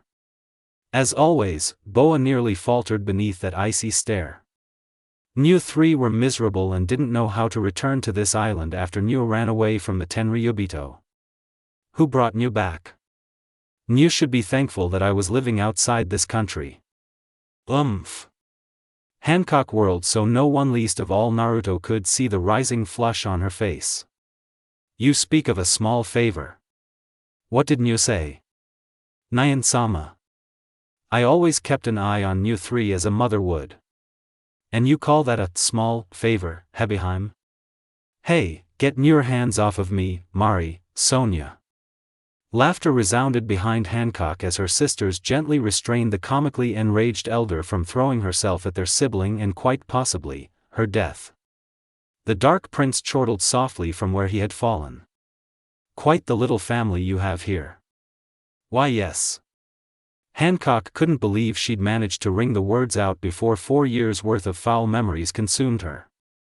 Memories of pain and chains and burning brands. Of harsh words and blows and old fellows who treated her like a mere toy for their sick and twisted amusement. Boa shivered at the mere thought of it, of what she had shown this man, what she had told him. He knew everything about her now, the awful truth of her past. And he spoke to her so lightly, as though he considered the matter closed. But Hancock had yet one more question for him. She felt her fingers clench around the hem of her gown, just above her breast, her lips trembling at the thought of asking. "Are you going to look down on me, a former slave?" There was a silence. Hancock. Naruto stood abruptly, casting off the coat bequeathed to him upon his triumph in the arena. "You showed me your back. Now there's something I want you to see." His upper body was suddenly exposed, laid bare for their eyes to see. Abruptly he turned in place, offering her a second glimpse of that thing upon his back. She had seen it during his bout with Sonia and Mari, but that had been from a distance. Up close. The sight of it made her stomach lurch in revulsion, its bile rising in her throat. Look at this. He gestured to his back, indicating the horrific scar he'd inflicted upon himself. Do you see this mark? Hancock nodded, a swift, jerky bob. Such a horrid wound. What manner of beast or blade could have possibly inflicted such an injury upon him? And it was in the exact same place as her mark, no. A snake of dread coiled in Boa's stomach, a snake, of losing everything she'd ever known. This man wasn't, he could not be. Where did you get that? I did this to myself when I was a kid. Naruto admitted, his voice rising over her gasp of surprise. To cover something up. His chin clenched, a muscle jumping in his jaw. It hurt like hell at the time, but I did it was either that or bear it for the rest of my. You see, He drew a deep breath and breathed it out in one gasp. I was a slave once, too. Exclamation point. Hancock's heart hammered in her chest. No. This man. He couldn't be. Sonia's long tongue brushed her lips, showing her disbelief. You're kidding. Right, sister? It was like everything you just said. Naruto's teeth sank into his lower lip to stifle a sob. When I first saw that mark on your back I knew you must have suffered, but to go through something like that at such a young age for 4 years and survive, it must have been harsh. No, it probably was harsh, he shuddered. I was only 10 when I was taken. You see, I was always strong for my age, and that attracted attention. I was taken before I knew what was happening, and a slave for 2 years before I managed to escape, but, during that time. Hancock saw the ghost of sorrow flit across his face. What she could not see was the ghastly memory he was experiencing. Don't leave me behind. Naruto shook himself and forced a laugh, banishing the voice from his past. Well, that's in the past. He reached down for his coat, draping it across his shoulders once more. But to answer your question, why the hell would I look down on ya? Sure, you might have seemed uppity and everything when we first met, but I understand that now. And besides, did you not get the fact that I killed a Tenryubito? I hate those guys. Hancock's fist unclenched. She sniffed, a light flush rising to her cheeks. A laugh slipped past her lips, incredulous and disbelieving. Sylves D. Naruto, he truly was something else. Incredible. Remarkable. Arrogant, and yet oh so humble. She doubted she'd ever find another man like him in all the world. I like you. Hancock laughed, scrubbing at her eyes with the back of a hand. Didn't you say you had one more wish? Very well then. I'll give you a ride. Really? Naruto gawped. Of course. She smiled. I do not lie. The Kuja pirates will carry you to Subodhi Archipelago. You should rest well tonight to prepare for the journey. Ha! Naruto laughed. This is great. I'm getting off this island tomorrow. So ensorcelled was he in his own enthusiasm that he nearly missed it. Hancock suddenly faltered in her step, a strange look entered her eyes. They narrowed for the merest moment, misting with tears. She clutched at her heart with a hand, her fingers clenching over the fabric of her vest. And then it was gone, as swiftly as it had come, leaving the Dark Prince to wonder if he'd only imagined it. Sonia. Mari. Make sure Naruto has a seat for tonight's banquet. Naruto blinked. Banquet? Crap, that's a lot of food. Naruto guffawed some hours later at the sight of the banquet laid out before him. Come to think of it, he hadn't had a decent meal since he ate that boar yesterday. But Naruto wasn't Luffy, he didn't gorge himself. At least, not right away. He took the place reserved for him, doing his best to ignore the reserved grumbles elicited by his presence. Needless to say, the food proved delicious. There was sea king meat and, ooh. Over there, steak, and pasta and… What's he doing here? There was tension in the air, so thick was almost palpable. He could feel their eyes boring into back, sizing him up, scrutinizing him. Apparently Hancock had neglected to spread word of his innocence to the rest of her people. A fact that he picked up on when his haki offered a split-second warning.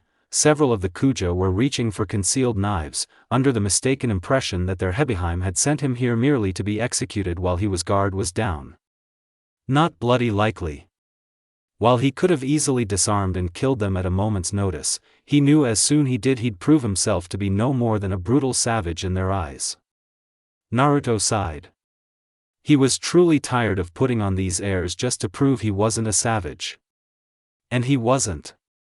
Setting down the hunk of sea king meat upon which he'd been feasting, the blonde gulped down another portion and heaved a mighty breath. Anybody got an instrument? There was a silence. Everyone looked at him strangely, some as if he'd grown another head. Fine, then. Raising his hands, he conjured up a violin and a string, each wreathed in black flames. He could create all manner of form from his hellfire. This was merely another manifestation of his powers. He struck a chord with it and there came a susurrus of whispers from the women. Did you see that? Out of thin air. Is he going to play for us? He fiddled with it for a moment, wondering what, if anything, he should sing. Itachi had taught him an old marine song once, but somehow, he just couldn't bring himself to sing that. Not here, now, surrounded by a host of unfamiliar faces as he was. Well, there was one other song he did now, and it seemed appropriate, given he was surrounded by pirates. It galled him, to know what he was about to do, but he simply could not stand the dreary atmosphere for one single second longer. Oddly enough, he had that Ed Mujiwara to thank for the idea. Ahem, he coughed into a fist. Flashback. It had happened shortly after his massacre of the slavers' camp, after his retrieval of Camie's backpack. Their trek to his home had been a long one, longer than he would have liked, and with Camie constantly fretting over Hachi's injuries, the progeny of Rayleigh soon found himself trailing at the back of the group, careful to maintain his distance from this notorious crew of pirates. Easier said than done. That was when Luffy took it upon himself to start talking. Again. So. For the last time, no. Naruto growled in reply. I'm not joining your crew. There was a silence. Sweet, blessed silence. It didn't last. How about now? Luffy asked. No. How about now? Let me think about it. Really? Luffy walked in front of him for another 10 seconds, unable to keep the delight from his face. Now? No. Naruto finally exploded, smashing the rubberman backwards with a hearty headbutt, sending him sprawling into a nearby tree. Silence fell instantly. The Straw Hats groaned and sighed in relief. Luffy lay dazed in the corner, stars swinging around his head like a merry-go-round, but otherwise unharmed. For a moment, just a moment, Naruto dared to hope that would be the end of it, that he'd gotten his point across. Then the Gomu Gomu boy bounced back to his feet and bounded back towards him. How did you do that? He asked in awe. It's called a headbutt? I believe he's referring to how you were able to injure him, Naruto. Rayleigh piped up from where he walked at the front of their little group. Naruto glared bloody red daggers at his progenitor. Like hell he was going to tell this Ed Mujiwara about hockey. Yeah, that. I'm not telling you, and I'm not joining your crew. The Dark Prince bit out. End of discussion. But why knew it dash? Luffy whined. Because I said no. Naruto all but growled. You wanna get set on fire or something? UWOH. Luffy's eyes practically shone at that. Then you're just like Ace? Ha. Naruto blinked. Who in the 9 circles of hell is that? He's my big brother. Again, I don't know Ace. You'd probably know him as Fire Fist Ace now. Robin elaborated. Naruto abruptly went still. Fire Fist Ace. Mujiwara, that man, is your brother? He felt a muscle jump in his jaw. Oh. Have you met him? Oh, I've met him all right. Naruto growled. That bastard, he. Never mind. The Dark Prince forcibly snapped his jaw shut. Brother or no, this punk wouldn't understand the grudge he bore against that upstart. Fire Fist Ace. That bastard, he. Just leave him be, Luffy. Sanji cut in, blowing a thin line of smoke from his cigarette. He doesn't look like the kind to have any sort of ambition anyway. Hell, he probably doesn't even have a dream. Just like that, his reality returned with a deafening clang. That Ed mustache eyebrow. Make fun of me, will you? Pa. Naruto snorted. Says the Thai cook. Sanji actually jumped. What did you call me? I said Thai cook. Kono dash. Zoro laughed at that one. Heh, I like this guy. Urusai, Baka Marimo. Sanji snapped. At least he doesn't go left when he's supposed to go right. Nanda, the swordsman growled. You're getting awfully big today. Cook. You wanna go, Thai swordsman? Bring it on. I'll cut you in half. You are USAI. Nami shrieked, her fists raising merciless lumps on both of their heads. You guys are giving me a headache. Go argue somewhere else. Hi. Nami Swain. Sanji lover-boyed. So. Luffy began again. He should join. No. Nami, Sanji, and several others screamed, whacking him over the head in unison. Stop asking that.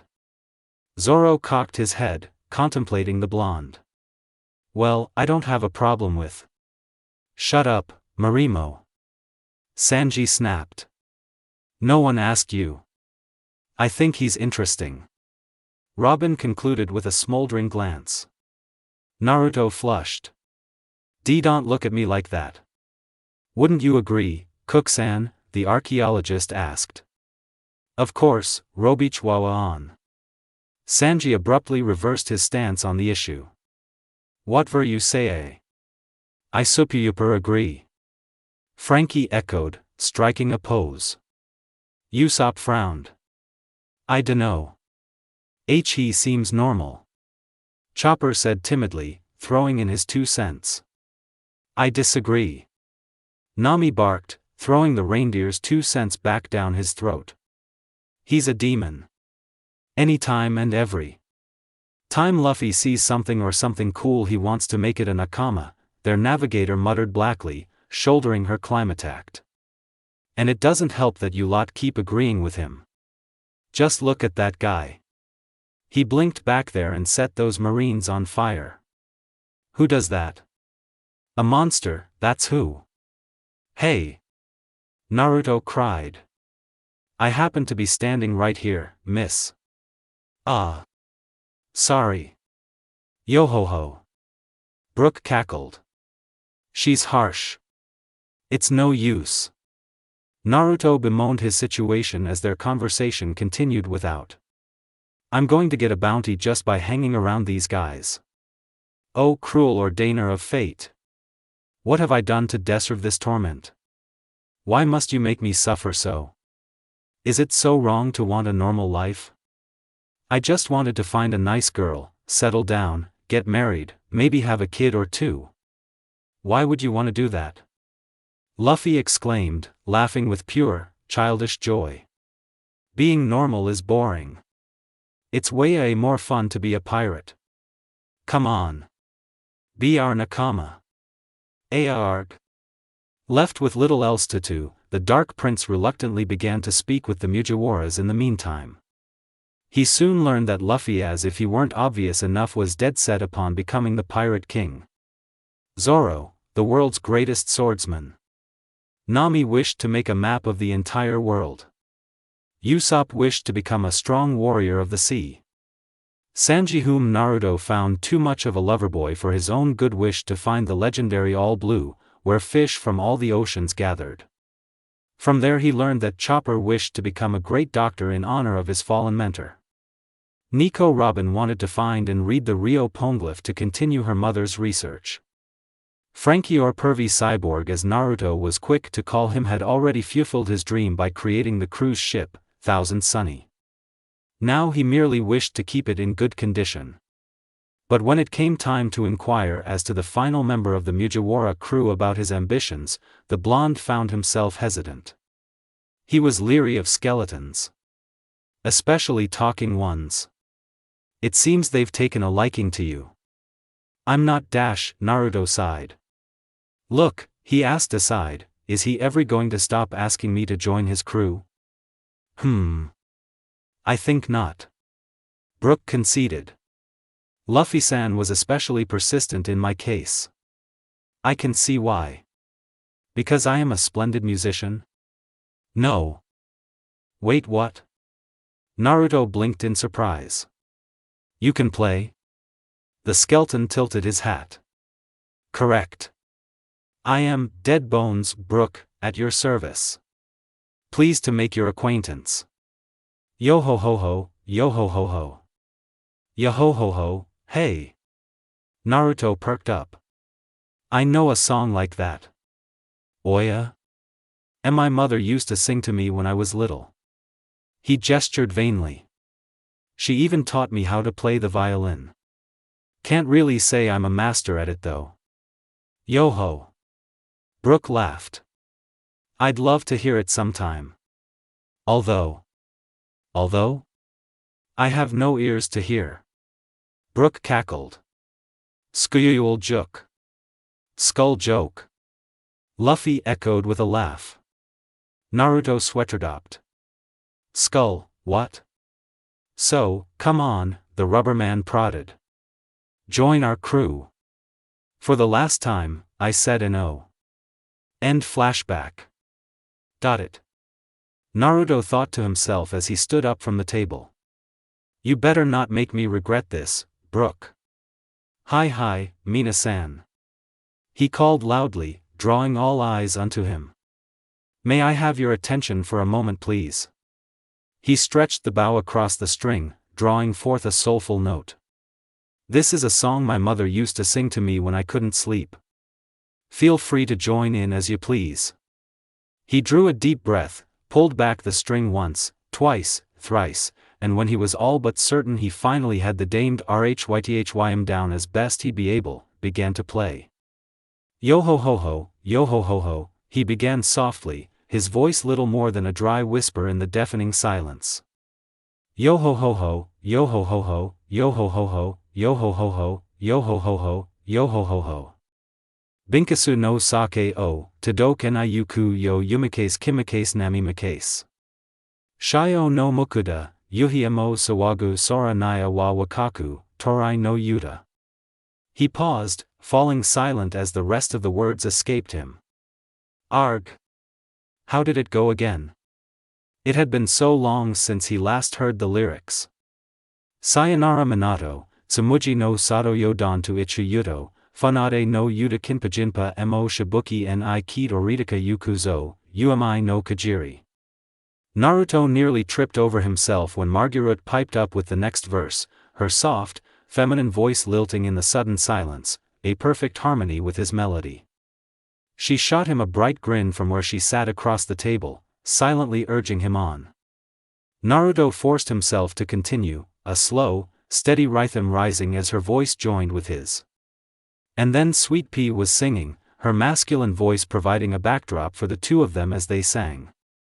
Binkasu no sake o, Tadoken yuku yo warara kaizoku, umi wataku nami wa makura nii, nigura wa funyo ho ni hata ni kitateru wa dakiro.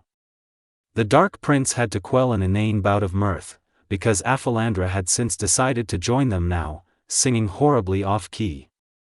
Arashur ga kita zo, senri no sora ni nami ga odoruyo, daramu neres okabukes ni fukariria sego asu no asahi ga ni janashi. Naruto barked out a laugh as Ran and Daisy, then finally even Rindo, cast off their inhibitions and one by one, added their voices to his. He wasn't a pirate. He refused to become one. And yet, he couldn't help but smile as one by one, the rest of the Kuja joined in song. Yo ho ho ho, yo ho ho ho, yo ho ho ho, yo ho ho ho, yo ho ho ho, yo ho ho ho, yo ho ho ho, yo ho ho ho. Yo ho ho ho, yo ho ho ho, yo ho ho ho, yo ho ho ho, yo ho ho ho, yo ho ho ho, yo ho ho ho, yo ho ho ho.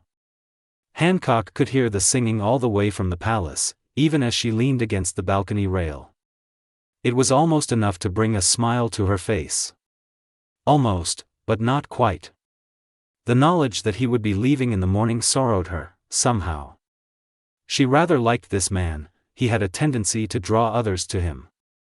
Whether by words or action or even strength of will alone, she found his charism remarkably contagious, the like of which she herself had never known. The first man not to balk at her beauty, and she couldn't, no matter how hard she tried, expunge him out of her thoughts. She hadn't been able to eat or sleep for the remainder of the day. If she didn't know better, she could have sworn she was falling ill. But that was ridiculous. She rarely ever experienced any sort of illness, even then it was nothing their doctor couldn't cure. It must be in her head. Yes, all in her mind. In my mind. Absently, she swirled the wine glass in her hand, peering into the white sake within as though she could somehow discern the depths of her unease by staring at her reflection. The visage that greeted her was beautiful, true, but there was sorrow there, lurking within the depths of her crystal orbs. Boa frowned. I'm finally getting off this island tomorrow.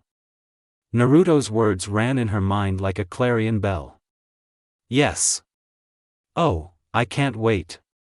They'd been plaguing her for several hours now, and she couldn't fathom why. He had held her. Comforted her, as no man ever had. He'd been a slave, too.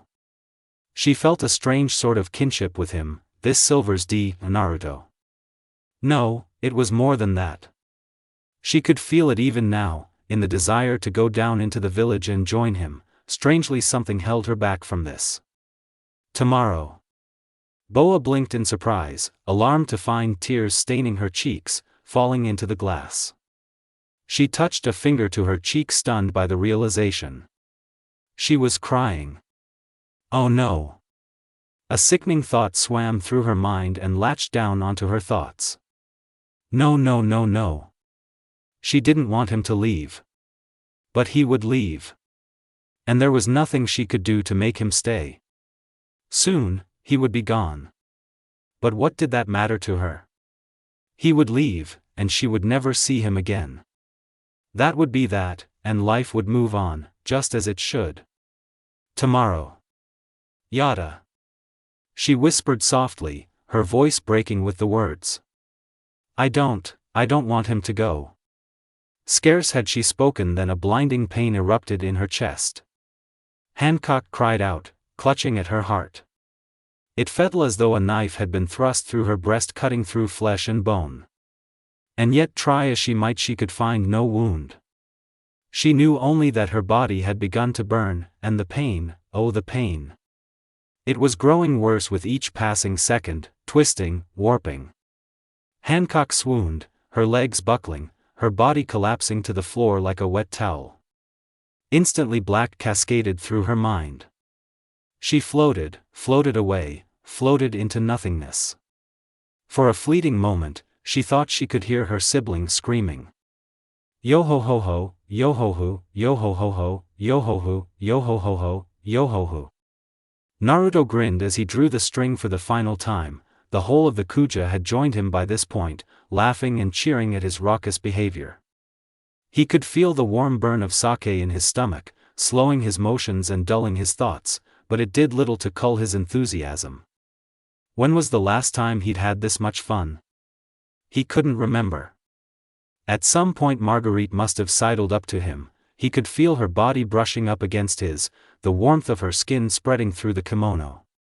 Without thinking, he slung an arm round her shoulder and drew her close, raising a glass of sake in toast. What do you think of that, ladies? He crowed triumphantly. Not bad for a man, eh? A chorus of laughter greeted his words. Funny. Men are funny. One more time. Oi. He winced as the crowd at him. What are you pinching me for? Eventually, all that attention became a tad overwhelming. Everyone wanted to touch him, poke him, or see him burst into flames. While the Dark Prince had no problem with the latter, he was not keen on touching and being touched by so many women. Thankfully, Margaret managed to help him effect a quick escape to Elder Nyan's place at the edge of the village. He'd even managed to drag a rather large haunch of sea king meat with him. What's matter, Margaret? Naruto turned out to be quite popular among the women of the village, she giggled. The Dark Prince groaned between bites. He had the pinch marks to prove it. Scary. Women were scary creatures indeed. Not only had they wanted to touch him, some had wanted to be picked up, others touched, and a choice few wished to kiss. It was too much for him to take in. And then they wanted to see his devil fruit ability. Well, men are unusual beings here after all. Naruto made a squelching sound as he swallowed. Oi. I'm not that unusual, Bachan. This place is at the Silener of the village. Take your time here.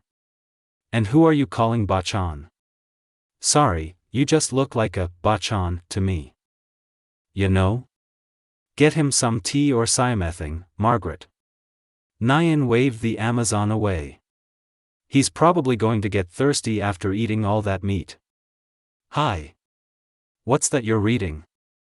Naruto asked, finally noticing the newspaper in Old Crone's hands. The news coup don't deliver to the comm belt, so it's become difficult to get thais. Nyan explained, turning a page in the paper. The Empress of our kingdom is a warlord, so why should at least keep up with what's going on in the world? Naruto continued to chew on the meat, but at these words he frowned and forced himself to swallow. Who's a warlord?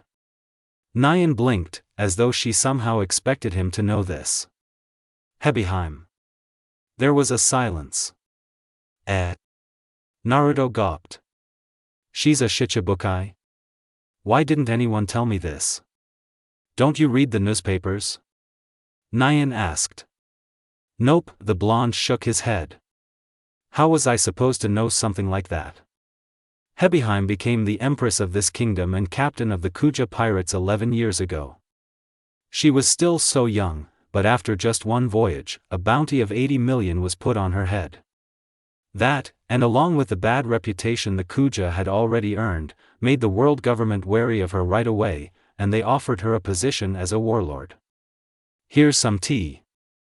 Naruto blinked as Margaret set down a glass upon the table. But now that title is in danger of being lost, because... Naruto blinked. Because? Nanda? Naruto's shout was loud enough to be heard halfway across Amazon Lily. The Shichibukai and Marine headquarters are going to do battle with Whitebeard? Are they insane? He knew enough about the world's strongest man from what Rayleigh had told him, just as he knew to face such a titan was tantamount to suicide. When did this happen? Before I say anything else, you should look at this, Naruto. Elder Nyan offered him the new paper she'd been reading. There is something you should see. The Dark Prince accepted it with some confusion. I don't see what could be more important than Shirohige starting a war. Gah? Naruto blew a smoke ring and promptly passed out. What's wrong, Naruto? Marguerite leaned over his shoulder. With trembling fingers, the blonde showed her the page. Wanted, dead or alive. Dark Prince, Silver's D. Naruto. For the crime of assaulting a marine admiral, slaying a Tenryubito and being the son of Silver's Rayleigh. And below that, the dreaded bounty amount with all those zeros. 666 million. Margaret gawped. Why you've got a bounty that high? Naruto stared at the newspaper for a long moment, his jaw agape, horror mounting. Oh no. No. This wasn't happening. This couldn't be happening. He was staring at his own likeness, visage curled up into a cruel sneer, his body sheathed in black flames, wreathed in terrible power. It didn't take him long at all to realize someone must have photographed him in Subodhi whilst he was fighting Kizaru. Most likely a marine. The Ed bastard. Over. His humble life as a ship coder was over. Over. But there's more. Naruto bit back a groan at Elder Nyan's announcement. What could possibly be worse than discovering he had a bounty on his head? Reluctantly, he picked himself up off the floor and began to listen. Although it's only speculation at the moment, the battle will certainly happen sooner or later. Nyan glanced back to the newspaper. And it would seem that the world government has made the first move. Whitebeard is a man who would never allow his comrades to be killed. Even though they know that, they have announced the public execution of Whitebeard's elite subordinate, Portgas D. Ace. Naruto felt the blood blaze like hot flame in his veins at the mention of that name. Ace. Luffy's brother, he was the one who killed Itachi. He was the man who took his brother away from him. The details of their squabble remained sketchy, but he knew what he'd seen. Itachi dead, with Ace's hand through his chest. Ironically, Naruto held the power of 2 devil fruits as a result of that death, his own, the Goka no Mi, and Itachi's unnamed fruit. To this day, he was still discovering just what manner of power his older brother had wielded. The foster brother that Fire Fist Ace took away from him. He was Luffy's brother. On some level Naruto knew it wasn't right to just snuff out Ace's life for an old sin, it would surely make Luffy suffer. Wherever the Rubberman was now, he was surely fighting against whatever forces that held his elder sibling captive, with all his might. Even so, he had sworn vengeance against that man. Undaunted and unaware of the raging turmoil taking place within the young prince, Nyan continued, I heard that a pirate called Blackbeard managed to join the warlords by capturing Fire Fist Ace. The world government intends to take full advantage. Bachan. Of this large chip. Bachan. They've gained against Whitebeard. Bachan.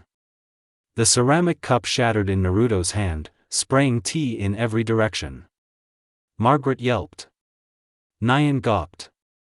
Gawped, as Naruto lurched forward to seize her by the shoulders, his fingers smoldering with tongues of impotent white flame. He killed my big brother.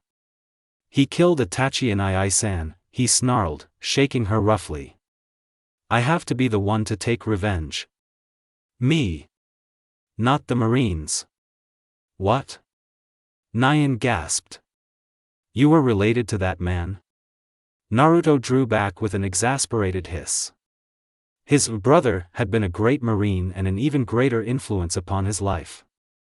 A vice admiral at the age of 12, everyone thought the man had been destined for greatness. Itachi of the Moon's Eye, they'd called him. Rumor had it you could die just by looking him in the eye. That had been years before they'd first met on Subodhi Archipelago. Naruto, recently rescued from the hands of the world nobles, had been despondent with his life and the world. By that point he'd even tried to take his life several times when they'd first met. Unbidden, he flashed back to the words that had turned his then young life around. It's easy to die, those had been his words. But it takes strength to live. But I'm not strong, he'd protested. I'm weak. Then I will make you strong. Itachi's promotion to admiral was all but ensured, back then. He'd stopped by Sabaody to restock food and water for his crew. But for some reason upon their meeting, he'd done the unthinkable. Without so much as a single explanation, he'd returned to the harbor, slaughtered his crew to the last man, scuttled his vessel and simply left the Marines. To this day Naruto couldn't understand it. What had Itachi seen in him that day that made him give up such a promising career? His family? His future? For the next decade, that man never left Subodhi Archipelago. Not once. It was during that time that Naruto discovered the Goka no Mi. It had been during one of his many ill-fated attacks on the auction house. Loathing the world government for their tolerance of slavery, he'd taken it upon himself under Itachi's training to sabotage the slave trade in whatever way he could. During this particular attempt, he'd happened upon a rather piece of fruit left unguarded in a chest. Without a second he devoured it and subsequently wrought havoc on the slavers. Thankfully a Tenryubito hadn't been present that day, else, his exploits would have almost certainly gotten him killed. As it were, he'd managed to free dozens of slaves before someone finally had the gall to call the Marines. By then he'd already disappeared back into the groves, certain he would be praised for what he saw as being a true hero of justice. Shaki and Itachi had scolded him for such reckless behavior, but when the latter took him aside and congratulated him some hours later, he felt his heart glow with warmth and admiration. Once he realized his little brother had eaten the hellfire fruit, he'd taken it upon himself to make certain he mastered it. Naruto looked back on those days fondly. Rayleigh and Shaki might have been his real parents, but Itachi was his brother in all but blood. And then Ace murdered him. Cut him down. He would never forget that terrible day. It had been raining outside, and he'd come home to an empty house. Not surprising, consider Rayleigh's coding business involved him disappearing for hours on end, whilst Shaki's bar often required her to catch what little sleep she could. She could. Then he'd seen them. Not Rayleigh, or Shaki. Itachi. And a man in an orange hat roughly a few years younger than him, his smoldering fist thrust through Itachi's chest. He remembered looking on in shock, then horror as the stranger tore his blood-soaked arm from Itachi's chest. There were tears in his eyes that day. Why did you kill him? He told me to. Liar. The culprit had barely escaped with his life that day, but he'd got away regardless. Naruto would later learn the murderer's identity. Fire Fist Ace. A pirate. And in Naruto's experience, all pirates were born liars. All of them. But he refused to dwell on that now. He chose happier memories instead. Naruto had loved Itachi. Loved him like a brother. The only thing that kept him from joining the Marines in emulation of his sibling was the knowledge that they served the Tenryubito, whom he wanted dead more than anything else. Sanji might have claimed that the Dark Prince had no dream, but he did. His dream was to topple the world government, the government that let cast Itachi out and then covered up his death, labeling him as a traitor and his demise as an accident. Where will Ace be executed? Naruto demanded to know. He wouldn't let this chance slip away. Even if it meant infamy. Or worse, death. Nyan returned her attention to the newspaper. It says it will take place in the plaza of Marineford, where the Navy HQ resides, in a week, which would be 6 days from today. That's too soon. Naruto exclaimed. How long does it take to get to the archipelago from here? Well, I think it takes more than a week. If it takes that long, he'll be dead before I get home. How long would it take to get where he is from here?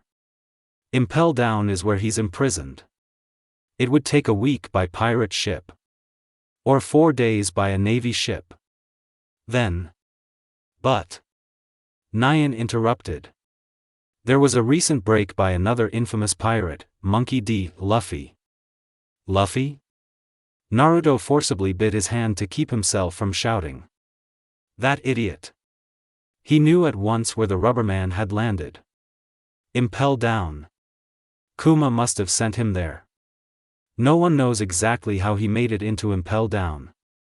Nyan peered at the page, but it says here he was poisoned by the warden and confined to one of the lowest levels of the prison. He's almost certainly dead by now, or if not, he soon will be. They're refusing to allow anyone into the prison until the time of Ace's execution. So they haven't moved up the date? Naruto mused, taking his teeth from his hand.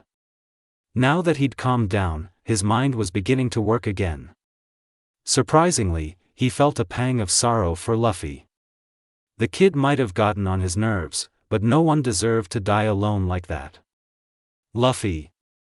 There was no way he would make it into Impel Down. Not with all that security. Which meant his only chance of taking revenge was when the Marines finally released him for execution. At Marine Ford. There was bound to be even more security there, the 3 admirals and the warlords. That's it. It was a crazy plan, but it just might work. Naruto? Margaret must have noticed his smile, because it was positively beatific. Why aren't you smiling? Nyan frowned. He told them his plan. You know how reckless this is, Nyan warned once he'd finished explaining this. And how big this battle is going to be, right? It's as futile as a single ant jumping into a storm. You might get cast aside without even a chance of doing anything. Naruto shook his head. Even so, I have to do this. I have to go to Marine Ford. Nyan sighed. Until now, Hebeheim has obstinately refused to answer the call for the warlords to assemble. If she were to respond, she could take advantage of it and use her status to aid you in your plan and sneak you aboard their battleship. There's a slim chance of it, but you just might succeed. But once you get on that ship, there will be no turning back. You might be shot as soon as they see you. Well. Naruto nearly laughed at this devilish luck. You mean there's actually a Navy ship here? Nias, she conceded. Then there's no need to worry, Naruto grinned. With my ability, I won't die easily. I'll come back as many times as I have to. I'll even sell my soul if that's what it takes. Alright. Nyan sighed. I suppose you should go ask Hebeheim herself. If there's anyone she'll listen to, it's you. Everything started to go awry the moment they reached the palace. A young Amazon all but bowled them over the moment the doors opened. She appeared visibly relieved to see Nyan, although she practically ignored Naruto. Everything about suggested haste. She was covered in cold sweat, her pupils wide and dilated with fear. Nyan-sama. What's wrong, and Shida? What's your rush? Thank Camie. She heaved a heavy breath. I was just on my way to get you. Naruto felt an familiar dread settle in his stomach. He didn't like the sound of this. Did something happen? And Shida heaved a deep breath, struggling to compose herself. Hebeheim-sama has collapsed from some unknown disease. Collapsed? Wyatt, did you say? You stay here, the old crone warded Naruto off with her stick almost as soon as they entered the room.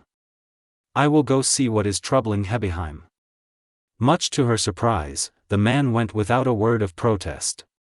It was almost as if he recognized the direness of the situation. She waited until he had closed chamber doors behind him before approaching the bed. Sure enough, the great Hebeheim lay there, weak as a newborn kitten. Her face was flushed with sweat.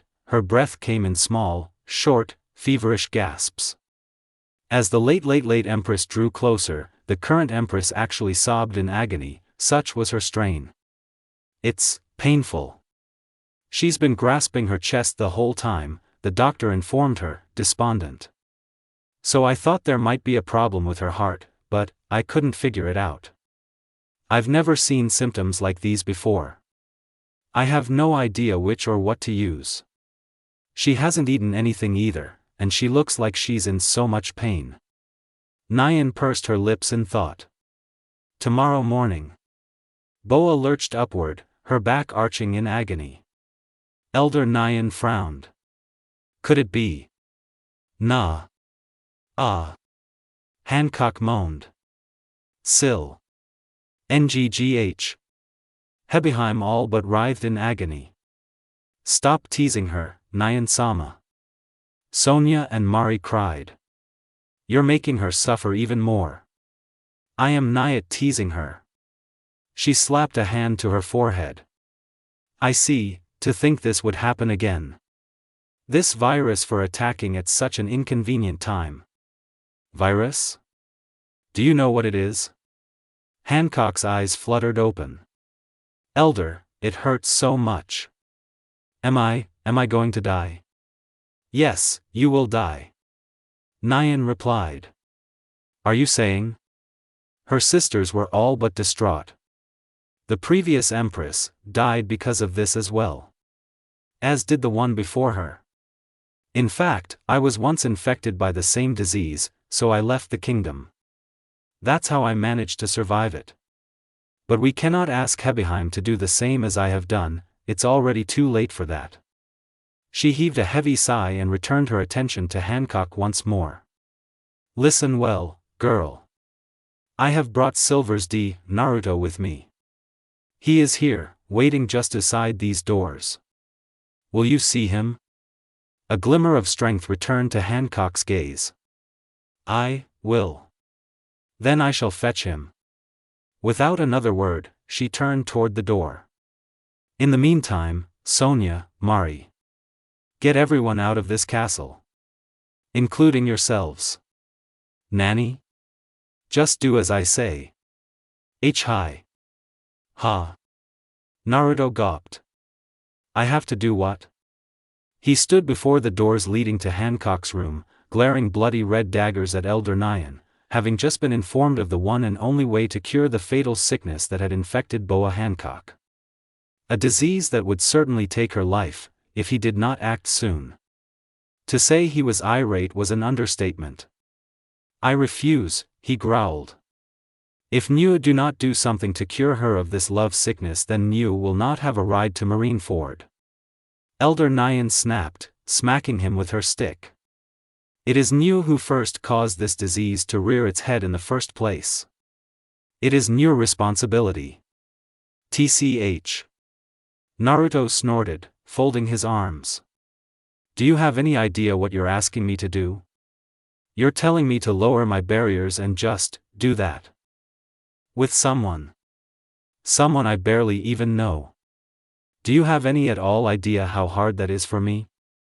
After what I've been through? The old woman said nothing, she merely peered at him with those cold, steely eyes. Naruto muttered something inarticulate. Aura. With a snarl he kicked down the doors, exposing a stunned Sander Sonia and an equally baffled Marigold beyond. He marched right past them without so much as a word, pausing only when he stood before Boa's bed. Quietly, so as not to disturb her, he sat down, his weight causing the large mattress to creak ever so slightly. What's he doing here? Sonia wondered aloud. He's going to cure her, of course. Men can do that? Mari blinked. No, this is only something Naruto can do. The sisters exchanged a glance. But Niu should leave. Elder Nyan said to Sonia and Mari. This is not something you'd like to see. Without another word she ushered them out. For a woman of her stature, she was remarkably effective when it came to clearing a room. Within moments Naruto found himself alone with the Empress. Alone. The thought sent a sudden jolt up his spine, causing him to sit erect. The motion caused Hancock to stir. Ever so slowly, her eyes fluttered open and Naruto nearly gasped. Her gaze was weak and feverish, she was a mere shell of her former self. Naruto, she gasped out, her bright blue eyes fluttering open. Is that you?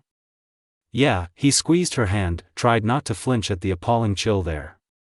I'm here. Am I going to die? Her voice was tiny, and for the first time since he'd laid eyes on her she seemed very small and very, very afraid. No. He shook his head. You're not going to die, because, he swallowed, gulping nervously. Because I'm about to cure you, Hancock. He slid a hand up the ridges of her spine and into her hair, fisting the strands and urging her to close the rest of the distance.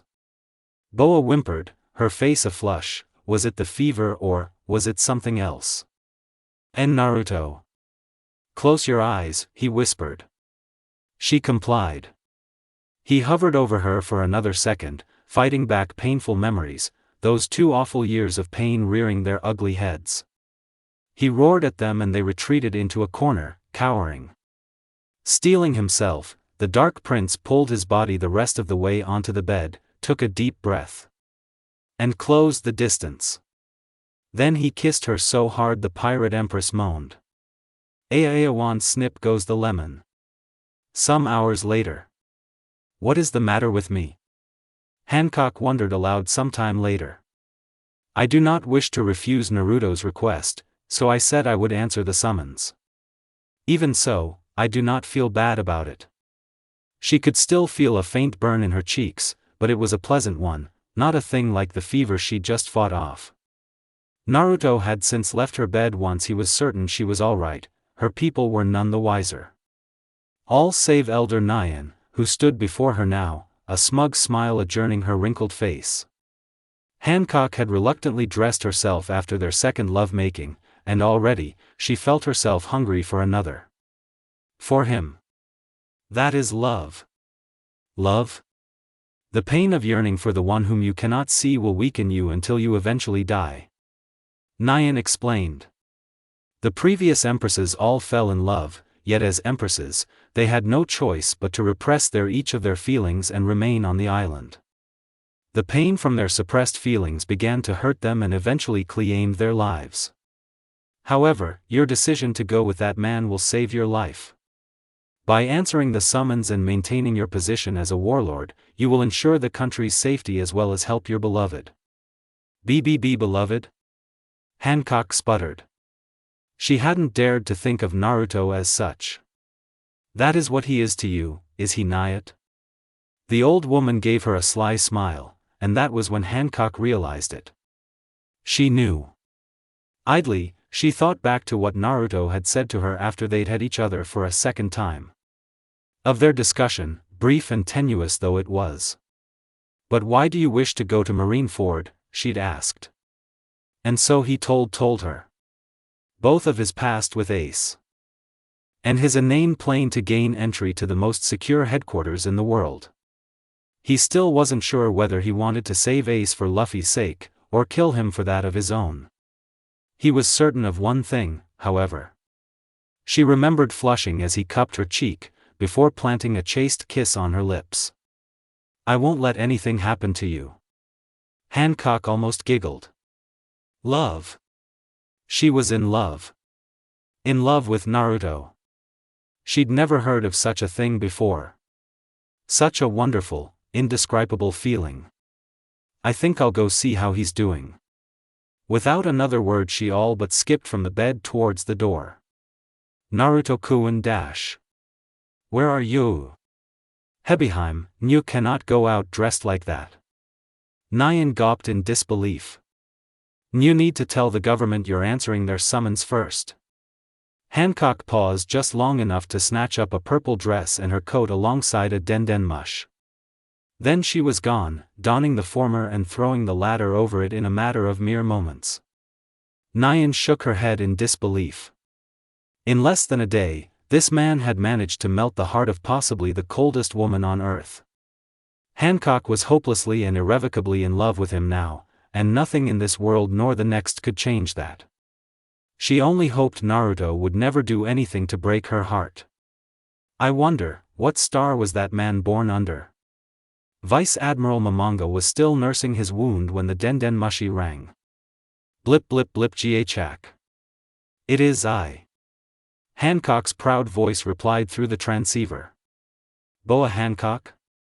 I have decided to respond to the call to assemble, came her silken reply.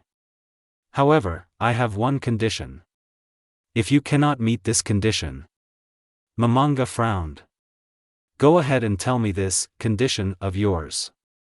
There is someone I wish for you to meet. You will hear what he has to say before you take any action against him. Momonga didn't hesitate. Very well then. I await your arrival. Some hours later, he discovered just who this someone was. Scarce had Bowen Hancock disembarked than another arrived beside her. He wore the white cape of the Kuja over his broad shoulders, but that was where all resemblance ended. He bore a black vest beneath, crimson slacks the color of blood, bore a single katana at his side.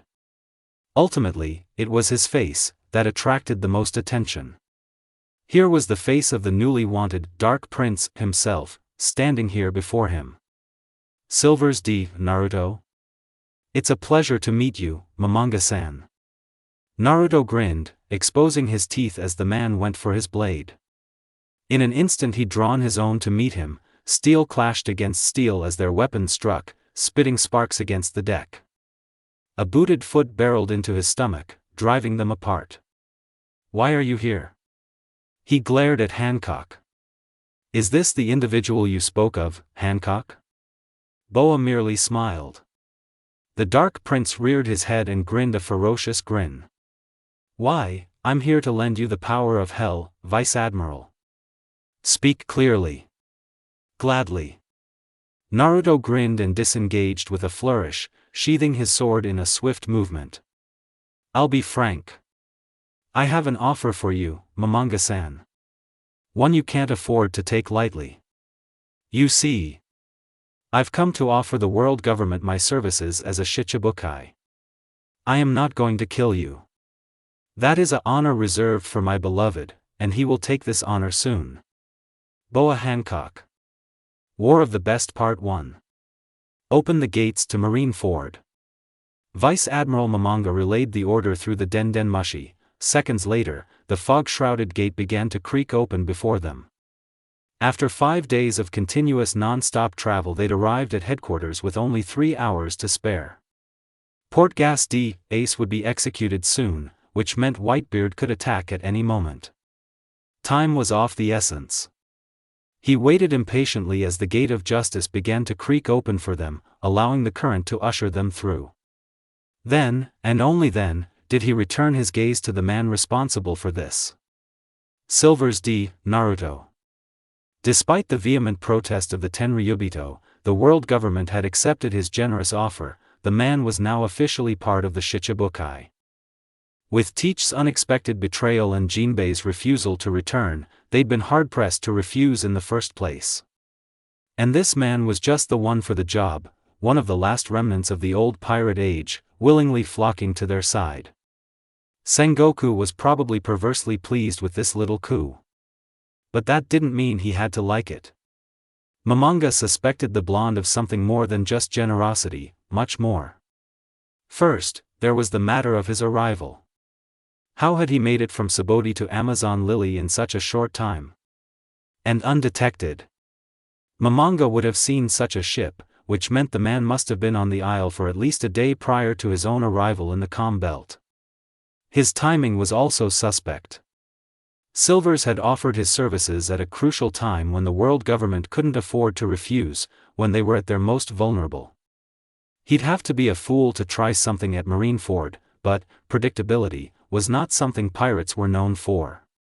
Silvers D. Naruto. He would have to watch this one. His ability was relatively unheard of. He seemed intent to keep that under wraps as well. Another note of suspicion. And then there was the matter of Boa Hancock. Did Silvers have relations with her somehow? The pirate empress had spoken precious little since she'd resuscitated his crew. She seemed intent to keep close proximity to the Dark Prince. Did she have something to do with this as well? Suspicious.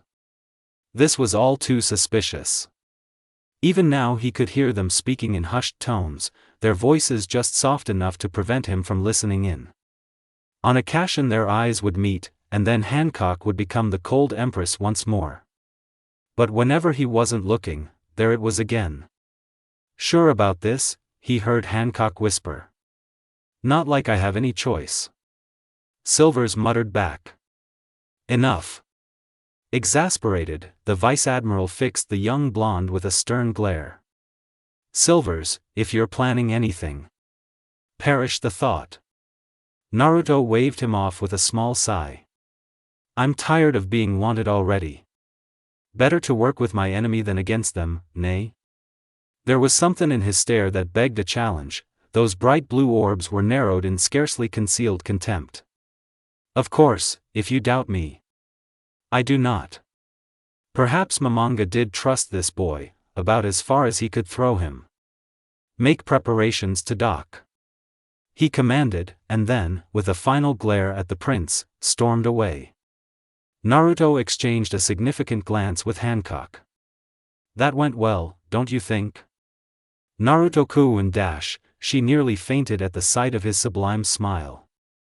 Oh, I love him so much. Despite her hammering heart, she managed a nod. I suppose, although, you shouldn't have baited him back there. Ah, but that's half the fun. Naruto chuckled, and Boa felt her heart skip a beat. She hadn't been able to stop thinking about him. It certainly did help that they'd had each other for a third time during the ride to the warship. She could feel his eyes on her, and she liked the way it felt. There was not a glimmer of greed in those baby blue eyes, nor was there the complete and utter adulation she'd become accustomed to with the use of her powers. His was a gentle, smoldering love, one that could just as easily flare into fierce passion at the slightest touch, as she knew all too well. At that moment she wanted nothing more than to embrace him, but she knew that if she were to do so, they'd be found out. Well, would you look at that, he murmured, for the fog had finally parted to reveal their destination. Darling. She knew this was all part of his plan. Even so, she couldn't help but be nervous. What if something went wrong? She felt the words still in her throat as she beheld Marine headquarters for the first time. It was a large, grandiose building constructed in the Oriental style that the Kuja themselves favored. Dozens upon dozens of warships surrounded the headquarters in tight formation, the first line of defense against anyone who dared to breach this impregnable fortress and enter into its crescent-shaped bay. Beyond that stretched the Great Wall, secured by dozens of turrets. Manned by the very best men and women the Navy had to offer. Over 100,000 of their elites, cream of the crop. And they're positioned in the front row for all to see. The Shichibukai. Their numbers had been reduced since she'd seen them last, only 4 remained. Bartholomew Kuma, in all his imposing glory. Jack Moria, his pallid face curved into a rictus of a grin. Don Quixote Don Flamingo, grinning without a care in the world. And last, but certainly not least, Dracul Mihawk. The undisputed world's greatest swordsman, whose very gaze struck fear into the hearts of his opponents. She would be joining them soon, alongside Naruto. Together, with him by her side, that would make 6. A tremor of anticipation jolted up and down her spine. Naruto. Were it not for her beloved, she'd never have come to this awful place. She did not resent him for it, but she was glad of his presence here nonetheless. It was a comfort to know she was not alone here, surrounded by Marines and agents of the world government. Though she herself did not fear death, she did fear the possibility of losing him. Because if his plan were to fail, it would be more than a possibility. It would be a certainty. Were the Marines to discover this, he might very well perish here, in this very place. Behind them stood the giants, seen even from here with their massive size. They served as the next line of defense, ready and willing to lay their lives down to ensure the death of the world's most wanted man. Boa did all she could to still her hammering heart. These odds were overwhelming, the deck, stacked against him. Would Whitebeard truly make an appearance? Would he show in the face of such adversity? A small tiny part of her hoped he would not, that nothing would happen within the next 3 hours, that Whitebeard would simply let his comrade succumb, so that they might return home safely. But somehow, someway, she knew it was not to be. Her gaze fell upon the plaza once more, drifting past the Shichibukai, past the admirals. Above them and in the midst of it all, stretching toward the sky in silent offering, stood the execution platform. Where the life of Portgas d'Ace would come to an end. Or not, depending on Naruto's decision. Although he'd revealed his plans to her, she knew how conflicted he must feel, torn between his burning desire for revenge and the need for closure, desperate to know the truth behind his brother's death. But the execution was set and the platform was by far the most dangerous of all. Even from here she could see them, the 3 admirals having taken their seats below the platform. Akiji. Akainu. Kizaru. 3 of the Marines' greatest fighters, all gathered in one place. Hancock knew well of Naruto's prowess and powers. Even so, there was nothing to prevent the admirals from turning on him even if he did carry out the government's wishes. She knew from first-hand experience surely how adept those justice-seeking fools were when it came to altering the truth. If they were willing to go through all this just to extinguish the last living remnant of Gold, Roger, then who was to say what they would do to the son of his first mate? Are you worried? He asked her. A little. She conceded. They were alone now. Momonga and the Marines were far too busy securing the ship to pay them anything more than per cursory glance. Doubtless they didn't expect him to try anything in the face of such overwhelming odds. Naruto laid his fingers over hers, the lightest of touches from him. It wasn't until he turned his palm upright that she realized he was offering her his hand. A small smile graced her lips as she accepted it, lacing her fingers with his as she stepped off the gangway. Such a gentleman. What can I say? He grinned. I'm a charmer. Together, they disembarked. Once again they were left without escort. Either the Marines were ridiculously certain of their own safety, or they simply couldn't be bothered to lead the two Shichibukai to where their fellow warlords stood. Regardless of the fact, she was grateful for the quiet. She dared to take her beloved's hand, pushing her fingers through his. He gave her a reassuring squeeze. Hancock spared a glance for the broad streets of Marineford. They were empty. Doubtless everyone's families had already been evacuated prior to the time of the execution. They were completely and utterly alone. The thought suddenly struck her, this would perhaps be the last moment they had together for a very long time. The next 3 hours will decide everything, she thought to herself. But until then. Naruto must have thought the same, because as soon as they rounded the corner and were out of sight he tugged her towards the shadow of a nearby arch. Hancock wasn't content to be tugged. She yanked him into the shade, touching his cheek in the same instant his arms found the small of her back. Wait, she whispered. Before we continue, there is something I wish to tell you. Naruto arched an eyebrow. And that would be? Hancock peered into his eyes for a long moment, knowing this might be the last chance she had to express how she truly felt about him. These feelings had been swelling inside her chest, building and burning within her heart since they'd first made love 2 days ago. Just so you know, I do not say this lightly. She was suddenly flustered, her cheeks flaring a shameful pink. Naruto said nothing, and she knew that this was her moment. Her chance. She felt the words rise up inside her now, words she had never imagined herself saying to anyone. I love you, Naruto. Boa felt the back of her neck burn as she rushed to get the words out, mustering her courage to the best of her ability. Truly, I do. She watched his eyes widen. You are the most kind, wonderful and selfless person I've ever met, and I don't know what you see in me and. Hancock drew a deep breath before she could continue to ramble. I know this is sudden and terribly selfish of me, but I just wanted you to know. Her lower lip began to quiver. Please, please do not hate me for telling you this. Hancock half expected him to recoil. After all, who could blame him? They'd known each for less than 2 days, and already here she was, spilling her heart out to him. She'd wanted to wait, intent until the battle with Whitebeard was over, but looking at him, here and now, she'd blurted it out before she was ready. Stupid. She cursed herself, anger rising in the wake of this sudden silence. Stupid, stupid, stupid girl. He can't love you. Not yet. It's too soon. Hancock. Hi. She stiffened sharply, trying her best to meet his gaze. Naruto stared back at her in stoic silence and did not pull away. He reached for her fingers before kissing them one by one. Hancock let him. She let him cup her cheek, let him pull her face to his, their foreheads meeting for what might have been an eternity. And then he looked her square in the eye and uttered 4 words.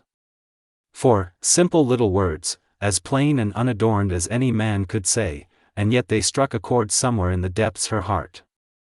She felt the last of her walls come crashing down as he said to her the words she'd never dreamed to ever hear from his lips. I love you, too. Oh. Hancock blinked once, then twice, as the weight of his words sank in. Oh. He loved her. Naruto loved her. He Loved her. Suddenly, her eyes began to water. Unbidden, she began to tremble. What was wrong with her? Why was she crying? She dabbed a hand to her face in awe, failing to stifle the rising tide of emotion within her breast. No one had ever spoken those words to her before. Certainly not a man. It just felt so incredible. So incredibly wonderful to hear him say that. To know that she was loved. Not lusted after, not ogled at, just loved. She was kissing him almost before her mind even registered it, before her back even touched the wall, her fingers tangling themselves in the messy mane of his hair, her chest rising and falling rapidly. He could feel her heated breaths as he brushed his lips against hers once and then twice before finally meeting them for good. Burying his hands in the raven curtain of her hair, he kissed her with everything he had, everything he wanted to be. He heard a soft murmur of contentment as he slid his arms around her. He opened his mouth slightly and felt her tongue against his. And all at once, he knew that she was right for him, what was happening was the right thing for the both of them. His mind flickered back to the promise he had made to Camie, the promise to return. He roared at it and it retreated, cowering into a corner. He would deal with that when the time came. Although it could be said he did have feelings for the girl and perhaps a few others here, locked in this instant, he had eyes only for Hancock. Boa barely even registered it when his foot struck the wooden door of a nearby home, splintering the frame like so much timber. And yet, she shook her head. She wanted to enter that room just as much, perhaps even more than as he did, but she knew any further delay would cause the Marines to become suspicious. "We have to go," she breathed out a sigh. For a moment, the Empress thought she heard Naruto groan. She shared the sentiment. It was so easy to forget about the rest of the world when they were wrapped up in one another. "Will we be our light, I wonder?" The thought escaped her lips unbidden before she could stop it. "Of course we will." Naruto graced her with a final kiss, but did not release her. Hancock nearly swooned. "But just to be certain?"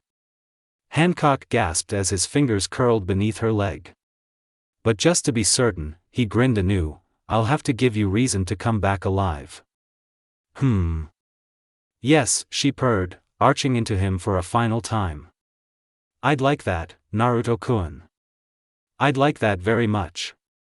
Sometime later, the pair watched in satiated silence amongst their fellow Shichibukai as Portuguese Ace was led from the bowels of Navy headquarters to the execution stand.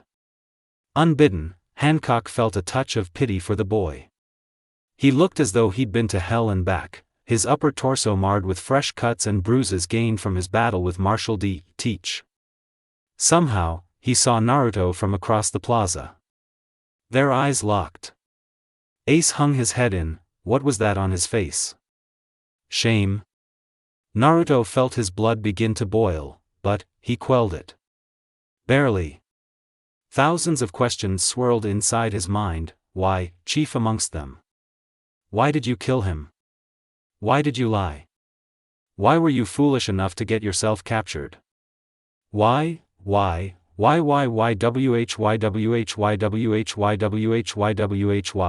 on and on it went, the questions blurring together in a seamless tapestry of pain and torment. He'd known what to expect when he came here, even so. Kishishi. Moria cackled blackly. Getting nervous already, newbie? Naruto shot Moria a glare that could boil water. Says the man who got his ass handed to him by a boy made of rubber. He couldn't be certain of it, but he thought he saw the horned man turn even paler. What did you say? Don Flamingo cackled madly. Well said, rookie. Now it was Naruto's turn to become flustered. I have an announcement for you all. Sengoku's voice rang across the plaza, loud enough to be heard by all, cutting through their bickering. Portuguese Ace, the death of this man today holds great significance, in more ways than one. There was a painful note of silence as his gaze swept across the plaza, everyone listening with rapt attention. Ace. Sengoku continued, tell me the name of your father. Hancock felt a note of tension enter her shoulders. Naruto merely blinked. His father? My father is Whitebeard. Ace murmured. Not true. It is. Ace shouted. My father is Whitebeard. I have no other father. Sengoku ignored him. Years ago, we put all our resources into searching for a man. We suspected he might have a child on a certain island. We relied entirely on the possibility, and Cyberpole's vague information. Children who had just been born, children who were about to be born, we investigated all the mothers, but we couldn't find him. But I suppose that was to be expected. Your mother risked her life to deliver you safely. She performed a special trick, pulled off through sheer willpower. She deceived our eyes, no, the eyes of the world. Oi, Naruto hissed beneath his breath. Just what the devil is he going on about? Don Flamingo chuckled. You'll see, boy. In South Blue, there is an island called Batarilla. Sengoku continued without pause. Ace, your mother's name is Portgas de Rouge. She managed to defy common sense with sheer willpower, to protect her child. She carried you in her womb for 20 whole months. She used all of her strength, and as soon as she gave birth to you, she died. A year and 3 months after the father's death, a child was born, carrying the blood of the most evil man in the world. That child was you. I'm sure you already know. Your father is the Pirate King, Gold Roger. Naruto bristled. Roger's son? He suddenly recalled a conversation he'd once had with his old man. 2 years before he'd been made a slave, long before Itachi, before the Hellfire Fruit, before everything. Back then he'd been just a boy, looking up at the legs of his father, wishing to one day follow in his footsteps. Back then. Flashback. Heh. A young Naruto of 8 years blinked. Gold Roger had a kid? Yes, his father nodded, musing his hair beneath the pirate hat he wore. His name is Ace. You're a little bit older than him, though. Naruto fiddled with his toy sword a moment longer, contemplating those words and the meaning they held. From all the stories his father had told him, he and Roger were incredibly close, almost like siblings. So then the same must be true of him and this Ace boy he'd never met. So it's like we're brothers? His father stared at him for a long moment, and for a terrifying instant, he feared he'd said something wrong. Then Rayleigh laughed. Indeed. He chortled. I'm sure the two of you will meet someday. And turn the world upside down. Just as we did. End flashback. Naruto's fist clenched. Go.it. Hancock stole a glance at her beloved. She saw the strain etched into the corners of his eyes, the effort it took for him to stand still. Naruto-kun, hang in there. So his biological son lives on? Moria cackled. What a miracle. Anyone who had a connection to Roger back then should have already been sentenced. It's been 2 years now, hasn't it? Heedless of the turmoil raging only a few feet to Rise-eyed, the fleet admiral continued his address. Since you took the name of your mother, formed the Spade Pirates and ventured to the seas with formidable speed and strength. At that point we finally realized. We had not stopped Roger's bloodline. But Whitebeard, who realized it at the same time we did, decided to raise you to become the next Pirate King, and let the son of his old rival onto his own ship. That's not true. Ace's snarl snapped Naruto out of his daze. I got on that ship so I could make the old man the Pirate King. You're the only one who thinks that. Sengoku barked back. We were careful not to act recklessly, because you were under Whitebeard's protection. But left unchecked, you'd undoubtedly inspire a new generation of pirates. That is why your execution here today carries such great significance. The bloodline of Gold Roger will end here today. Even if we must go to war against Whitebeard.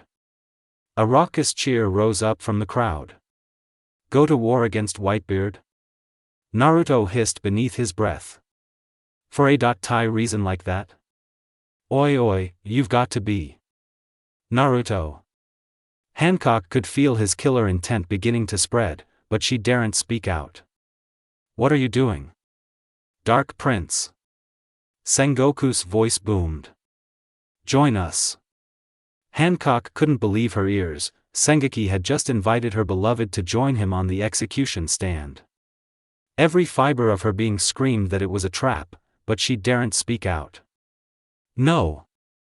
Her mind shrieked as her fellow Shichibukai turned toward the stand. Don't. She wanted nothing more than to grab his arm, yet her muscles locked up at the expression on her darling's face.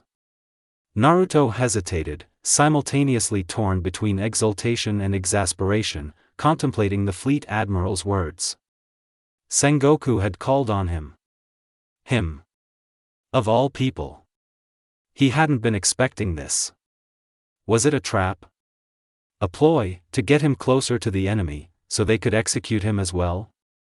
Very well then. Quietly, he pushed his anger down.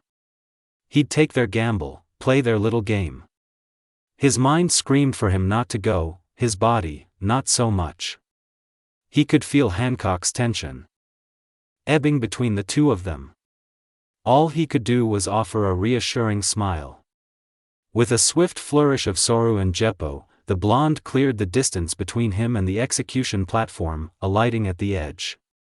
He willed his expression into complacent calmness, forcibly quelling the rising fury as it stirred within his chest. Above all, he must remain calm. Calm. He inclined his head to Sengoku, wishing more than anything to tear the man's head from his shoulders. He did not. Instead he stood stock still, this anger and hatred tearing at him inside, and forced himself to listen as the older man turned his attention to Ace. Do you know who this man is? Ace said nothing. This is the son of the Silvers Rayleigh, the Dark King. A hushed gasp arose from all those gathered at the plaza. He has joined us here today for but a single reason, to see you die. Ace's head jerked up a bit again, just enough for their eyes to meet. He could the shock, awe, and disbelief in the stare, all of which were swiftly overcome by the strange flash of shame once more. Naruto waited for Roger's son to say something. To try and rectify his mistakes. To explain his actions. Anything. Ace said nothing. Did nothing. He merely hung his head. Something snapped. You little. Naruto grabbed the younger man by the scruff of his neck and hoisted him off the execution platform as high as the chains would allow, then even higher. Worry flickered like a shadow across Sengoku's visage, but a scathing glare sent his reply packing. Why did you do it? He hissed, tongues of flame flecking at the corners of his eyes, bleeding into his face. Why did you kill Itachi? Ace said nothing. Answer me. Naruto struck him in the face, bloodying his nose. Answer me. Ace spat a bloody gob and refused to look at him, bloodied lips parted in a sigh. Because he was afraid. Afraid? Flashback. Afraid? He was suddenly a young man again, staring at his mentor with awe and confusion. The scene was Subodhi, their location of the many lawless groves where even the Marines daren't enter. Itachi was patching him up after an especially painful spar. Who knew hockey could hurt so much when he'd asked the question? Naruto blinked, processing the older man's words, then yelped as the Uchiha missed a stitch in his right arm. Ouch, that hurt. It. Am I afraid? He repeated the question. Afraid of what? Those coal-black orbs found his, and he knew what was coming next. Death. PSSH. He'd snorted. If I ever die, it'll be on the sea, with you. I couldn't ask for a better death. Back then he'd wanted to become a pirate. To set sail with the man who had taught him all he knew and turn the world on its head. He could think of no better life to live. Well, aside from slaughtering every Tenryubito to ever draw breath. But Itachi didn't have to know about that dream. His brother inclined his head in a slight nod. Then he posed another question. Tell me, Naruto, have you ever heard of Blackbeard? Naruto tilted his head in confusion. Whitebeard, he'd heard of. And who hadn't? But Blackbeard? Nope. Can't say that I have, he shrugged, cringing as the motion stretched his aching muscles. Why? What's wrong? Do you know him? For a moment he thought his brother would tell him what was bothering him. He did not. Instead he merely poked him in the forehead, smiling softly. Ow! The blonde winced. Do you have to keep poking me like that? I'm not a little kid anymore, you know. Itachi sighed. You'll see, someday. End flashback. Then Itachi had died, and Naruto's dreams of becoming a pirate withered away a weed in dust. But what did fear have to do with this? Did Blackbeard have to do with any of this? He knew who Blackbeard was now. Marshal D. Teach. Former member of the Whitebeard Pirates. But that was all he knew. Somehow, he was the connection between Ace and Itachi.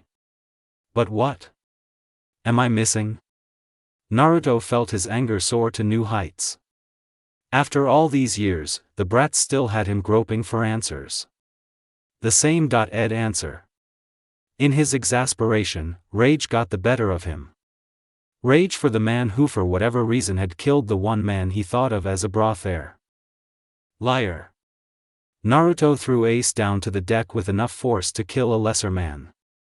Unfortunately, Portgas D. Ace was anything but a lesser man.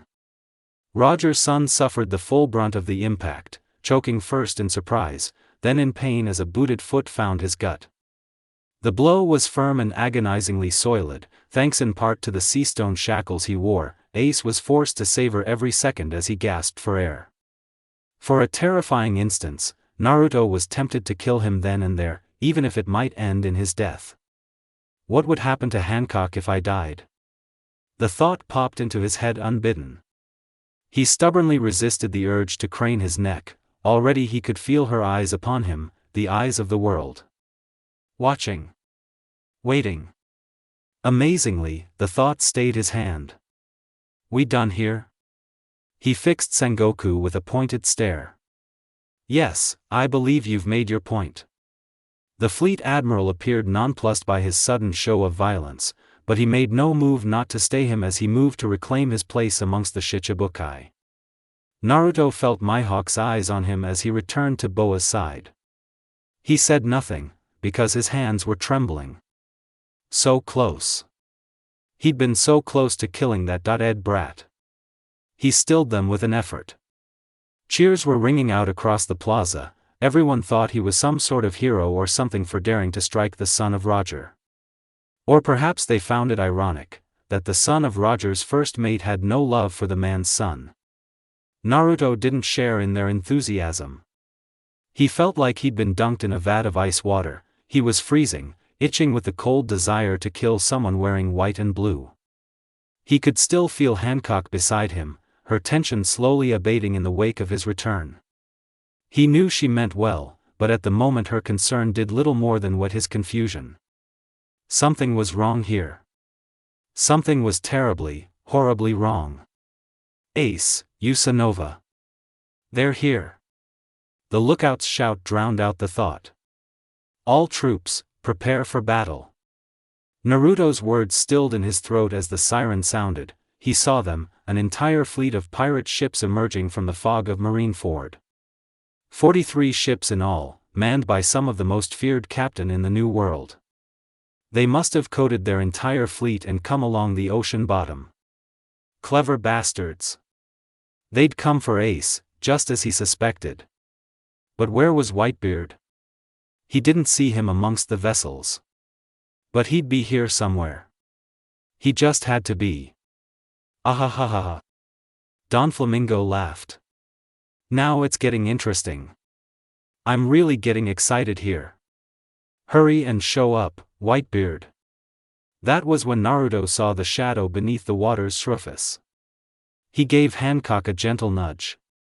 Look. Suddenly and without warning it appeared. Breaching the surface of the bay like a great white whale, it lurched out of the ocean depths and into plain sight, crashing into the waters. Naruto felt something still in him at the sight of it. That ship, there could be no doubt about it. That was the... It's the Moby Dick, someone cried.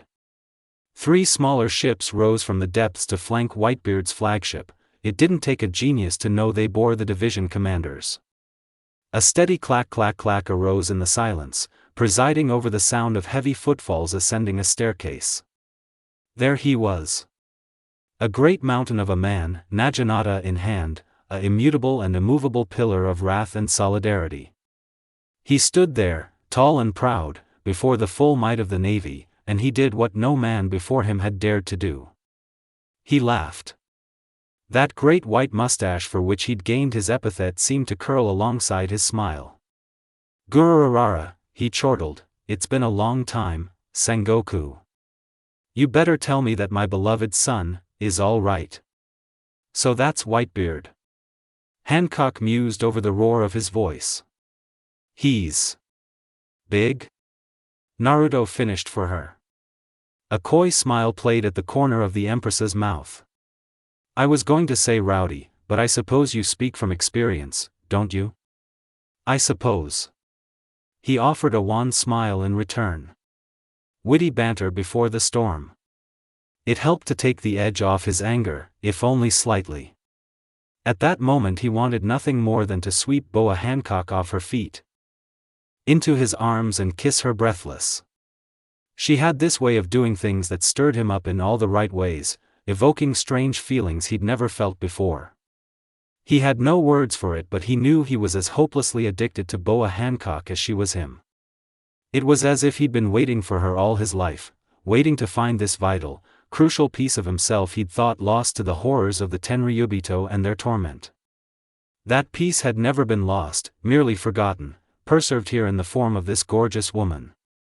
He'd realized it the very first time they'd made love, when he finally lowered his barriers and opened up to her, the only woman he'd ever slept with in all his life. She was just as scarred as he was, perhaps in more ways than one.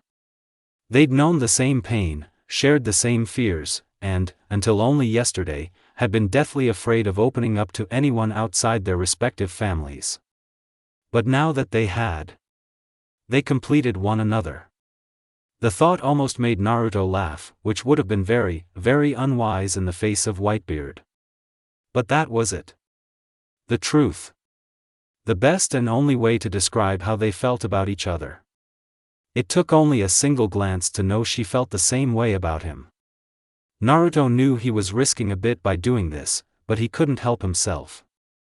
He leaned forward, just enough to catch her eye. He already knew he had her ear. "When we get back to Amazon Lily."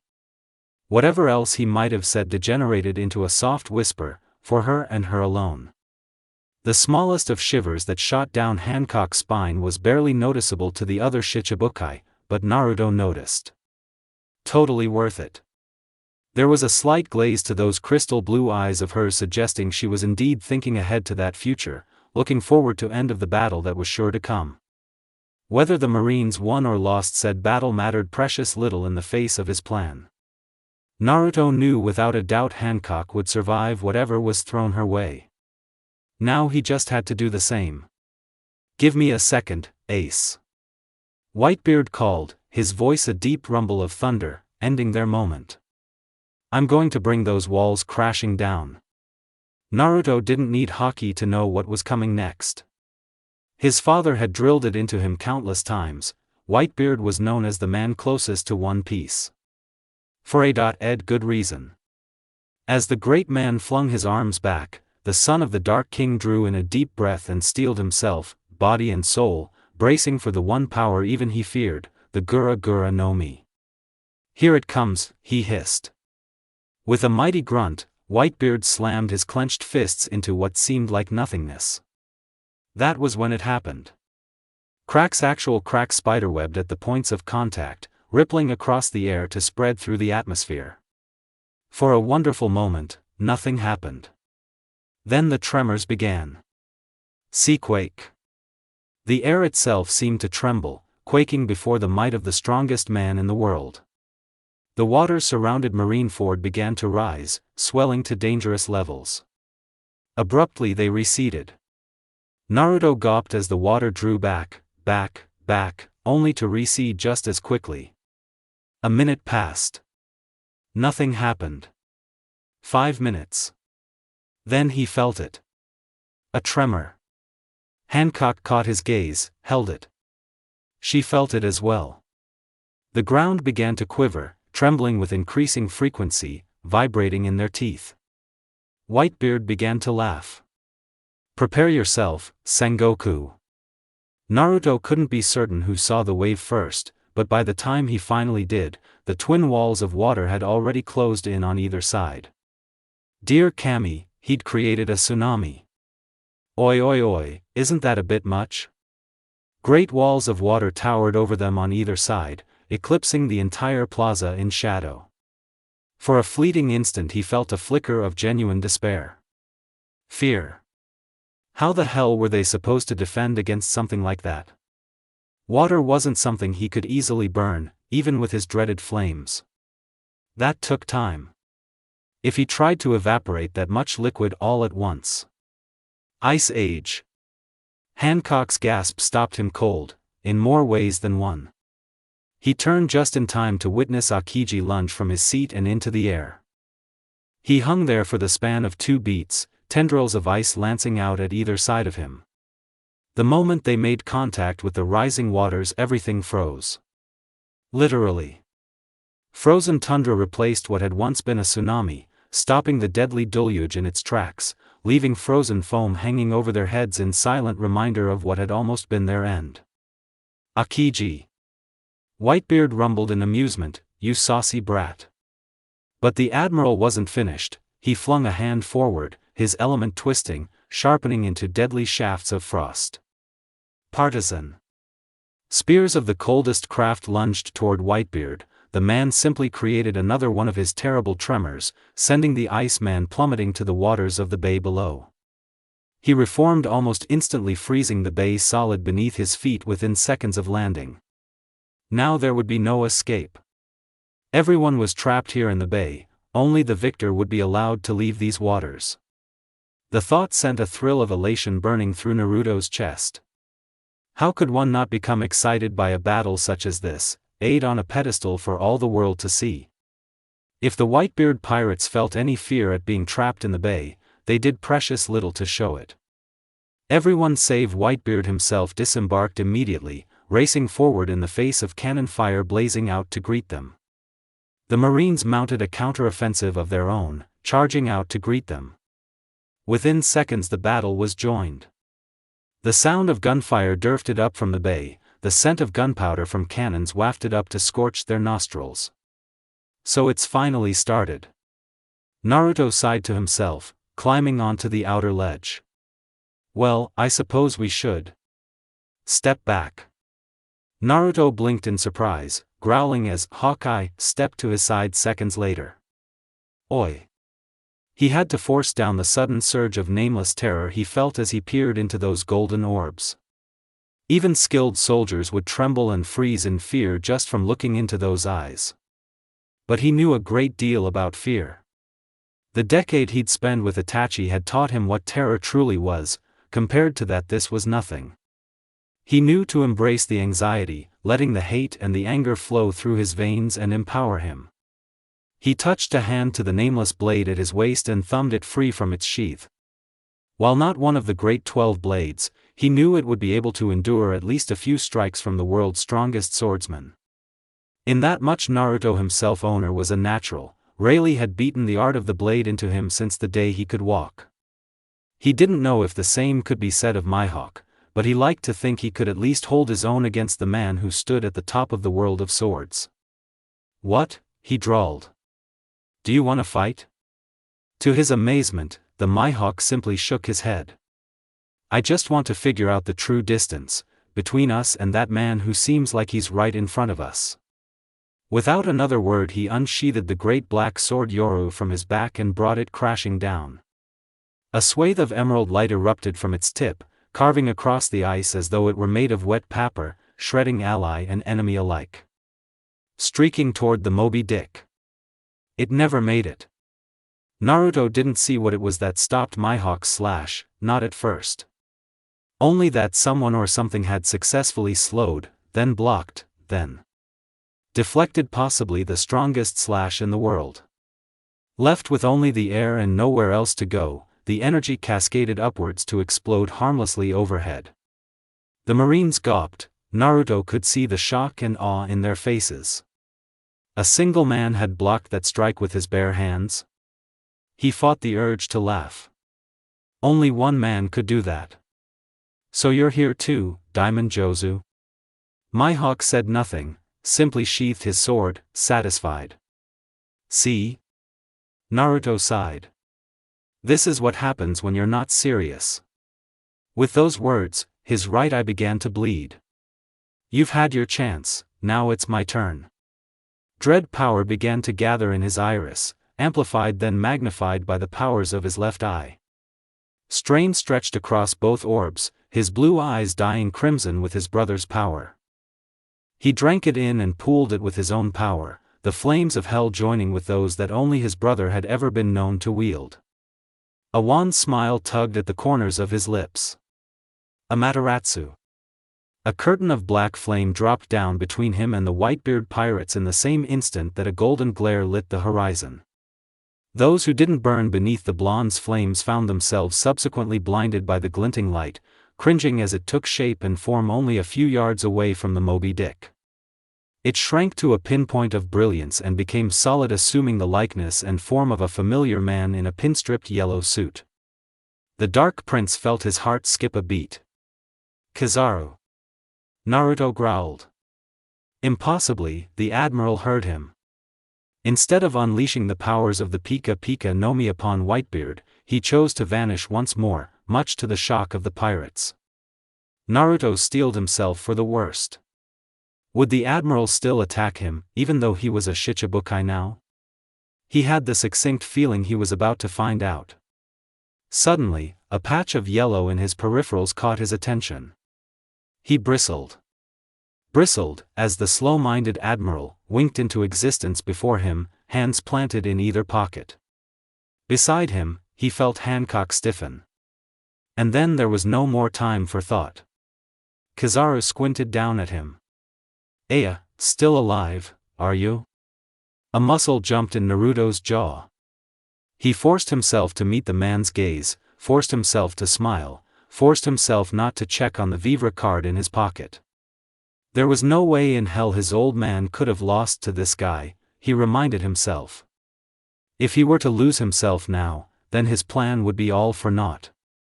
He pushed a hand through the messy mop of his hair and laughed, praying his trembling fingers wouldn't betray him. The Marine Admiral remained motionless, awaiting his reply. Naruto was more than happy to give it. It's been a while, Glinty. The man arched an eyebrow. So, you're on our side now, You could say that. Naruto wasn't sure just how much Borsellino remembered about their short-lived bout. Hopefully not enough to suss him out.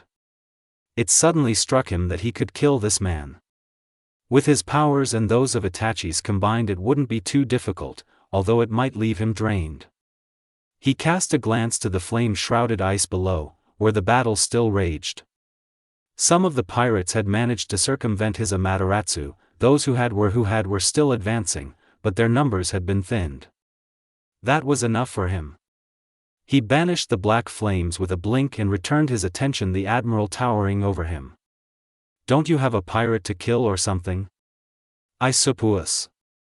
Kizaru sneered and then was gone again, his fingers blurring in a brutal barrage of light. Yasukani no Magatama. Thankfully, it was directed at the Moby Dick and not Naruto. The latter watched impassively as the 1st Division commander, Marco the Phoenix, warded off the attack and sent Kizaru careening into the plaza below. Blue flames, Interesting. I wonder which is hotter. Naruto thought aloud. His flames or mine? Hush. Hancock elbowed him. Naruto smiled. He barely bit back a "yes, dear," for fear of compromising their relationship in front of the other Shichibukai. A rumble of movement behind him ended his good mood. Another shadow eclipsed them, that of the hulking men and women who were the second line of defense. "Here come the giants," a pirate shouted from down below. "And here comes the ice." Naruto had just enough time for that thought before a massive chunk sailed over their heads courtesy of Jozu and plummeted toward the execution stand. At first glance, it was a sound strategy. Not even a giant could stop something that large. Unfortunately, a kainu didn't need to be a giant to stop the falling iceberg. From here, he could just barely see the remaining admiral rise from his seat, drawing his arm back in the face of the plummeting tundra. Was he planning? Die Funka. A massive fist molded out of pure magma slammed into the iceberg, shattering it like so much glass. Molten rock roared down from the sky, pounding any pirate foolish enough to linger in one place for more than a few seconds, striking enemy and ally alike. Even one of Whitebeard's ships suffered under the barrage, crumbling beneath the onslaught of hellacious fire. Naruto was almost insulted by the sight. Magma might be a close second to hellfire, but his flames would have charred their very souls on the first try. Fortunately, he didn't want the Whitebeard pirates to be completely wiped out. Yet, if he did that, then he'd probably make the old man furious, and nothing was more dangerous than a father's temper. He knew that from experience. Still, with this much opposition. Geez, he thought to himself. Ice, light, and magma. This might become troublesome. Then the ground rumbled anew. At first he thought it was Whitebeard's power at work again, but he was soon disappointed. From this distance he could barely make great beast more than twice the size of a normal giant. Its horns pierced the clouds. Gravelly green skin stood in sharp contrast to the wild mane of crimson hair tumbling down his broad, armored back. He lumbered towards the plaza from the sea, bearing a blade that put Mihawk's Yoru in shame when it came to size. With a single swing of that massive weapon, he cleaved a warship in twine. Ace-kun. Lit Ors Jr. I want it. Moria all but drooled. I want his corpse. With his body, I can have the strongest zombie again. I didn't know there were such giant men in this world. Hancock mused. Alright, this is ridiculous. Naruto nearly threw his hands up in exasperation. Logic had completely gone out the window. Ors was on a rampage. He picked up ships and flung them like they were toys, smashing holes through the walls of the front line with haste and desperation. Even the giants were no match for him, he cut them down as though they were children play with sticks. But he was determined to reach Ace. Naruto almost pitted the Marines. Almost. But he couldn't let Ors succeed just yet. One glance at Kuma told him the modified man had his sights on Ors. If the giant came any closer he'd attack. Hancock. He sighed. Why yes. Let's go. Without another word, he stepped off the ledge and into empty air. Gravity tool hold. He plummeted to the ground, but even as fell he was changing. Becoming something else. His feet struck the ice, but they were no longer his feet, nor were those his legs. They were larger. Darker. Brimming with black flame. He hung there, suspended in the air, held aloft by his own power. Hancock froze. The warm and gentle presence she'd come to associate with as her beloved had begun to vanish, replaced by something dark and cold. Fierce. She had seen Naruto's Susanoo before during his battle against Sonya and Mari, but she'd never seen that black demon past the first stage, and it frightened her. But what truly frightened her was thus. She liked it. Susanoo whispered into existence around him, and this time Silver's Naruto gave himself to it. Completely. As before, the skeletal demon sprouted around him, emulating muscle and flesh and bone, but this time, it continued to grow, armor sprouting over its unprotected head and back, black flames wreathing the ribcage as it slithered shut around its master. Not yet. Pain exploded in every cell, aching in every fiber of his being, as the skeletal monstrosity stretched around his body. Still, he willed it upward and onward, growing and growing and growing until it was massive even by giant standards. And still it grew, towering over Ors Jr. by at least a head's length. Is that? One of the Marines screamed. It's the Dark Prince. Another chorused. We're saved. 5 minutes. Naruto hissed to himself, nearly doubling over with the pain required just to move the massive monstrosity he'd become. Just like Itachi said. That's how long the perfect Susanoo will last. I'll end this before then. Little Ors Jr. bounded forward to greet him as the blonde drew his blade. His Susanoo mimicked the action, a sword of dark flame snapping into existence in its right hand / the indestructible Yata mirror on its left. Neither cared for the Marines nor pirates trod underfoot. They had eyes only for each other, the massive monstrosity rushing to greet him. They barreled toward one another like a train wreck, snarling their fury. Naruto felt a slight thrill at the thought of being able to unleash his brother's powers to fullest. He'd never had an excuse to bring this out before. Get out of my way! Orza's ancestor roared, bringing his gigantic cleaver screaming toward Susanoo's helmeted head. Can't do that! Naruto shouted back, raising his ethereal weapon to greet the giant's attack with one of his own. I need to have a word with your old man first. I won't let you touch Pops either. I'd like to see you try. Their blades met, clashing in an explosion of sparks and sound. Every pirate and marine, and there were many who suffered the misfortune of being on the ice when they collided, flew backwards. The shockwave alone was enough to shatter ships and send cracks skittering along the bloodied ice. A chorus of screams and shrieks greeted their entanglement, felt even here, from where the remaining Shichibukai stood. Everyone paused, stunned by the sight of what they perceived to be two massive monsters waging war on one another. Weapons parted and joined again, sending soldiers sailing. Move! Ors roared. Naruto drove a flaming fist into Ors' stomach, but the giant's armor rendered the blow useless. And then the giant retaliated.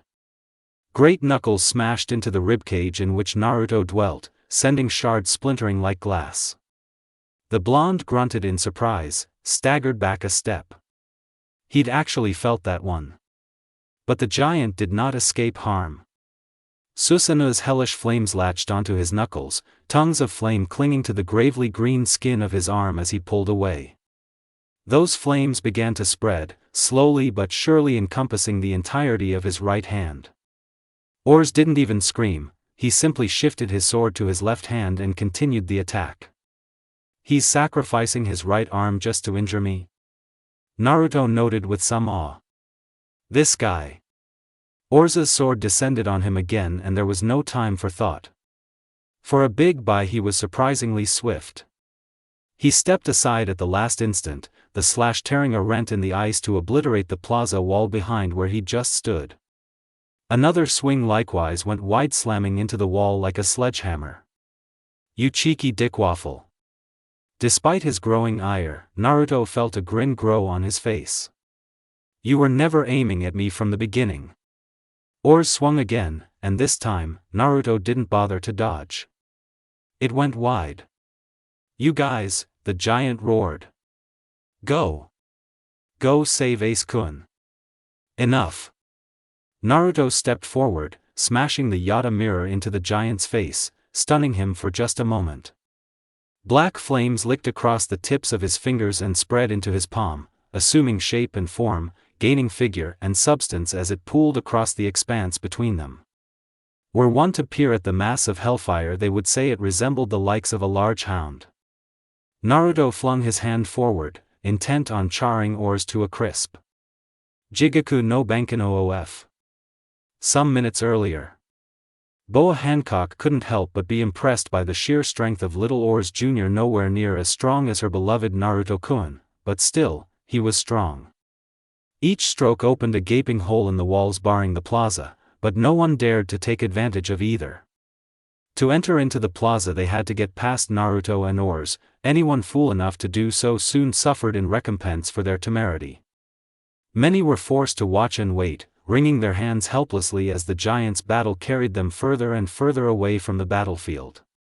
Hancock chose this as her opportunity to launch herself from ledge towards the unprepared men below. Distracted by the clash of the titans as they were, they did not expect her to attack them. Boa slammed a long leg into the face of an unsuspecting pirate, nearly shattering his face on the spot. Cracks splintered across his skin, supple flesh becoming rock hard in the wake of her ability. The man scarcely had time to exclaim this in surprise before she ended him with another blow to the head, leaving the rest of his body to crumble away into dust. Perfume femur. Skin became stone upon contact with her kicks. Marine or pirate, ally and enemy, she made no distinction between either. She was a blur of motion, a hurricane of lovely destruction that wrought havoc on anyone who dared to come near. To step within range of her heel was to be struck down, and yet even those who sought to stay away found themselves caught in the crossfire. Spinning, twirling, whirling, she flung herself onto her hands, her long legs lancing out like lightning. An effortless backflip carried her back to her serpent and safety, leaving her standing above all. "You bitch!" a Marine lieutenant hissed. "You're hitting us, too. Allies and foes, men are all the same." Her lips curved in a small smile as she beheld Naruto waging war against oars. Except for him. A distant speck on the horizon caught her eye. What is that? Whatever it was falling fast. Straight toward Naruto-kun. Present. Oof. Naruto grunted in surprise as something very large and very heavy bounced off Susanu's massive head, ending his technique and momentarily extinguishing its dread flame. Stars exploded before his vision. He barely had enough time to catch it before it plummeted to the ice below. That which had struck him was not oars as he'd suspected, but rather a ship? Even oars seemed surprised by this sudden turn of events. Naruto idly noticed that the black flames charring the giant's arm were also no more. Ah well. He shrugged and opened his hand, frowning down at the ship and the tiny specks adorning it. What were those? People? The longer he looked the more certain he became, certain that he was staring at a navy warship held in the Susanu's massive palm. And there amongst them, a boy with a straw hat waving frantically up at him. Oh, From this height, ensorcelled in the Susanu as he was, he could barely hear a familiar voice. Blondie-san. Luffy? Naruto nearly dropped the boat before Susanu withered away. The 5-minute limit had effectively expired, sending the ship crashing to the ice below. It was a much gentler fall compared to the heedless plummeting that had nearly spelled its doom moments ago. Even so, the jarring collapse sent several of the ship's occupants skittering across the ice. Naruto touched down several seconds later, wincing at the pain in his chest. Had he held Susanoo a minute longer, he might not be standing now. Naruto whipped his head around to see Monkey D. Luffy standing on the scaffold, trying desperately to get his attention. Yada! I can't believe you're here. Luffy skittered down the rigging to greet him with a grin. I thought you got sent flying at Sabaody. A muscle jumped in Naruto's jaw. Was Mugiwara doing here? And of all the times, to come crashing down on his head? He continued to glower even as the battle raged around him, as the hapless youth climbed down to meet him. Long story. Naruto replied, frowning. How in the hell did you get here? Like you said, that's a long story. The rubberman cut in. Look, I know this is sudden, but I really need your help.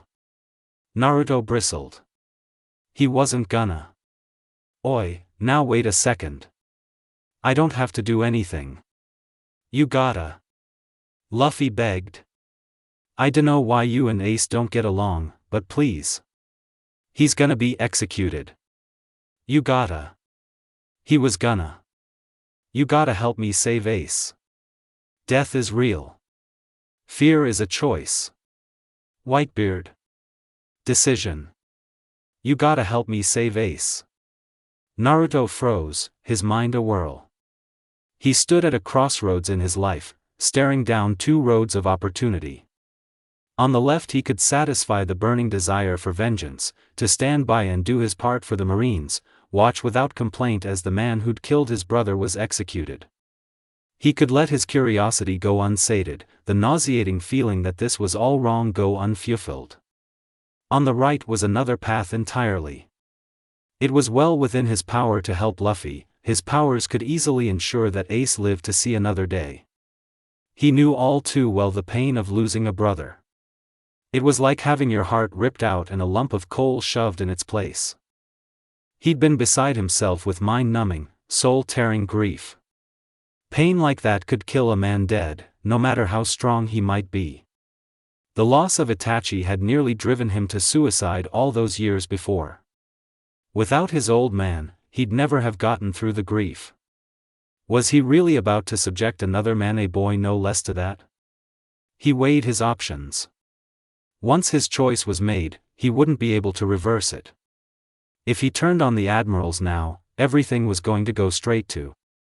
Not just for him, but potentially Hancock as well. They would wonder whether she'd been on it, she'd brought him with her, after all. But it was more than that. He loved her, it. They understood each other on a level that no other man or woman could, shared a painful past born of slavery, savagery and suffering. Somehow they'd found one another despite that.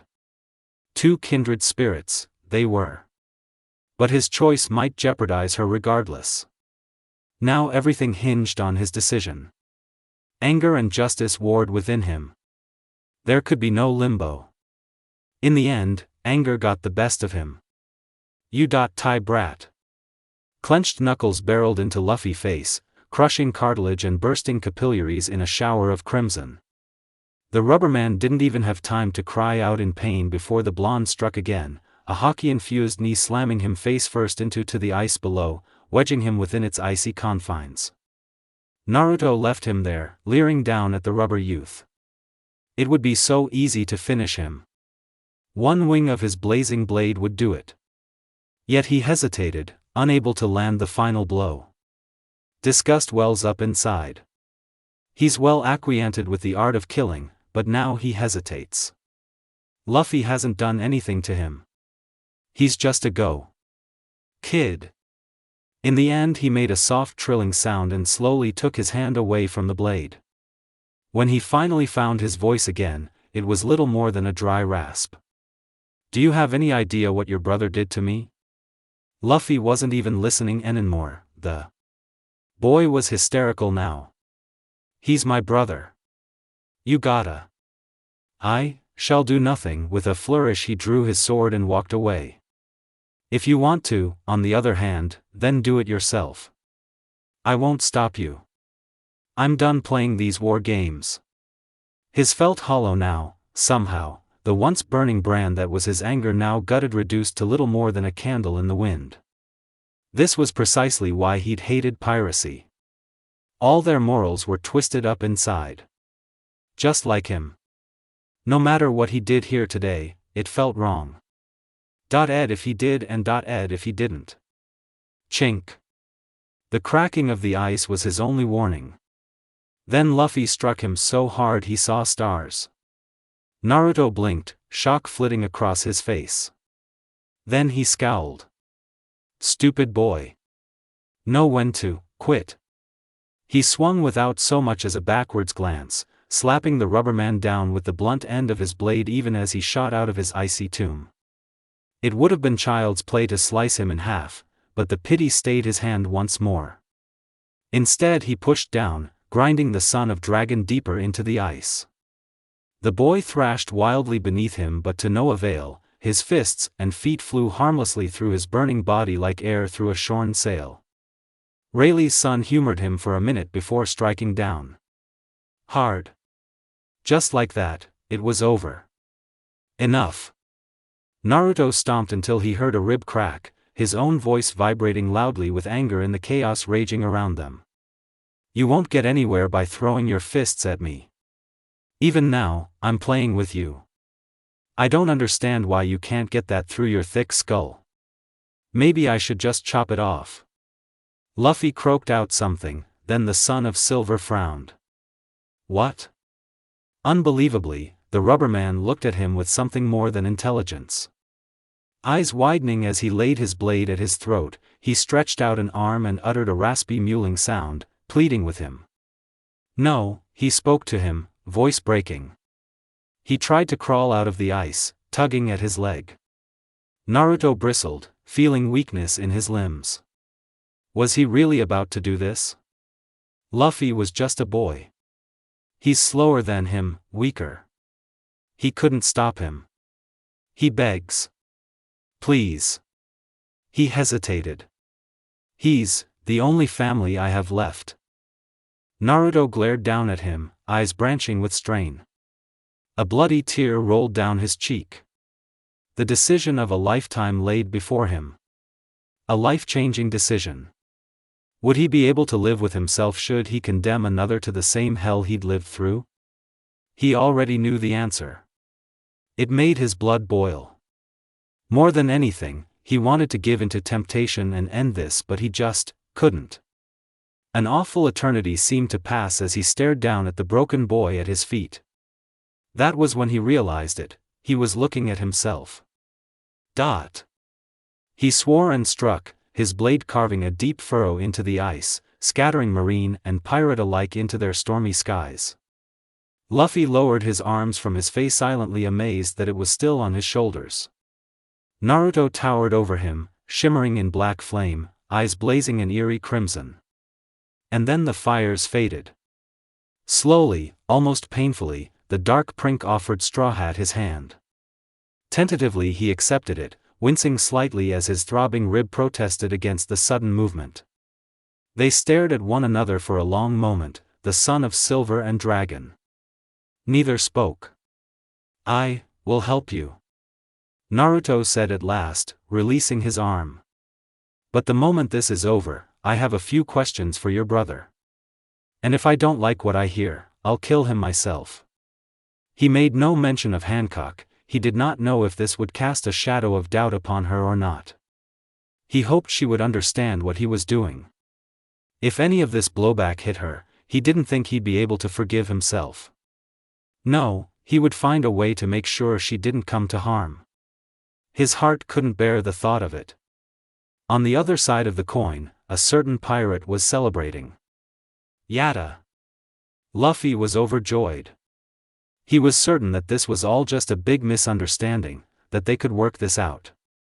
He didn't even pause to consider the ramifications of the blonde's words. That the man was all but throwing away his tentative position as Shichibukai for revenge. Even had he known this, he wouldn't have been able to understand.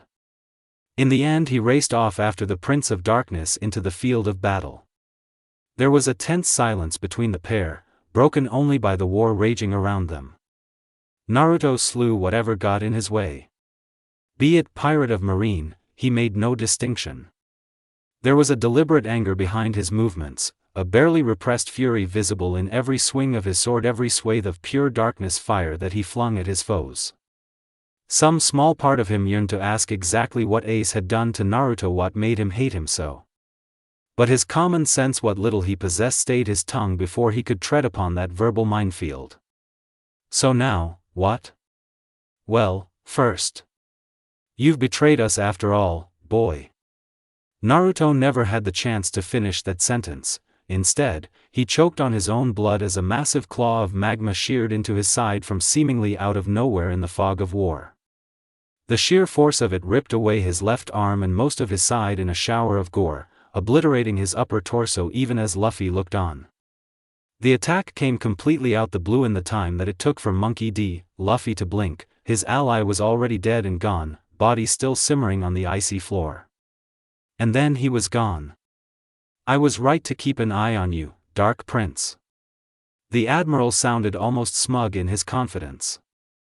We knew it was only a matter of time before you turned on us. Luffy was left to choke wordlessly. Nah. Even as he spoke, a figure resolved itself from the smoke. Admiral Akainu was suddenly there, towering over him in all his great gory glory. The son of dragon found himself inexplicably frozen with fear as he beheld the blood boiling off the man's molten arm, red vapors trailing amidst the black smoke that came with the summoning of his ability. His mind refused to comprehend the loss of the Dark Prince, shock rooting him where he stood amidst the battlefield. He knew he needed to move, to do something, anything, but his body simply refused to react. Move! His mind screamed at him. Move, move, move. One down, the mighty marine rumbled, raising a molten arm. Now for you, Arg! A roar tore from his mouth. Pain exploded up his spine as a wall of black fire found his back, molten fingers searing across his uniform and bearing down into his skin. Staggering away from his prize, body spasming, he managed to tilt his head just enough to catch sight of a shock of blonde in his peripherals. The Dark Prince. Unharmed and whole, his hand still extended from the blast of hellfire that he'd flung. He was smiling, a rictus of a grin that made his already dark countenance all the more fearsome. Oi oi oi! He chortled. Did you think I would go down that easily? Sakazuki sputtered, eyes bulging. You, how? Flame clone, of course. Naruto flexed an arm. Man, I haven't had a chance to use that technique in a while. I could have used Izanagi or Izanami, but I'm rather fond of my vision, you know. As his one-time ally balked, the blonde turned and glared bloody red daggers at Luffy. What are you doing standing there? Get your brother. I'll join you shortly. But... Hellhound. His inferno snapped the attack up with effortless ease, a searing palm effortlessly interposing itself between the rubberman and the searing stike. Redirecting it into the ice, a cloud of steam arose, blinding. He couldn't see the Dark Prince anymore, but he certainly heard him. I said go.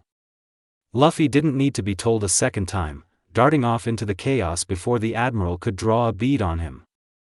Infuriated, he turned his wrath upon the one man who barred his path. So you've betrayed us? Betray is such a harsh word, hothead. Naruto reared his head to look up at him, lips parting in a ferocious grin. I prefer the term strategic misdirectionary, you know.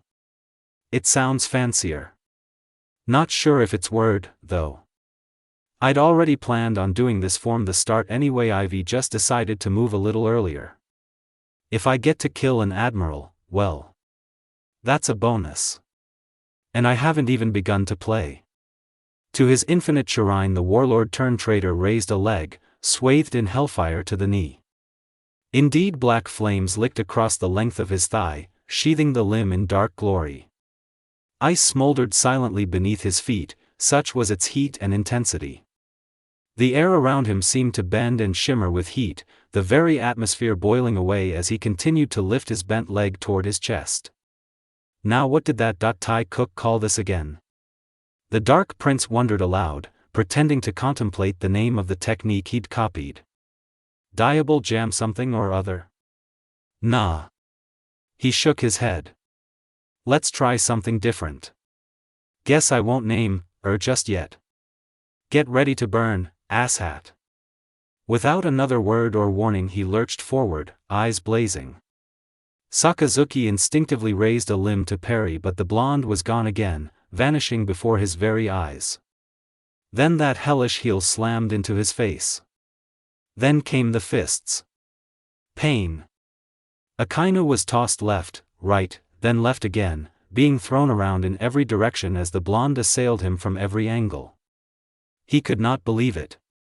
This power, this strength, it existed only in admirals.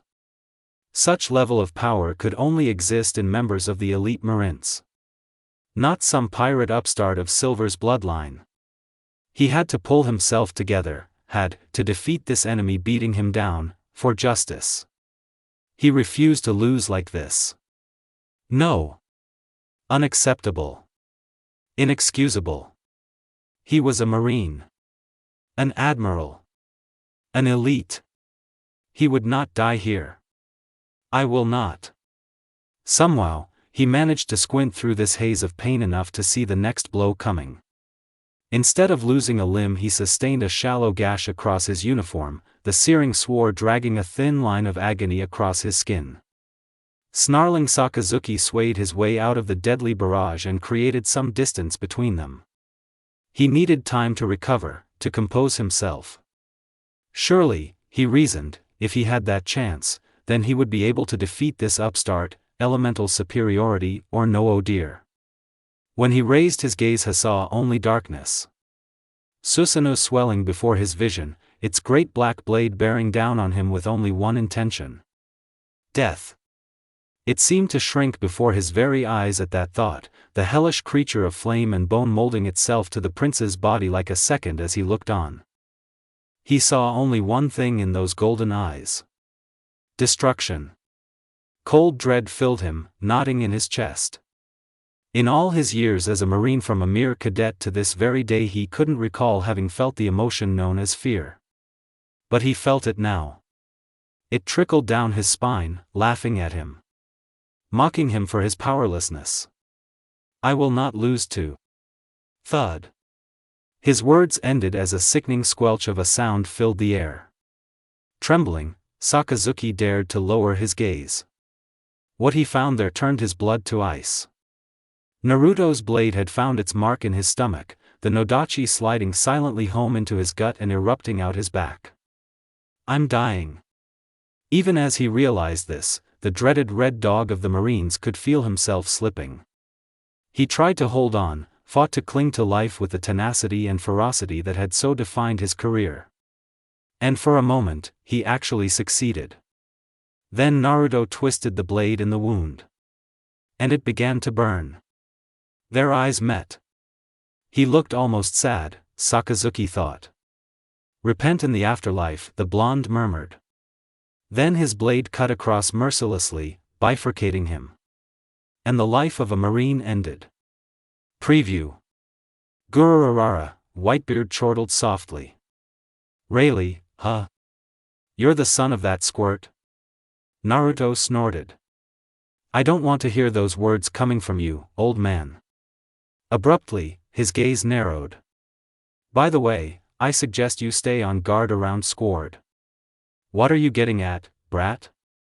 Naruto shrugged. "Just now I sensed killing intent." "Zehaha." Teach roared out a laugh. Well. Look who it is." "It's been a while, Naruto." "How's Itachi doing?" "Oops." A snaggle-toothed sneer immediately followed those words. "I forgot. He's dead. Ain't that a bitch?" The Dark Prince frowned, one hand straying to the hilt of his sword. How do you know Itachi?" "Know him?" "Ha." Another booming laugh. "He was terrified of me. I wanted that power of his, but from the looks of it he gave it to you, instead. Now that's ballsy." "No." All his world ceased to be. He was only dimly aware of Hancock's hand on his shoulder, barely conscious of his own breathing. Still Teach rambled onward, completely unaware of the silent hate building in the blonde less than 3 feet away. This close, Naruto could smell the stink of rum and sweat on him, a heady mix that served only to fan the flames of his rage even further. But he couldn't do it himself. No wonder he had Ace-kun off him, Zehahaha. Gears clicked together in Naruto's mind and sprayed oily sparks of fury. Ace's bloody fist, tearing through Itachi's chest. His brother's small smile in death, as though he were secretly satisfied with his demise. The word Blackbeard. That man. This man. One and the same. Marshall D. Teach. Blackbeard. The one behind it all. And all this time, he'd been blaming Ace. A wave of disgust flooded him. But it was more than that. Rage. He had been fooled. Deceived. White-hot fury, cleansing in its purity, burned away all the guilt that had filled him for the last hour. Then he pounced. Blackened fingers clenched around the hilt of his sword, yanked it free. He wasn't sure if Blackbeard noticed, all he could hear was the man's laughter in his ears. It blotted out all else. Anger overcame him in a dark tide of tempestuous fury. All his world ceased to be. Almost before he knew it, his hands were wrapped around the larger man's neck. A wordless roar erupted from his throat. I don't fear death. I fear a long life. Why? In this life you either die a hero, or live long enough to see yourself become the villain. Naruto and War of the Best Part 2. A strange silence had fallen over the battlefield. Well, not quite silence, Naruto supposed, because he could still hear some sounds, even with one ear pressed against the sundered ground. The muted sound of cannons blaring, swords clashing, the dying gasping. His heart beating. Right. That one was important. So long as his ticker kept pumping, that meant he was alive, and if he was alive he could do something about all this. There was just one problem. He couldn't remember falling in the first place. He certainly didn't remember someone bloodying his head. His last memory was of hacking a kainu in half. Then. Nothing. Okay, he muttered, spitting out a wad of blood. Happened? How long was I out? At length the Prince of Darkness remembered where he was and what he was supposed to be doing. Enough to make an attempt of standing, at least. Stumbling off the floor, he found his sword lying nearby and sloppily sheathed it without care, woodenly aware of his ribs protesting all the while. It registered as an angry, persistent throbbing, something he would have to tend to later, but not now. There was also good chance he'd been concussed as well, if the ringing in his ears served as any indication. Something must have hit him very hard, very fast, very. Die in the name of justice, pirate scum. Naruto didn't see the marine soldier lunge at him from behind. Didn't have to. Observation Haki informed him timely of when he would appear, where he would strike, and now. A single backstroke, a spurt of blood, and his insipid ranting of justice was silenced, forever. Justice. Bah. This world had no justice. If it did, he wouldn't be here in this mess. Seen that pause just long enough to clean his blade of blood and moved on, scowling. A gleam of light ahead caught his attention, followed by a deafening explosion of fire and smoke. Ah! That elicited a pinprick of recognition. Now he remembered. He'd slain a kainu and Kizaru had descended upon him from the fog of war with sound and fury. He didn't even have a chance to gloat over his triumph. Fire was all well and good, but it couldn't prepare you for a surprise attack. Especially when said attack came at the speed of light. Maker, how in the hell was he going to deal with him? No, he could still see Akainu's body, or at least half of it, lying a few years behind. But why was he alive? Not old corpse-a-lot lying behind him, pretty sure he was dead. Why was he still breathing at all? Was Kizaru really that arrogant? Perfume femur. A sharp, piercing cry caught his attention and held it captive. When he looked eastward he found a sight for sore eyes. Anything purple had a tendency to stand out, especially in a war zone. A lone figure in a dark violet dress danced and twirled amidst enemy and ally alike, striking ruthlessly with her heels. Despite himself and the ache in his side, the blonde actually found himself laughing. It felt good to see a friendly face in an otherwise hostile environment. Hancock? She must have heard him somehow, for she slowed. Their eyes met across the battlefield. A relieved smile graced her face. The Empress opened her mouth to speak, moved to run to him. Heir, you are dash. Ama no Murakumo descended mercilessly. Naruto felt rather than saw the blow, and that was all that saved him. He just enough time to get his blade up and parry what would have surely been a decapitating stroke. Even then it all but shattered his defenses and drove him to his knees, shattering the stone beneath his feet. Borsellino laughed and took a hand from the ephemeral hilt of his blade and stabbed down at him at light speed, goring his shoulder before the blonde could so much as blink. He weathered the blow and crosscut a canyon into the admiral's torso, only for his hockey-infused blade to pass harmlessly through, then nearly lost his head again when the admiral's heel hurtled past his chin, forcing him to flare his element and vault away. The entire exchange took place in less than a second. Wiping sweat from his brow, Naruto flicked his gaze in the direction he'd last seen Hancock. She was closer now. Much closer. He knew she'd jump in to help him in a heartbeat. That she'd die, fighting for him. The thought made his heart wrench. No, he mouthed the words at her, run. The Empress must have seen the look in his eye, because, remarkably, she did just that. Not a moment too soon either, for Kizaru straightened, sneering coldly. Let's try that again, shall we? Yada no Kagami. Oh, phoo. That was all he had time to say before a yellow-toed shoe planted itself firmly against his chest, launching him away as though he weighed no more than a feather. A light-speed kick was nothing to scoff at, no matter your level. A light-speed kick infused with hockey? Now that was a world of hurt. By the time momentum finally took pity on him, he'd flown across the battlefield to crash into the scaffold wall, cratering it admirably. The shadow of the execution stand fell over him, and he glowered up at it. Oh, the irony. The cruel, bitter irony of it all. He'd planned to be here before, to see vengeance done. Before someone had appealed to his better nature, before someone made a fool of him. A small part of him wondered if Portgas D. Ace was still up there. He wondered if Luffy had been successful in his endeavor. Another part wanted to kill him himself.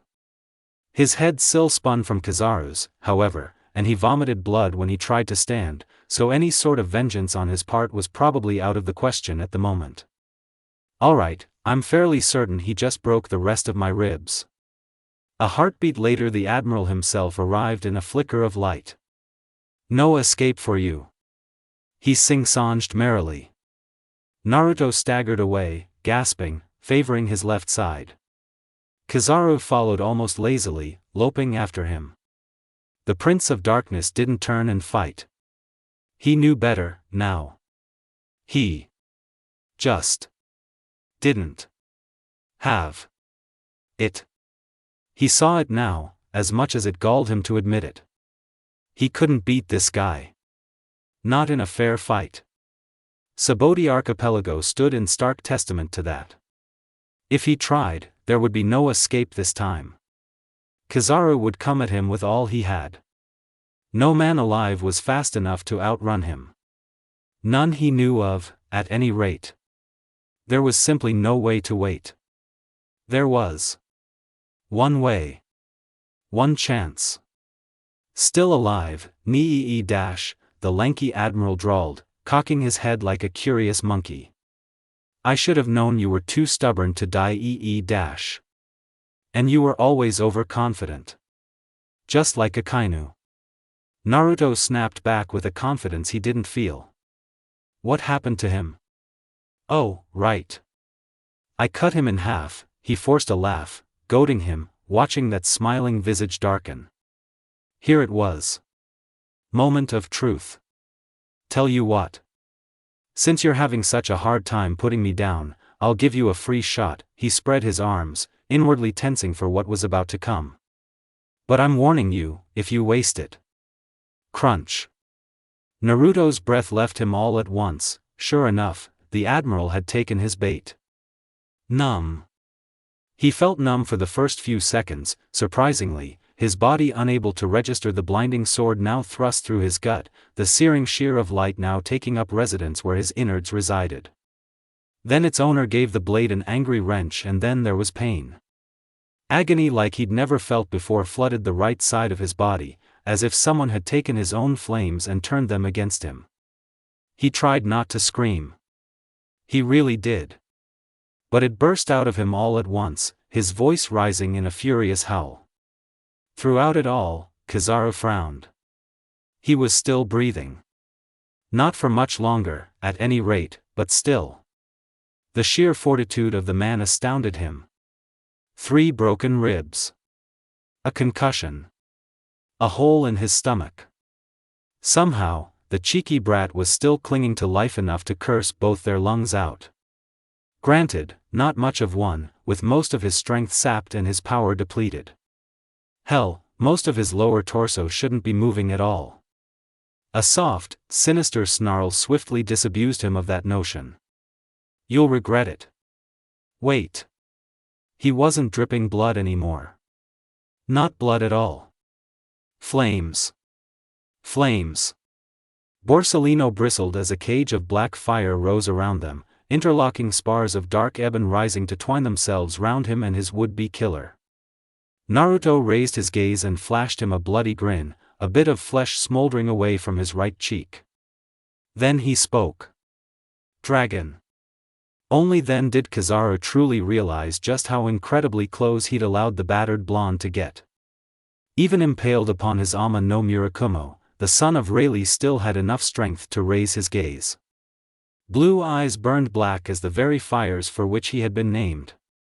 A hand shot down past against the swollen shaft of light burning through his stomach, past the gleaming hilt to seize his wrist, holding fast. A sharp tug drew them closer together still.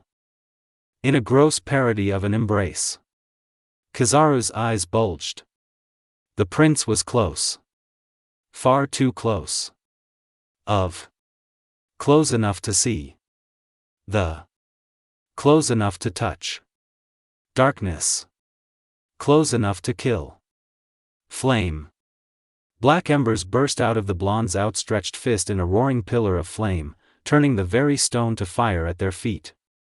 But this was no base flame, no mere Logia ability. It was a living manifestation of his will, his wrath, all his anger and hatred called forth from the depths of the blonde's being harnessed, focused into a single attack. A dragon of pure darkness. Of flame. It latched onto Kizaru with mind-jarring force, seized him its jaws and crushed down. Hard. Darkness burned the light, sheared into him, ripping through his element as though it were a mere sunbeam before the shadow. Devoured it. Swallowed it whole. New dash. Borsellino tried to bolt, tried to draw back, tried to do something to get away from the onrushing specter, but the cage held him as surely as it did its master. And the dragon was not yet done with him. It did not simply burn him, the pain went far deeper than that, indeed, it transcended the very concept of pain.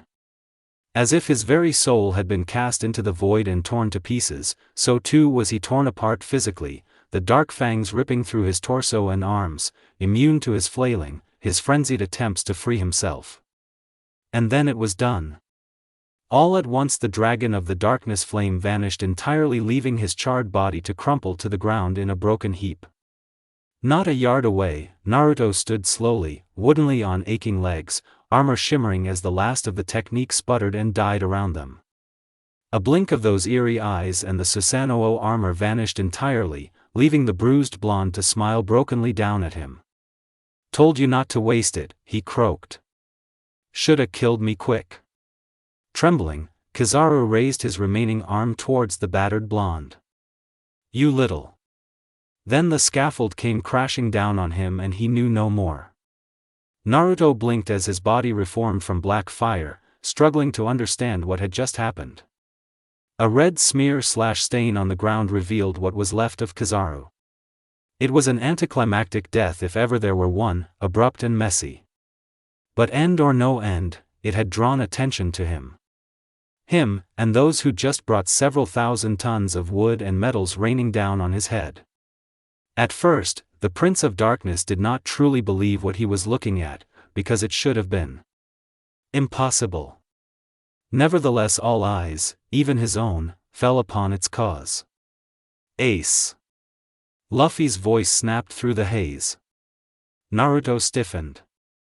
Watched, as an orange column of flame not unlike his roared into existence, blasting away the smoke and dust, shearing away the very clouds themselves.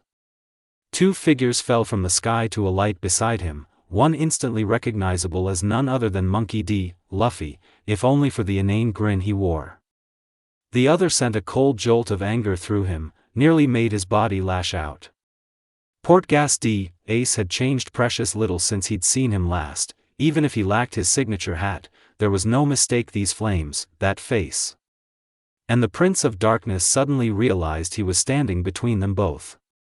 The sons of Roger, Silver, and Dragon exchanged a shared glance. To his credit, Ace at least recognized him. You? Naruto exhaled sharply. Yes, me. It was as if time itself had ceased moving. No one dared to breathe. Until someone finally did. Whoa! Luffy cried. You killed that glinty bastard, Blondie. Amazing. Unsurprisingly, the Marines didn't take it all that well. Get them. Said Bond promptly clobbered the man before he could finish and hurled him into the rubble. Who the hell wants more? He didn't have long to wait. Zehahaha. Naruto froze. Something about that laughter chilled him to the very marrow of his bones, and for a fleeting, terrifying moment he was 7 years old again. He'd heard that laugh, once. The day before Itachi's death. There was just something wrong about it. It delighted in darkness. Suffering. Ruthless and depraved. He'd always remembered it. But never had a name face to match. Until now. Now. His gaze snapped towards the sundered scaffold with such force that he nearly dislocated his neck. The laughing man hardly looked intimidating. It was hard to imagine such a large, jolly-looking fellow as anything remotely evil. Yet something quailed in him all the same.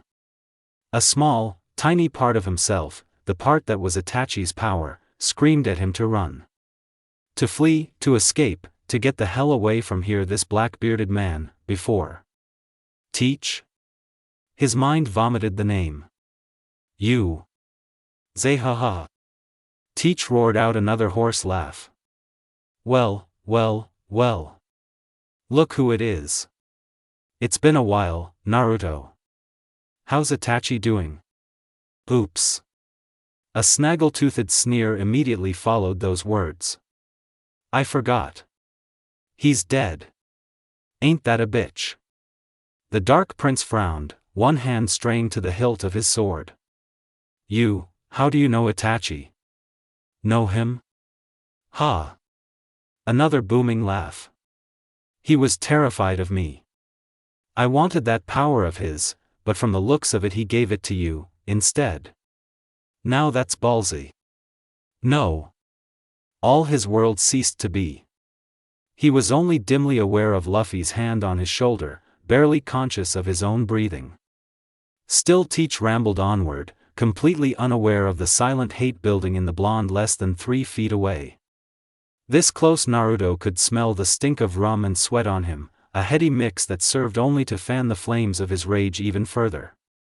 But he couldn't do it himself. No wonder he had Ace-kun off him, Zehahaha. Gears clicked together in Naruto's mind and sprayed oily sparks of fury. Ace's bloody fist, tearing through Itachi's chest. His brother's small smile in death, as though he were secretly satisfied with his demise. The word Blackbeard. That man. This man. One and the same. Marshal D. Teach. Blackbeard. The one behind it all. And all this time, he'd been blaming Ace. A wave of disgust flooded him. But it was more than that. Rage. He had been fooled. Deceived. White-hot fury, cleansing in its purity, burned away all the guilt that had filled him for the last hour. Then he pounced. Blackened fingers clenched around the hilt of his sword, yanked it free. He wasn't sure if Blackbeard noticed. All he could hear was the man's laughter in his ears. It blotted out all else. Anger overcame him in a dark tide of tempestuous fury. All his world ceased to be. Almost before he knew it, his hands were wrapped around the larger man's neck. A wordless roar erupted from his throat. Flame and shadow collided in a writhing maelstrom of blackness, the dread pull of all-encompassing nothingness tugging insatiably against a flame that could burn for 7 days and 7 nights, a hellish fire that did not require oxygen to burn. The clash was nothing short of explosive. Stygian tendrils of shifting ebon wriggled wildly within the black hole, neither willing to give. When an unstoppable force meets an immovable object, there can only be one result. Either the unstoppable force falters, or the immovable object will eventually be forced to move. In this case, both happened. All at once. Tum! Blackbeard's black hole flickered in the same instant that Naruto's Amaterasu lost its stopping power. Deprived of their stopping power, each technique ran riot on Marineford, the void expanding across the ground whilst the flame raged through the skies. Anyone unfortunate enough to be standing nearby found themselves either obliterated outright or dragged down into the darkness, never to be heard from again. Neither cared. There was only the battle, only the dread power of darkness raging against the very fires of hell. "Are we having fun yet, Naruto?" Teach boomed. A wordless roar answered him. "Once I kill you I will be." "Arararara!" Akiji cried. "Have those two lost their minds? They're going to destroy everything." Frowning, the last remaining admiral moved to interpose himself between the two. Shadow and Flame snarled at him. "You're in the way, oi, get lost old man." A veil of dark fire snatched Kazan up and howled in his face like a banshee, hurling the ice wielder into Marineford as though he weighed no more than a feather. No one paid his abrupt defeat any heed. How could they, when heaven and earth itself rained down fire and death? Even elite warriors like Whitebeard and Sengoku found themselves driven back, forced to retreat as the shadows continued to creep across the shattered island, consuming all in their wake, leaving nothing but shriveled corpses behind. And all the while Teach struggled. He was certain that if he could have just gotten a hold of the slippery little bastard this would all be over with by now. Use Kurozu, grab Naruto, cut his head off, take his power for himself. Then, go after the old man and take his power. With the might of the Guragura no Mi added to his own, none would be able to stand against him. Everything would be his. Power. Prestige. Then the bitches. Mind-numbingly simple and part of the reason he'd admitted to killing Itachi in the first place. It was all part of the plan, everything he'd done had all led up to this moment, from capturing Ace, orchestrating events so that he'd be executed, even sneaking into Impel Down. All of it. It all fed into making the kid so angry that he wouldn't be able to see straight. That he'd make a mistake and hopefully a fatal one at that. But the brat wasn't making any. He just kept fighting at range for some reason and he wouldn't stop. What was it going to take to put him down for good? Neither was willing to yield, to make a mistake. Until one finally made it. Irk. Teach grunted in surprise as Naruto's blade swept through his guard, forcing him to sacrifice his hand or lose his head. Cold steel met flesh, followed by bone, taking 3 fingers before finally finding his chest. A brutal crosscut carved itself deep into his collarbone, crushing him to the ground and wedging the blade between the bone in a burble of black blood. With that, it was all Blackbeard could do just to hold it there with his good hand, to keep the blazing blonde from cutting him in twine. All thoughts of using Kurozu to shatter his enemy's defenses evaporated as Naruto snarled down at him, eyes red and unseeing. Fear gripped his heart in a vice. "I've blundered. Oi, oi, oi. Guys," he railed at his crew. "Don't just stand there. Get him. He's gonna kill me." Naruto didn't hear a word of it, didn't care to notice the portly man's distress. There was only the enemy beneath him, the blade in his hands, the desire to drive it down into that ugly face. Yes, a nasty little voice hissed in the back of his mind. Do it. Avenge Itachi's end. That's the way. Kill. Kill him. Kill him. Rip his guts out and choke him with his own entrails. Destroy. Exterminate. Obliterate. Kill. His soul thrilled at the thought, his consciousness focused to a razor's edge. Vengeance. Then a blinding gash of pain ripped down his back. Of course, the little voice chimes and here he honestly wonders if he's begun to lose his mind out merrily, we should probably kill his crew, too. They'll keep getting in the way. Rounding on the source, the blonde found a hulking masked lookador of a man gripping a bloody knife, the metal lodged deep into his back. He never took his hands from the sword, so that was the man's intent in trying to attack him. He'd failed miserably. But being stabbed still hurt, and though it was just another wound added to the plethora of injuries he'd already received, the Prince of Darkness wasn't happy to receive another. Scarlet orbs roamed upward. Narrowed. You should have stayed out of this. Why ha. Sorry. Burgess cackled. But I can't do Thayara away a warg. His sick laughter warped into a shrill shriek of pain as black flame swarmed up over the dagger and into his body.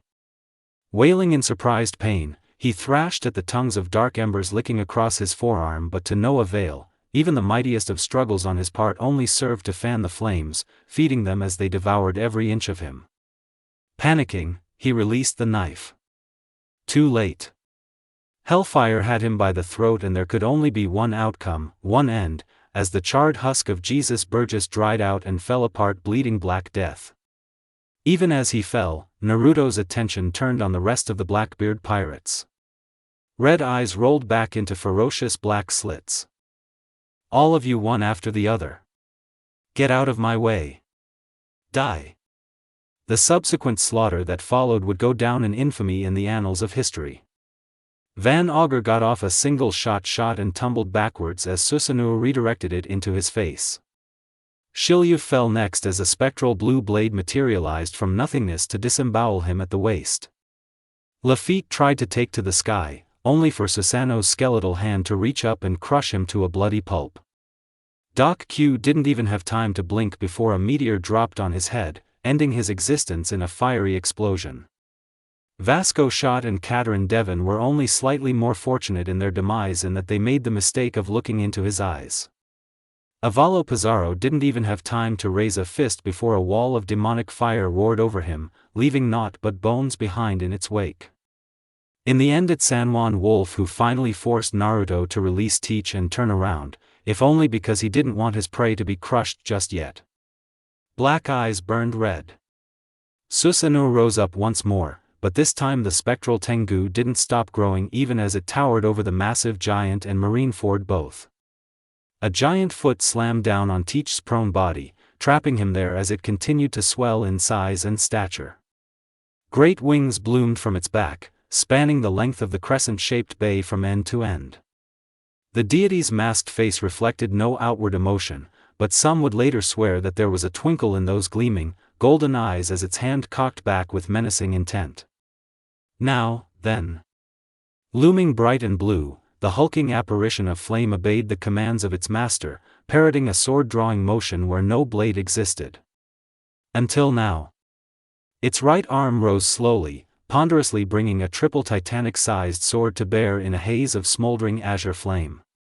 The blade continued to rise as the combatants looked on in quiet dread, eventually puncturing the overcast sky to sever the clouds themselves in a single sweep of ethereal might, as if its owner were silently straining to reach the seething sun beyond.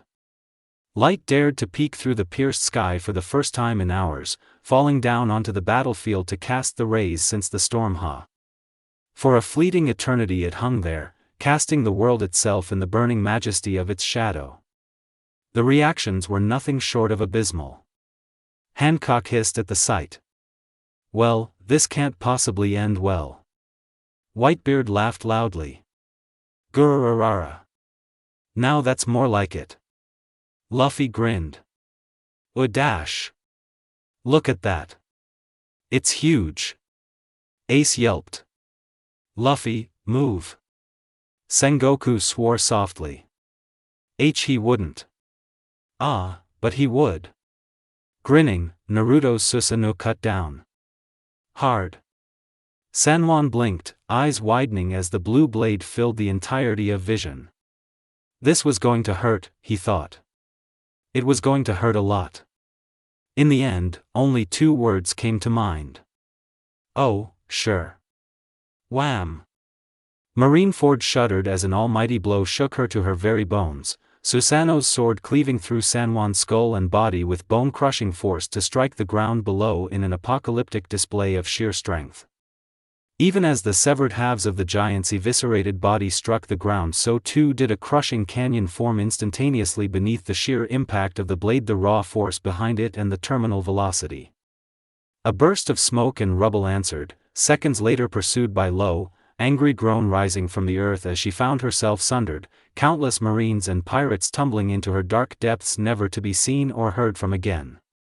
Naruto alighted quietly amidst the chaos, Susanoo wrapping around him. Then, incredibly, it began to shrink. Teach reared back, clutching his injured chest, silently fearing the worst as Naruto started forwards at him. Instead of growing larger as was often its wont, the massive creature of blue-black flames had the opposite effect, conforming itself to his every feature, forming a suit of ethereal armor over the already deadly pirate. But pirate or not, he was a mere man, and no man could hope to stand against him once he had them in his grasp. Of that much he was certain. No man, Logia or otherwise, could defeat him. None. He was the best. The strongest. That power of his meant nothing before the darkness. Right? Susanoo continued to twist it and writhe around Naruto, black bone and cold flame writhing its angry tendrils in every direction. Constantly shifting, never static, its many arms spread outwards like an ancient Asura, 6 limbs, 3 to either side, 6 savage swords slashing at the ground in a frenzy. So great was its fury that the leader of the Blackbeard pirates, just pirate, now was actually forced to leap backward, seeking shelter atop a relatively intact mound of rubble, lest he be torn apart by the many blades. One thought stood at the forefront of his mind as he gazed upon the hellish creature that had engulfed the Prince of Darkness. I want that power. There it is. Blackbeard turned a snaggle-toothed grin on the blazing armor. The power I've been looking for. The ability to conquer continents. To distort reality itself. Give it to me. Bellowing, he raised his good hand, made a clenching motion with that fist, and... Kurozu. Naruto stiffened. Well, a lot of things happened at once. The first realization Naruto had that something was terribly, horribly wrong was when he was pulled, an invisible force violently yanking him forward off the ground, hauling him forward from his feet and into the fray against his will. The next was that he had absolutely no control over his body whatsoever, powerless to arrest his sudden and unexpected momentum.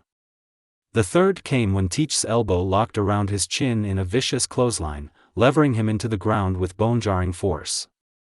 Force that hurt. As though he were suddenly solid and all his armor was go. Oh, hell. Not so tough now, are you? Teach crowed, gasping for breath. Now, just do me a favor and Dayugak. Instinct took over as Th Blonde kicked out with both feet, driving metal-plated boots into the man's wounded chest. Teach gagged and his grip slackened for an instant, long enough for Naruto to snatch up his blade and stick it where no man ever wanted you to stick a blade, cutting in a nasty, jagged, horizontal line. Vindictiveness really is a nasty thing. So are sharp, pointy objects. Against a sword of that caliber, flesh parts rather easily. Painfully. Sharply. Slowly. Snick. Dash. The blonde bounded away as the grip on his neck abated, feeling slightly vindicated as he watched the portly pirate clutch at his bloodied groin. That had to hurt. He'd cut a bit on the steep side just to be sure, one could never be too certain with a man of that size, but judging by the way Blackbeard's knees were wobbling, he'd cut true. Good. He hoped it hurt. He hoped the man would piss red for the rest of his life. If he'd had more of a better angle he would have gone after the pillar, too, but beggars couldn't be choosers, he supposed.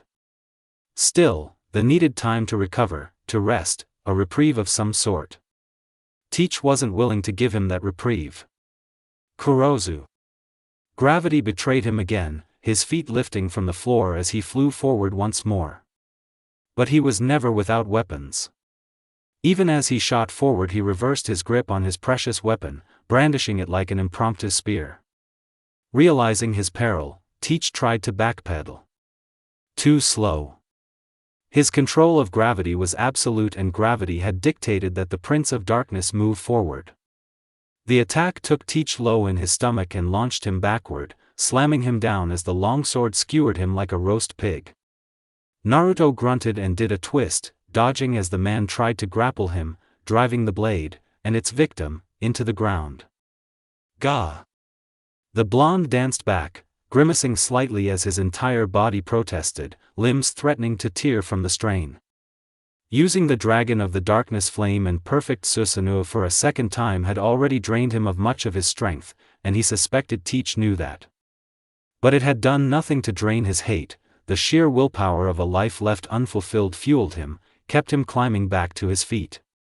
If the man wouldn't drop, then he'd just have to use something that would drop him permanently. This won't hold me, Teach crowed. The darkness nullifies everything, you idiot. You can't possibly keep me down for. Naruto straightened slowly. Woodenly. Without care. He was smiling, Teach realized, and his stomach sank at the thought. It was not a pleasant thing, that smile. Start praying.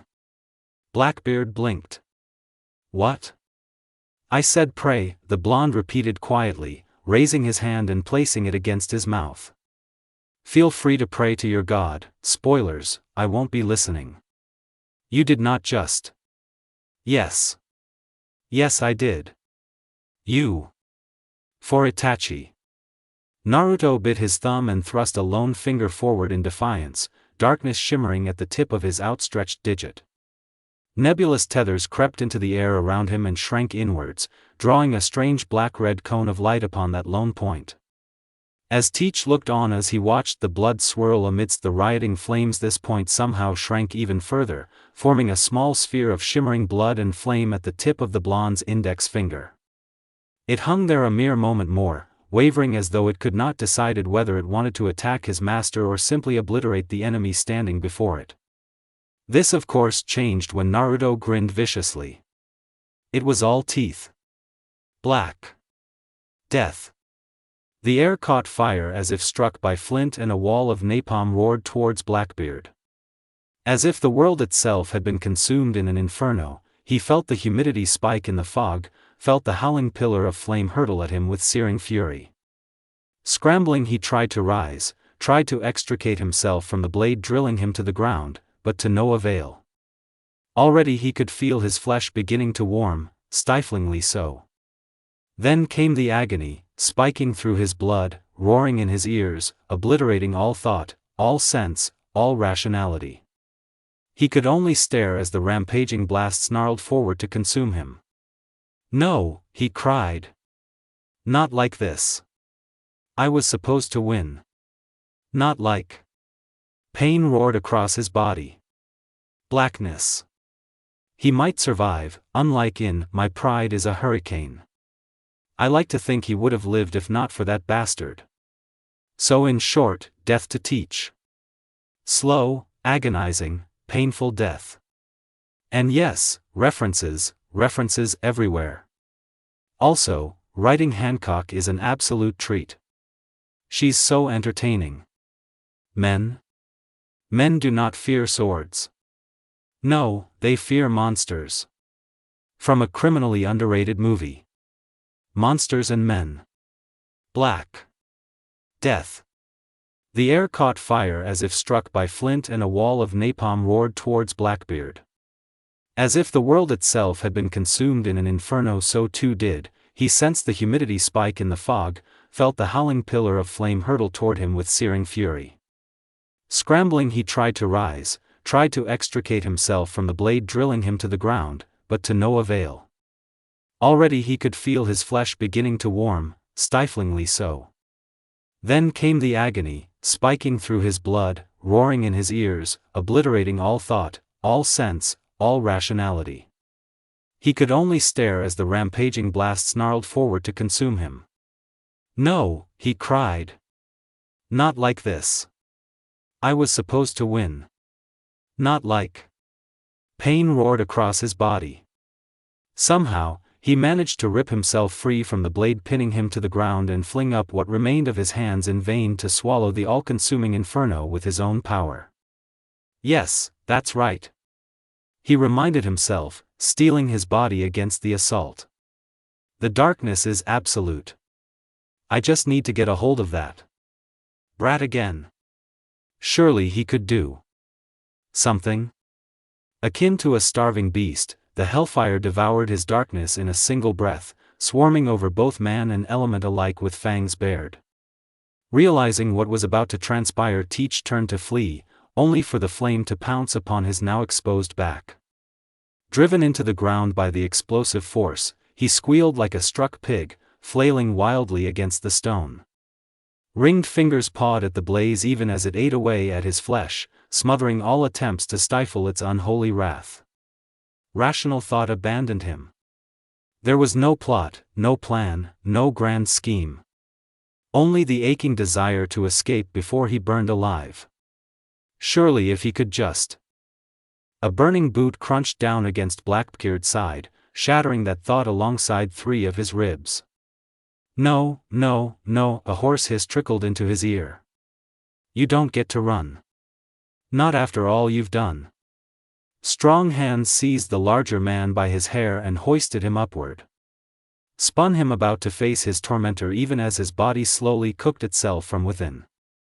Heated orbs the color of bloody shadows leered back at him and the hulking rogue fought down a whimper. Those eyes were death. For all their fire there was no warmth in them. Only cold, implacable fury. Belatedly he realized he might have pushed the blonde too far. He'd gone well past his breaking, yet still, his tormentor didn't speak. He simply held him aloft, his blank visage betraying nothing. An ember of bitter defiance flickered to life in Teach's scarred chest. Zihahaha, you won't kill me, Naruto. If you do. Crunch. Burning knuckles roared into his disfigured face when he attempted to speak further, shattering his nose in a crimson spray. Once. Twice. Thrice. The rhythmic slap of clenched fists meeting broken bone and burned flesh filled Marineford time and time again, forcing some to look away from the spectacle. Others found themselves unable to avert their gaze. Instead they looked on, spellbound as the Prince of Darkness ruthlessly beat Blackbeard within an inch of his life.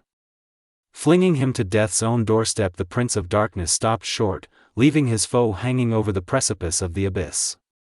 Belatedly, the battered brute realized he'd done more than that. The enraged Logia had actually cast him to the ground with that punch.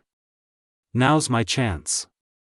Gagging against his own broken molars, the portly pirate reared up and seized the blonde by both wrists. To his great delight, the young man didn't make any attempt to escape, nor did he resist. Yes. Sure enough, the flames that had slowly been consuming him abated, easing his fear of death. Now if he could just use this opportunity to land a fatal blow, the boy's powers would be his. Once he had those, he could. Ha! You're mine now, crowing, he climbed to his feet. Zehaha! Idiot! Even if you'd killed me, they'd never stop hunting you. The whiskered warrior merely tilted his head to gaze up at him. Let's test that, shall we? In an impossibly fluid movement, Naruto leaped up, tucked his legs beneath him, and planted both boots into Marshall's face. The sheer force of the collision nearly caused Teach to release him outright. It was only through his own spiteful strength that he managed to hold fast. He nearly laughed outright at the brash move. Idiot! What did he hope to gain from something like this? He'd only succeeded in creating a stalemate. What? What on earth was he doing? As he looked on, something unholy flashed in that wild gaze of Prince of Darkness. As though the eye of the most vile creature from the darkest pit of the underworld had just caught him in its sights. Then he began to pull. A low grunt pushed past gritted teeth as he gathered his strength and pushed with his legs, stretching Blackbeard's arms to their utmost limit. Then beyond that. Even further beyond. Within moments Teach found all thoughts of offense forgotten entirely, nay, he found himself struggling just to maintain his hold on the blonde, all thought devoted to this singular task. Even that was becoming difficult. Certainly when his captive railed against him like a thing possessed. Just what did he think he was doing? Right. Quite unexpectedly, he lost his grip. Crashing backwards, the captain found himself blinking in surprise, rather than anger. Odd. He hadn't released the blonde. Nor had he lost his grip. His hold on Naruto had been fraying to be sure, but it was still firm. Even with his wounds he'd sustained in their battle, he remained confident in his titanic might. So why was he on the floor, and why was the boy smiling at him? Moreover, why couldn't he sit up? Time and time again he tried to use his hands to lever himself up off the ground and rise to face the impertinent youth, only to slip and fall. What on earth? Wait. In disbelief he gawped at his hands, still clutching the blonde's arms. Well, that didn't make any sense. If his hands were there, then why did he keep, oh. Only then did he truly behold the ruined, spurting stumps of his own wrists. Only then did he see them, still latched onto the arms of Itachi's heir. Those same hands, now rendered so much ash by the very victim he'd sought to slay. Said victim came for him now, advancing upon him with slow, determined steps. Clambering backwards like a drunken crab, the former warlord scrambled away as quickly as his mangled arms would allow. A keening cry leaped out of him as he crawled away, the words echoing endlessly into the silent battlefield. Somebody, he shrieked. Anybody. Help me. I'll pay you. Whatever it takes. An iron hand found his throat, strangling the words in his throat. Irk. Stop, a low croak tore out of him. I surrender. Shut up. The Prince of Darkness, for in his mindless terror Teach could no longer think of this blazing entity as Naruto reeled him in, smashed his blazing visage against his and roared in his face. Fangs bared, he bellowed at him, driving that last desperate spark of resistance from his body, swallowing his very soul. It was a sound unlike any Blackbeard had heard before and would never since, harsh and angry, full of pent-up fury. This bestial blast of hot air howled up into his face, momentarily deafening the battered pirate, forcing him to shut his swollen eyes against it. This wasn't the scream of a man. This was a monster. A creature out for blood. Nothing short of vengeance could satisfy him, and only death would stop him. You don't get to surrender, the blonde's snarl rattled him harsh and grating. Not after all you've done. Hoisted high by that gloved fist, he flailed fiercely at his captor. What I did that day, it made you strong. You should be thanking me. Sides, he rasped, I wasn't the one who killed him. Ace did. You know that. If there's anyone you should kill. The vice on his throat slackened, just a touch, providing him the faintest ray of hope. Maybe so. Even now he could feel his knuckles bleeding, his arms aching, begging to lash out and cut down the one who'd ended Itachi's life so many years before. Blackbeard's words had planted a seed of temptation in his chest, and as the moments ticked by, it slowly took root. Blazing eyes gazed past Teach to alight upon a distant figure in the fog of war. In his anger he'd nearly forgotten. From this distance he had a prime view of Roger's son. He could see him, fleeing with Luffy. It would so easy. Hellfire was immeasurably powerful, more so than any mere flame. Ace would never see the attack coming. A shot in the back and Itachi would be avenged, and in doing so. No. He'd be no better than this scum. Would the man he admired want him to do this? Admonishing himself for the temptation, he shook his head. What followed took Teach's hope and dashed it against the rocks. That may be true, but you were the one who set those events into motion. Not Ace. You. Clawed fingers tightened around his throat, knuckles turning white as he continued to apply pressure. I thought about forgiving you, you know. But, I can't. You've done too much, I have no choice. A dark ember snarled between them. "T.I. What kind of man are you?" Teach growled. "You've already beaten me and taken my hands. Isn't that enough? What more do you want?" Not a heartbeat later, he realized the awful truth. Man? Blazing eyes regarded him coldly, without pity, without empathy. "I am not a man. Men do not fear swords. No, they fear monsters." Scarred fingers tightened around Teach's throat, relentlessly squeezing the life from his lungs, grinding all hope of resistance away as he continued. "They run from them. Hate them. Fear them. Dread them." A swirl of black flame blossomed in his right hand, cradled aloft for Teach and Teach alone to see. Swelling larger with each passing moment, it grew to encompass the blonde's arm, leashed only by a thin tether of willpower. Frantic, he tried to squirm away from it, to no avail. "Sometimes the world no longer needs a hero, or even a pirate," his captor rumbled. "Sometimes what it needs is a monster." Naruto leaned forward, raising his voice to be heard above the low roar of the flames. Too late, he realized his peril. Deprived of his hands, he could only kick uselessly against him. With so many wounds it proved impossible to even call upon his powers, to deny him the satisfaction he sought. And even had he possessed some modicum of control over his abilities at this moment, it would be been stolen away by those blazing orbs.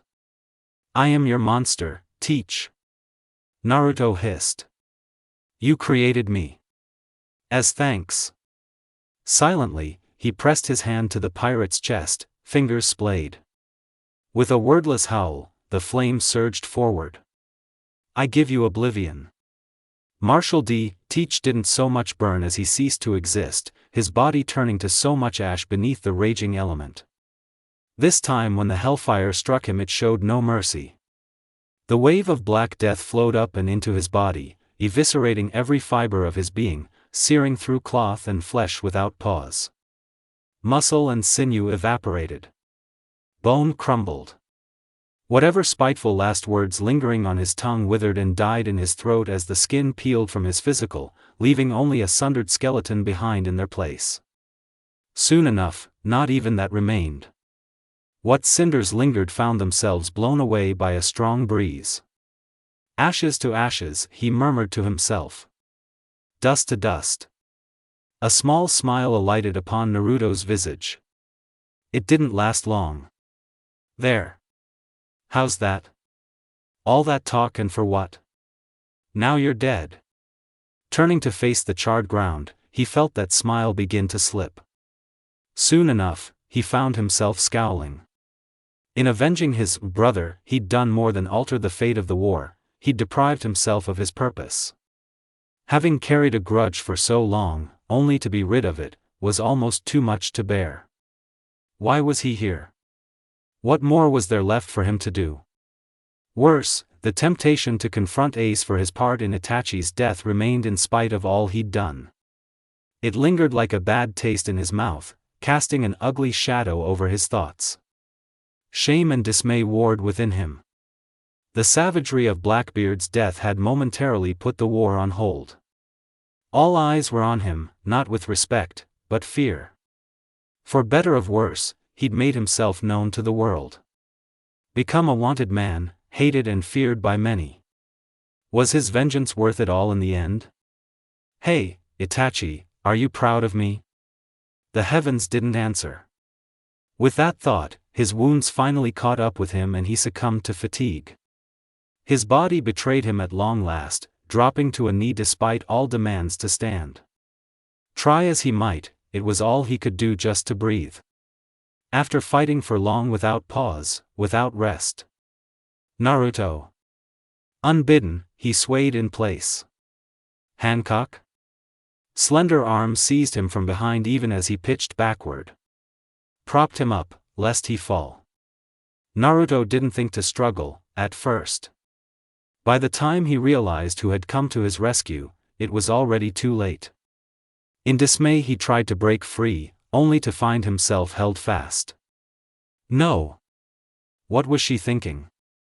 She had to know the eyes of the world were on them now. For her to make a move and rush to his aid would do more than paint her in an unfavorable light. It would strip her of her title as a warlord, and worse than that, she risked attracting the eyes of the world nobles themselves. What are you doing? He hissed through clenched teeth. Let go. If someone sees.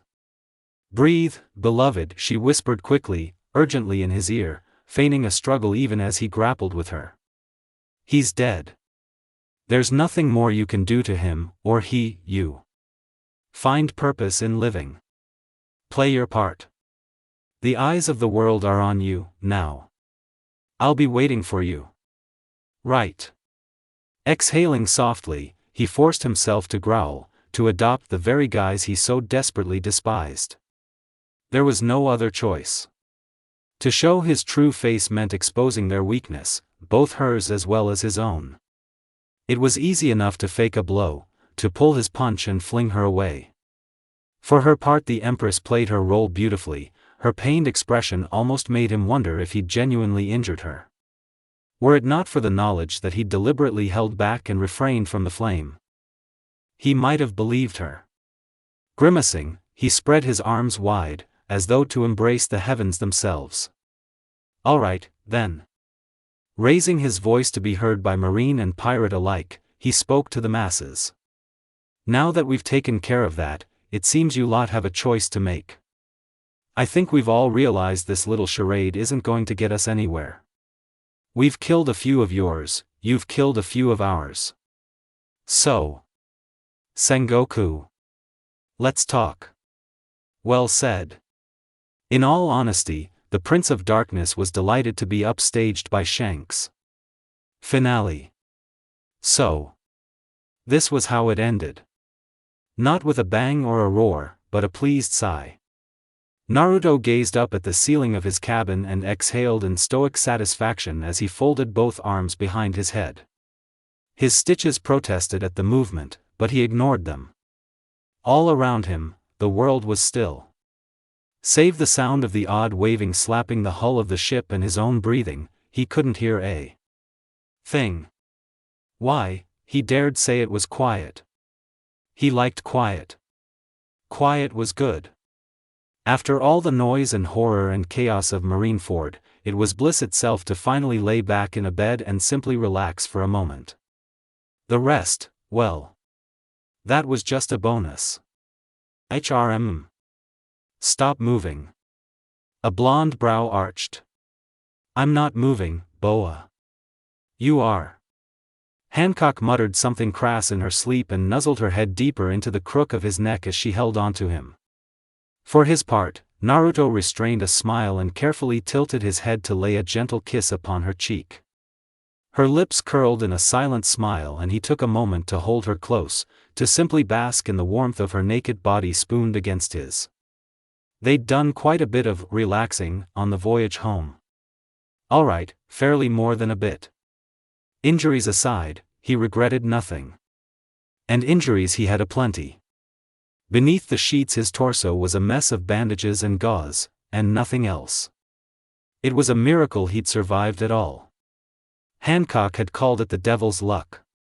Didn't much feel like it after the beating he'd taken. Kizaru had run him through with a sword, Akainu had burned him and Teach had clawed a number of ugly wounds across his body. But he'd survived, and those three were dead. Hancock had emerged from her battles without so much as a scratch, and it was to her home that they now returned.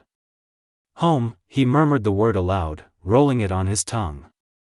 Huh. Might be best to take it easy for a while. The thought had him clicking his tongue. Home. He'd never really thought of Amazon Lily as his home. Or any, really. He still didn't. Perhaps he would grow to love it as Boa and her sisters did, in time. They had all the time in the world, now that the war was finally done.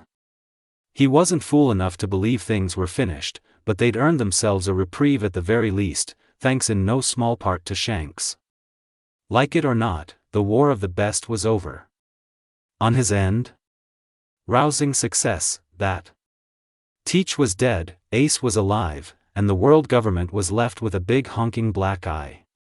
If that wasn't a victory, he didn't know what to call it. Sengoku didn't have any choice but to let them go, with the warlords in disarray, his admirals dead or badly wounded in action, and an angry Whitebeard all but breathing down his neck. The fleet admiral had absolutely no say in the matter. He'd lacked both the strength of arms and the resources to keep them there. The timely arrival of Shanks all but put a knife in any attempt he would have made. One man did not an army make. Well, unless you were Whitebeard. Just the thought of it drew a smirk from Naruto. Screw Sengoku. Not only had he failed to execute Ace and been summarily stabbed in the back for it, but the whole world had witnessed his failure firsthand. Never mind his shees. He'd never keep his position after this, assuming he didn't simply resign out of sheer shame. Whomever took over would have a right mess on their hands. The Marines would be in utter disarray for months, if not years afterward. They'd be too busy cleaning up their own mess to come after him or Hancock. Naruto hummed at the thought. Perhaps that was petty of him to revel in the man's failure. There could be no coming back from this. No covering it up, though he was sure some would try. Some might seek to spin it as a victory, as the Navy, standing strong, in the face of the pirate menace. Accuse it, but he knew the truth. Leaning back against the pillows, he allowed a rare smile to tug at his whiskered cheeks. He'd finally done it. Against all odds, against hope, against destiny itself, he'd triumphed. Succeeded where no one else could. His body ached in the worst of ways and he knew he'd be sore come tomorrow, but for the life of him, he couldn't bring himself to care. Because he'd won. It wasn't quite the vengeance he'd expected, but it would do.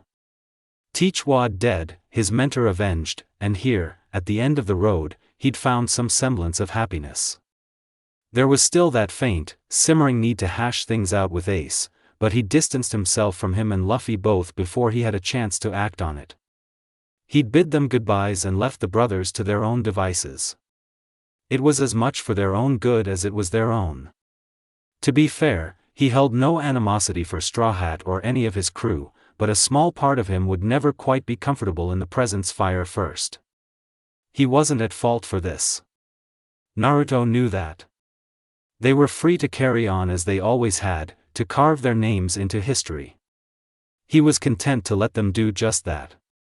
He'd played his part in this, his story was over and done. Wasn't it? Feeling restless, Naruto gently disentangled himself from Hancock and climbed out of their bed. Bare feet padded against wooden planks as he approached the lone porthole on the other side of the room. His legs ached, gee, I wonder why, but they held firm as he reached the window. Blue eyes squinted against the glass and the rising sun beyond it.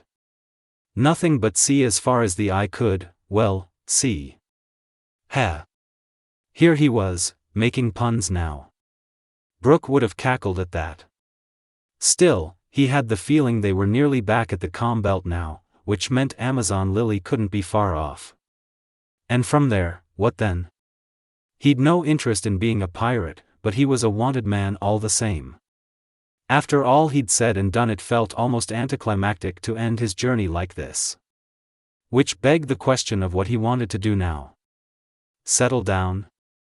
Start a family? Naruto had the sudden image of a gaggle of black-haired girls and blonde boys running underfoot. They all had Hancock's eyes and his whiskered cheeks. It was not an unpleasant image, all things considered. He thought about it for a moment. Lost himself in it for another. But only for a moment. Then reality snapped by like a rubber band and he realized what he'd been contemplating just now. Gah! What am I thinking? He muttered, slapping his suddenly red cheeks. It's too soon for that by half. Too soon for what? Warm breath brushed his ear and he felt slender arms coil around his bandaged chest as something soft pressed against his shoulders. A small smile plucked at the corner of his mouth as he realized who it was. He leaned back into her embrace. Clever girl. He hadn't even heard her coming. Hancock could be downright sneaky when she wanted to be. "What were you thinking about?" she asked. "Children," he couldn't help but answer her honestly. "Just wondering what our kids will look like." Boa Hancock squeaked, though he couldn't see her face. Naruto imagined her pale cheeks were burning a bright red right about now. He expected her to sputter, to bury her head in his back and mutter condemnations at him for his reply. She did neither.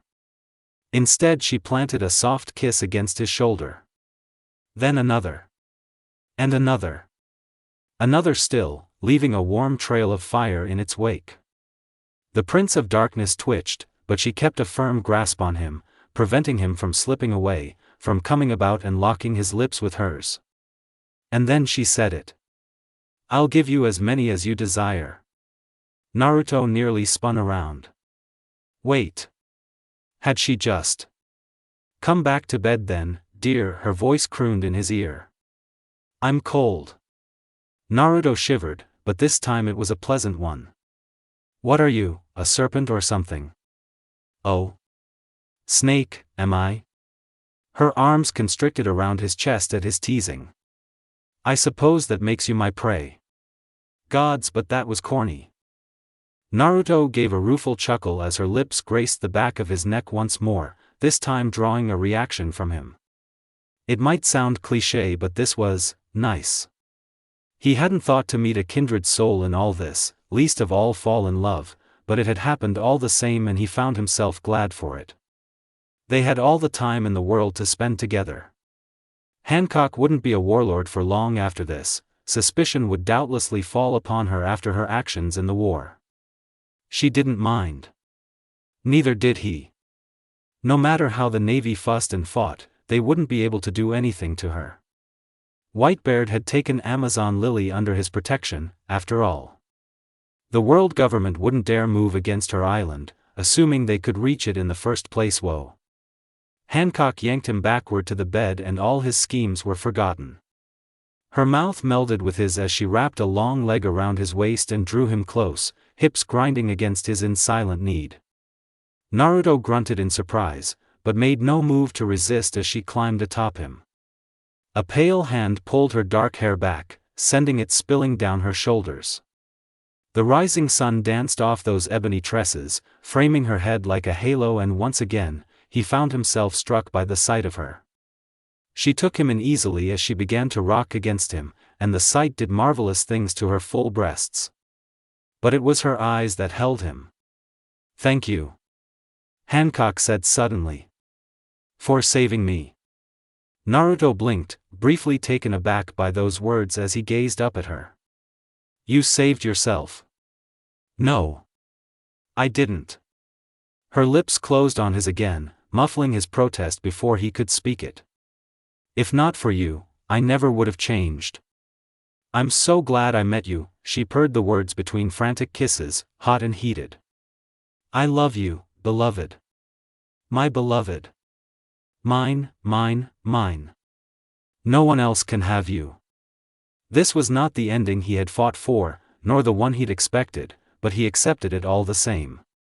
He had no grand ambition to conquer the world, no need to rule the seas, no desire for any treasure. Wait, he told a lie at the last one.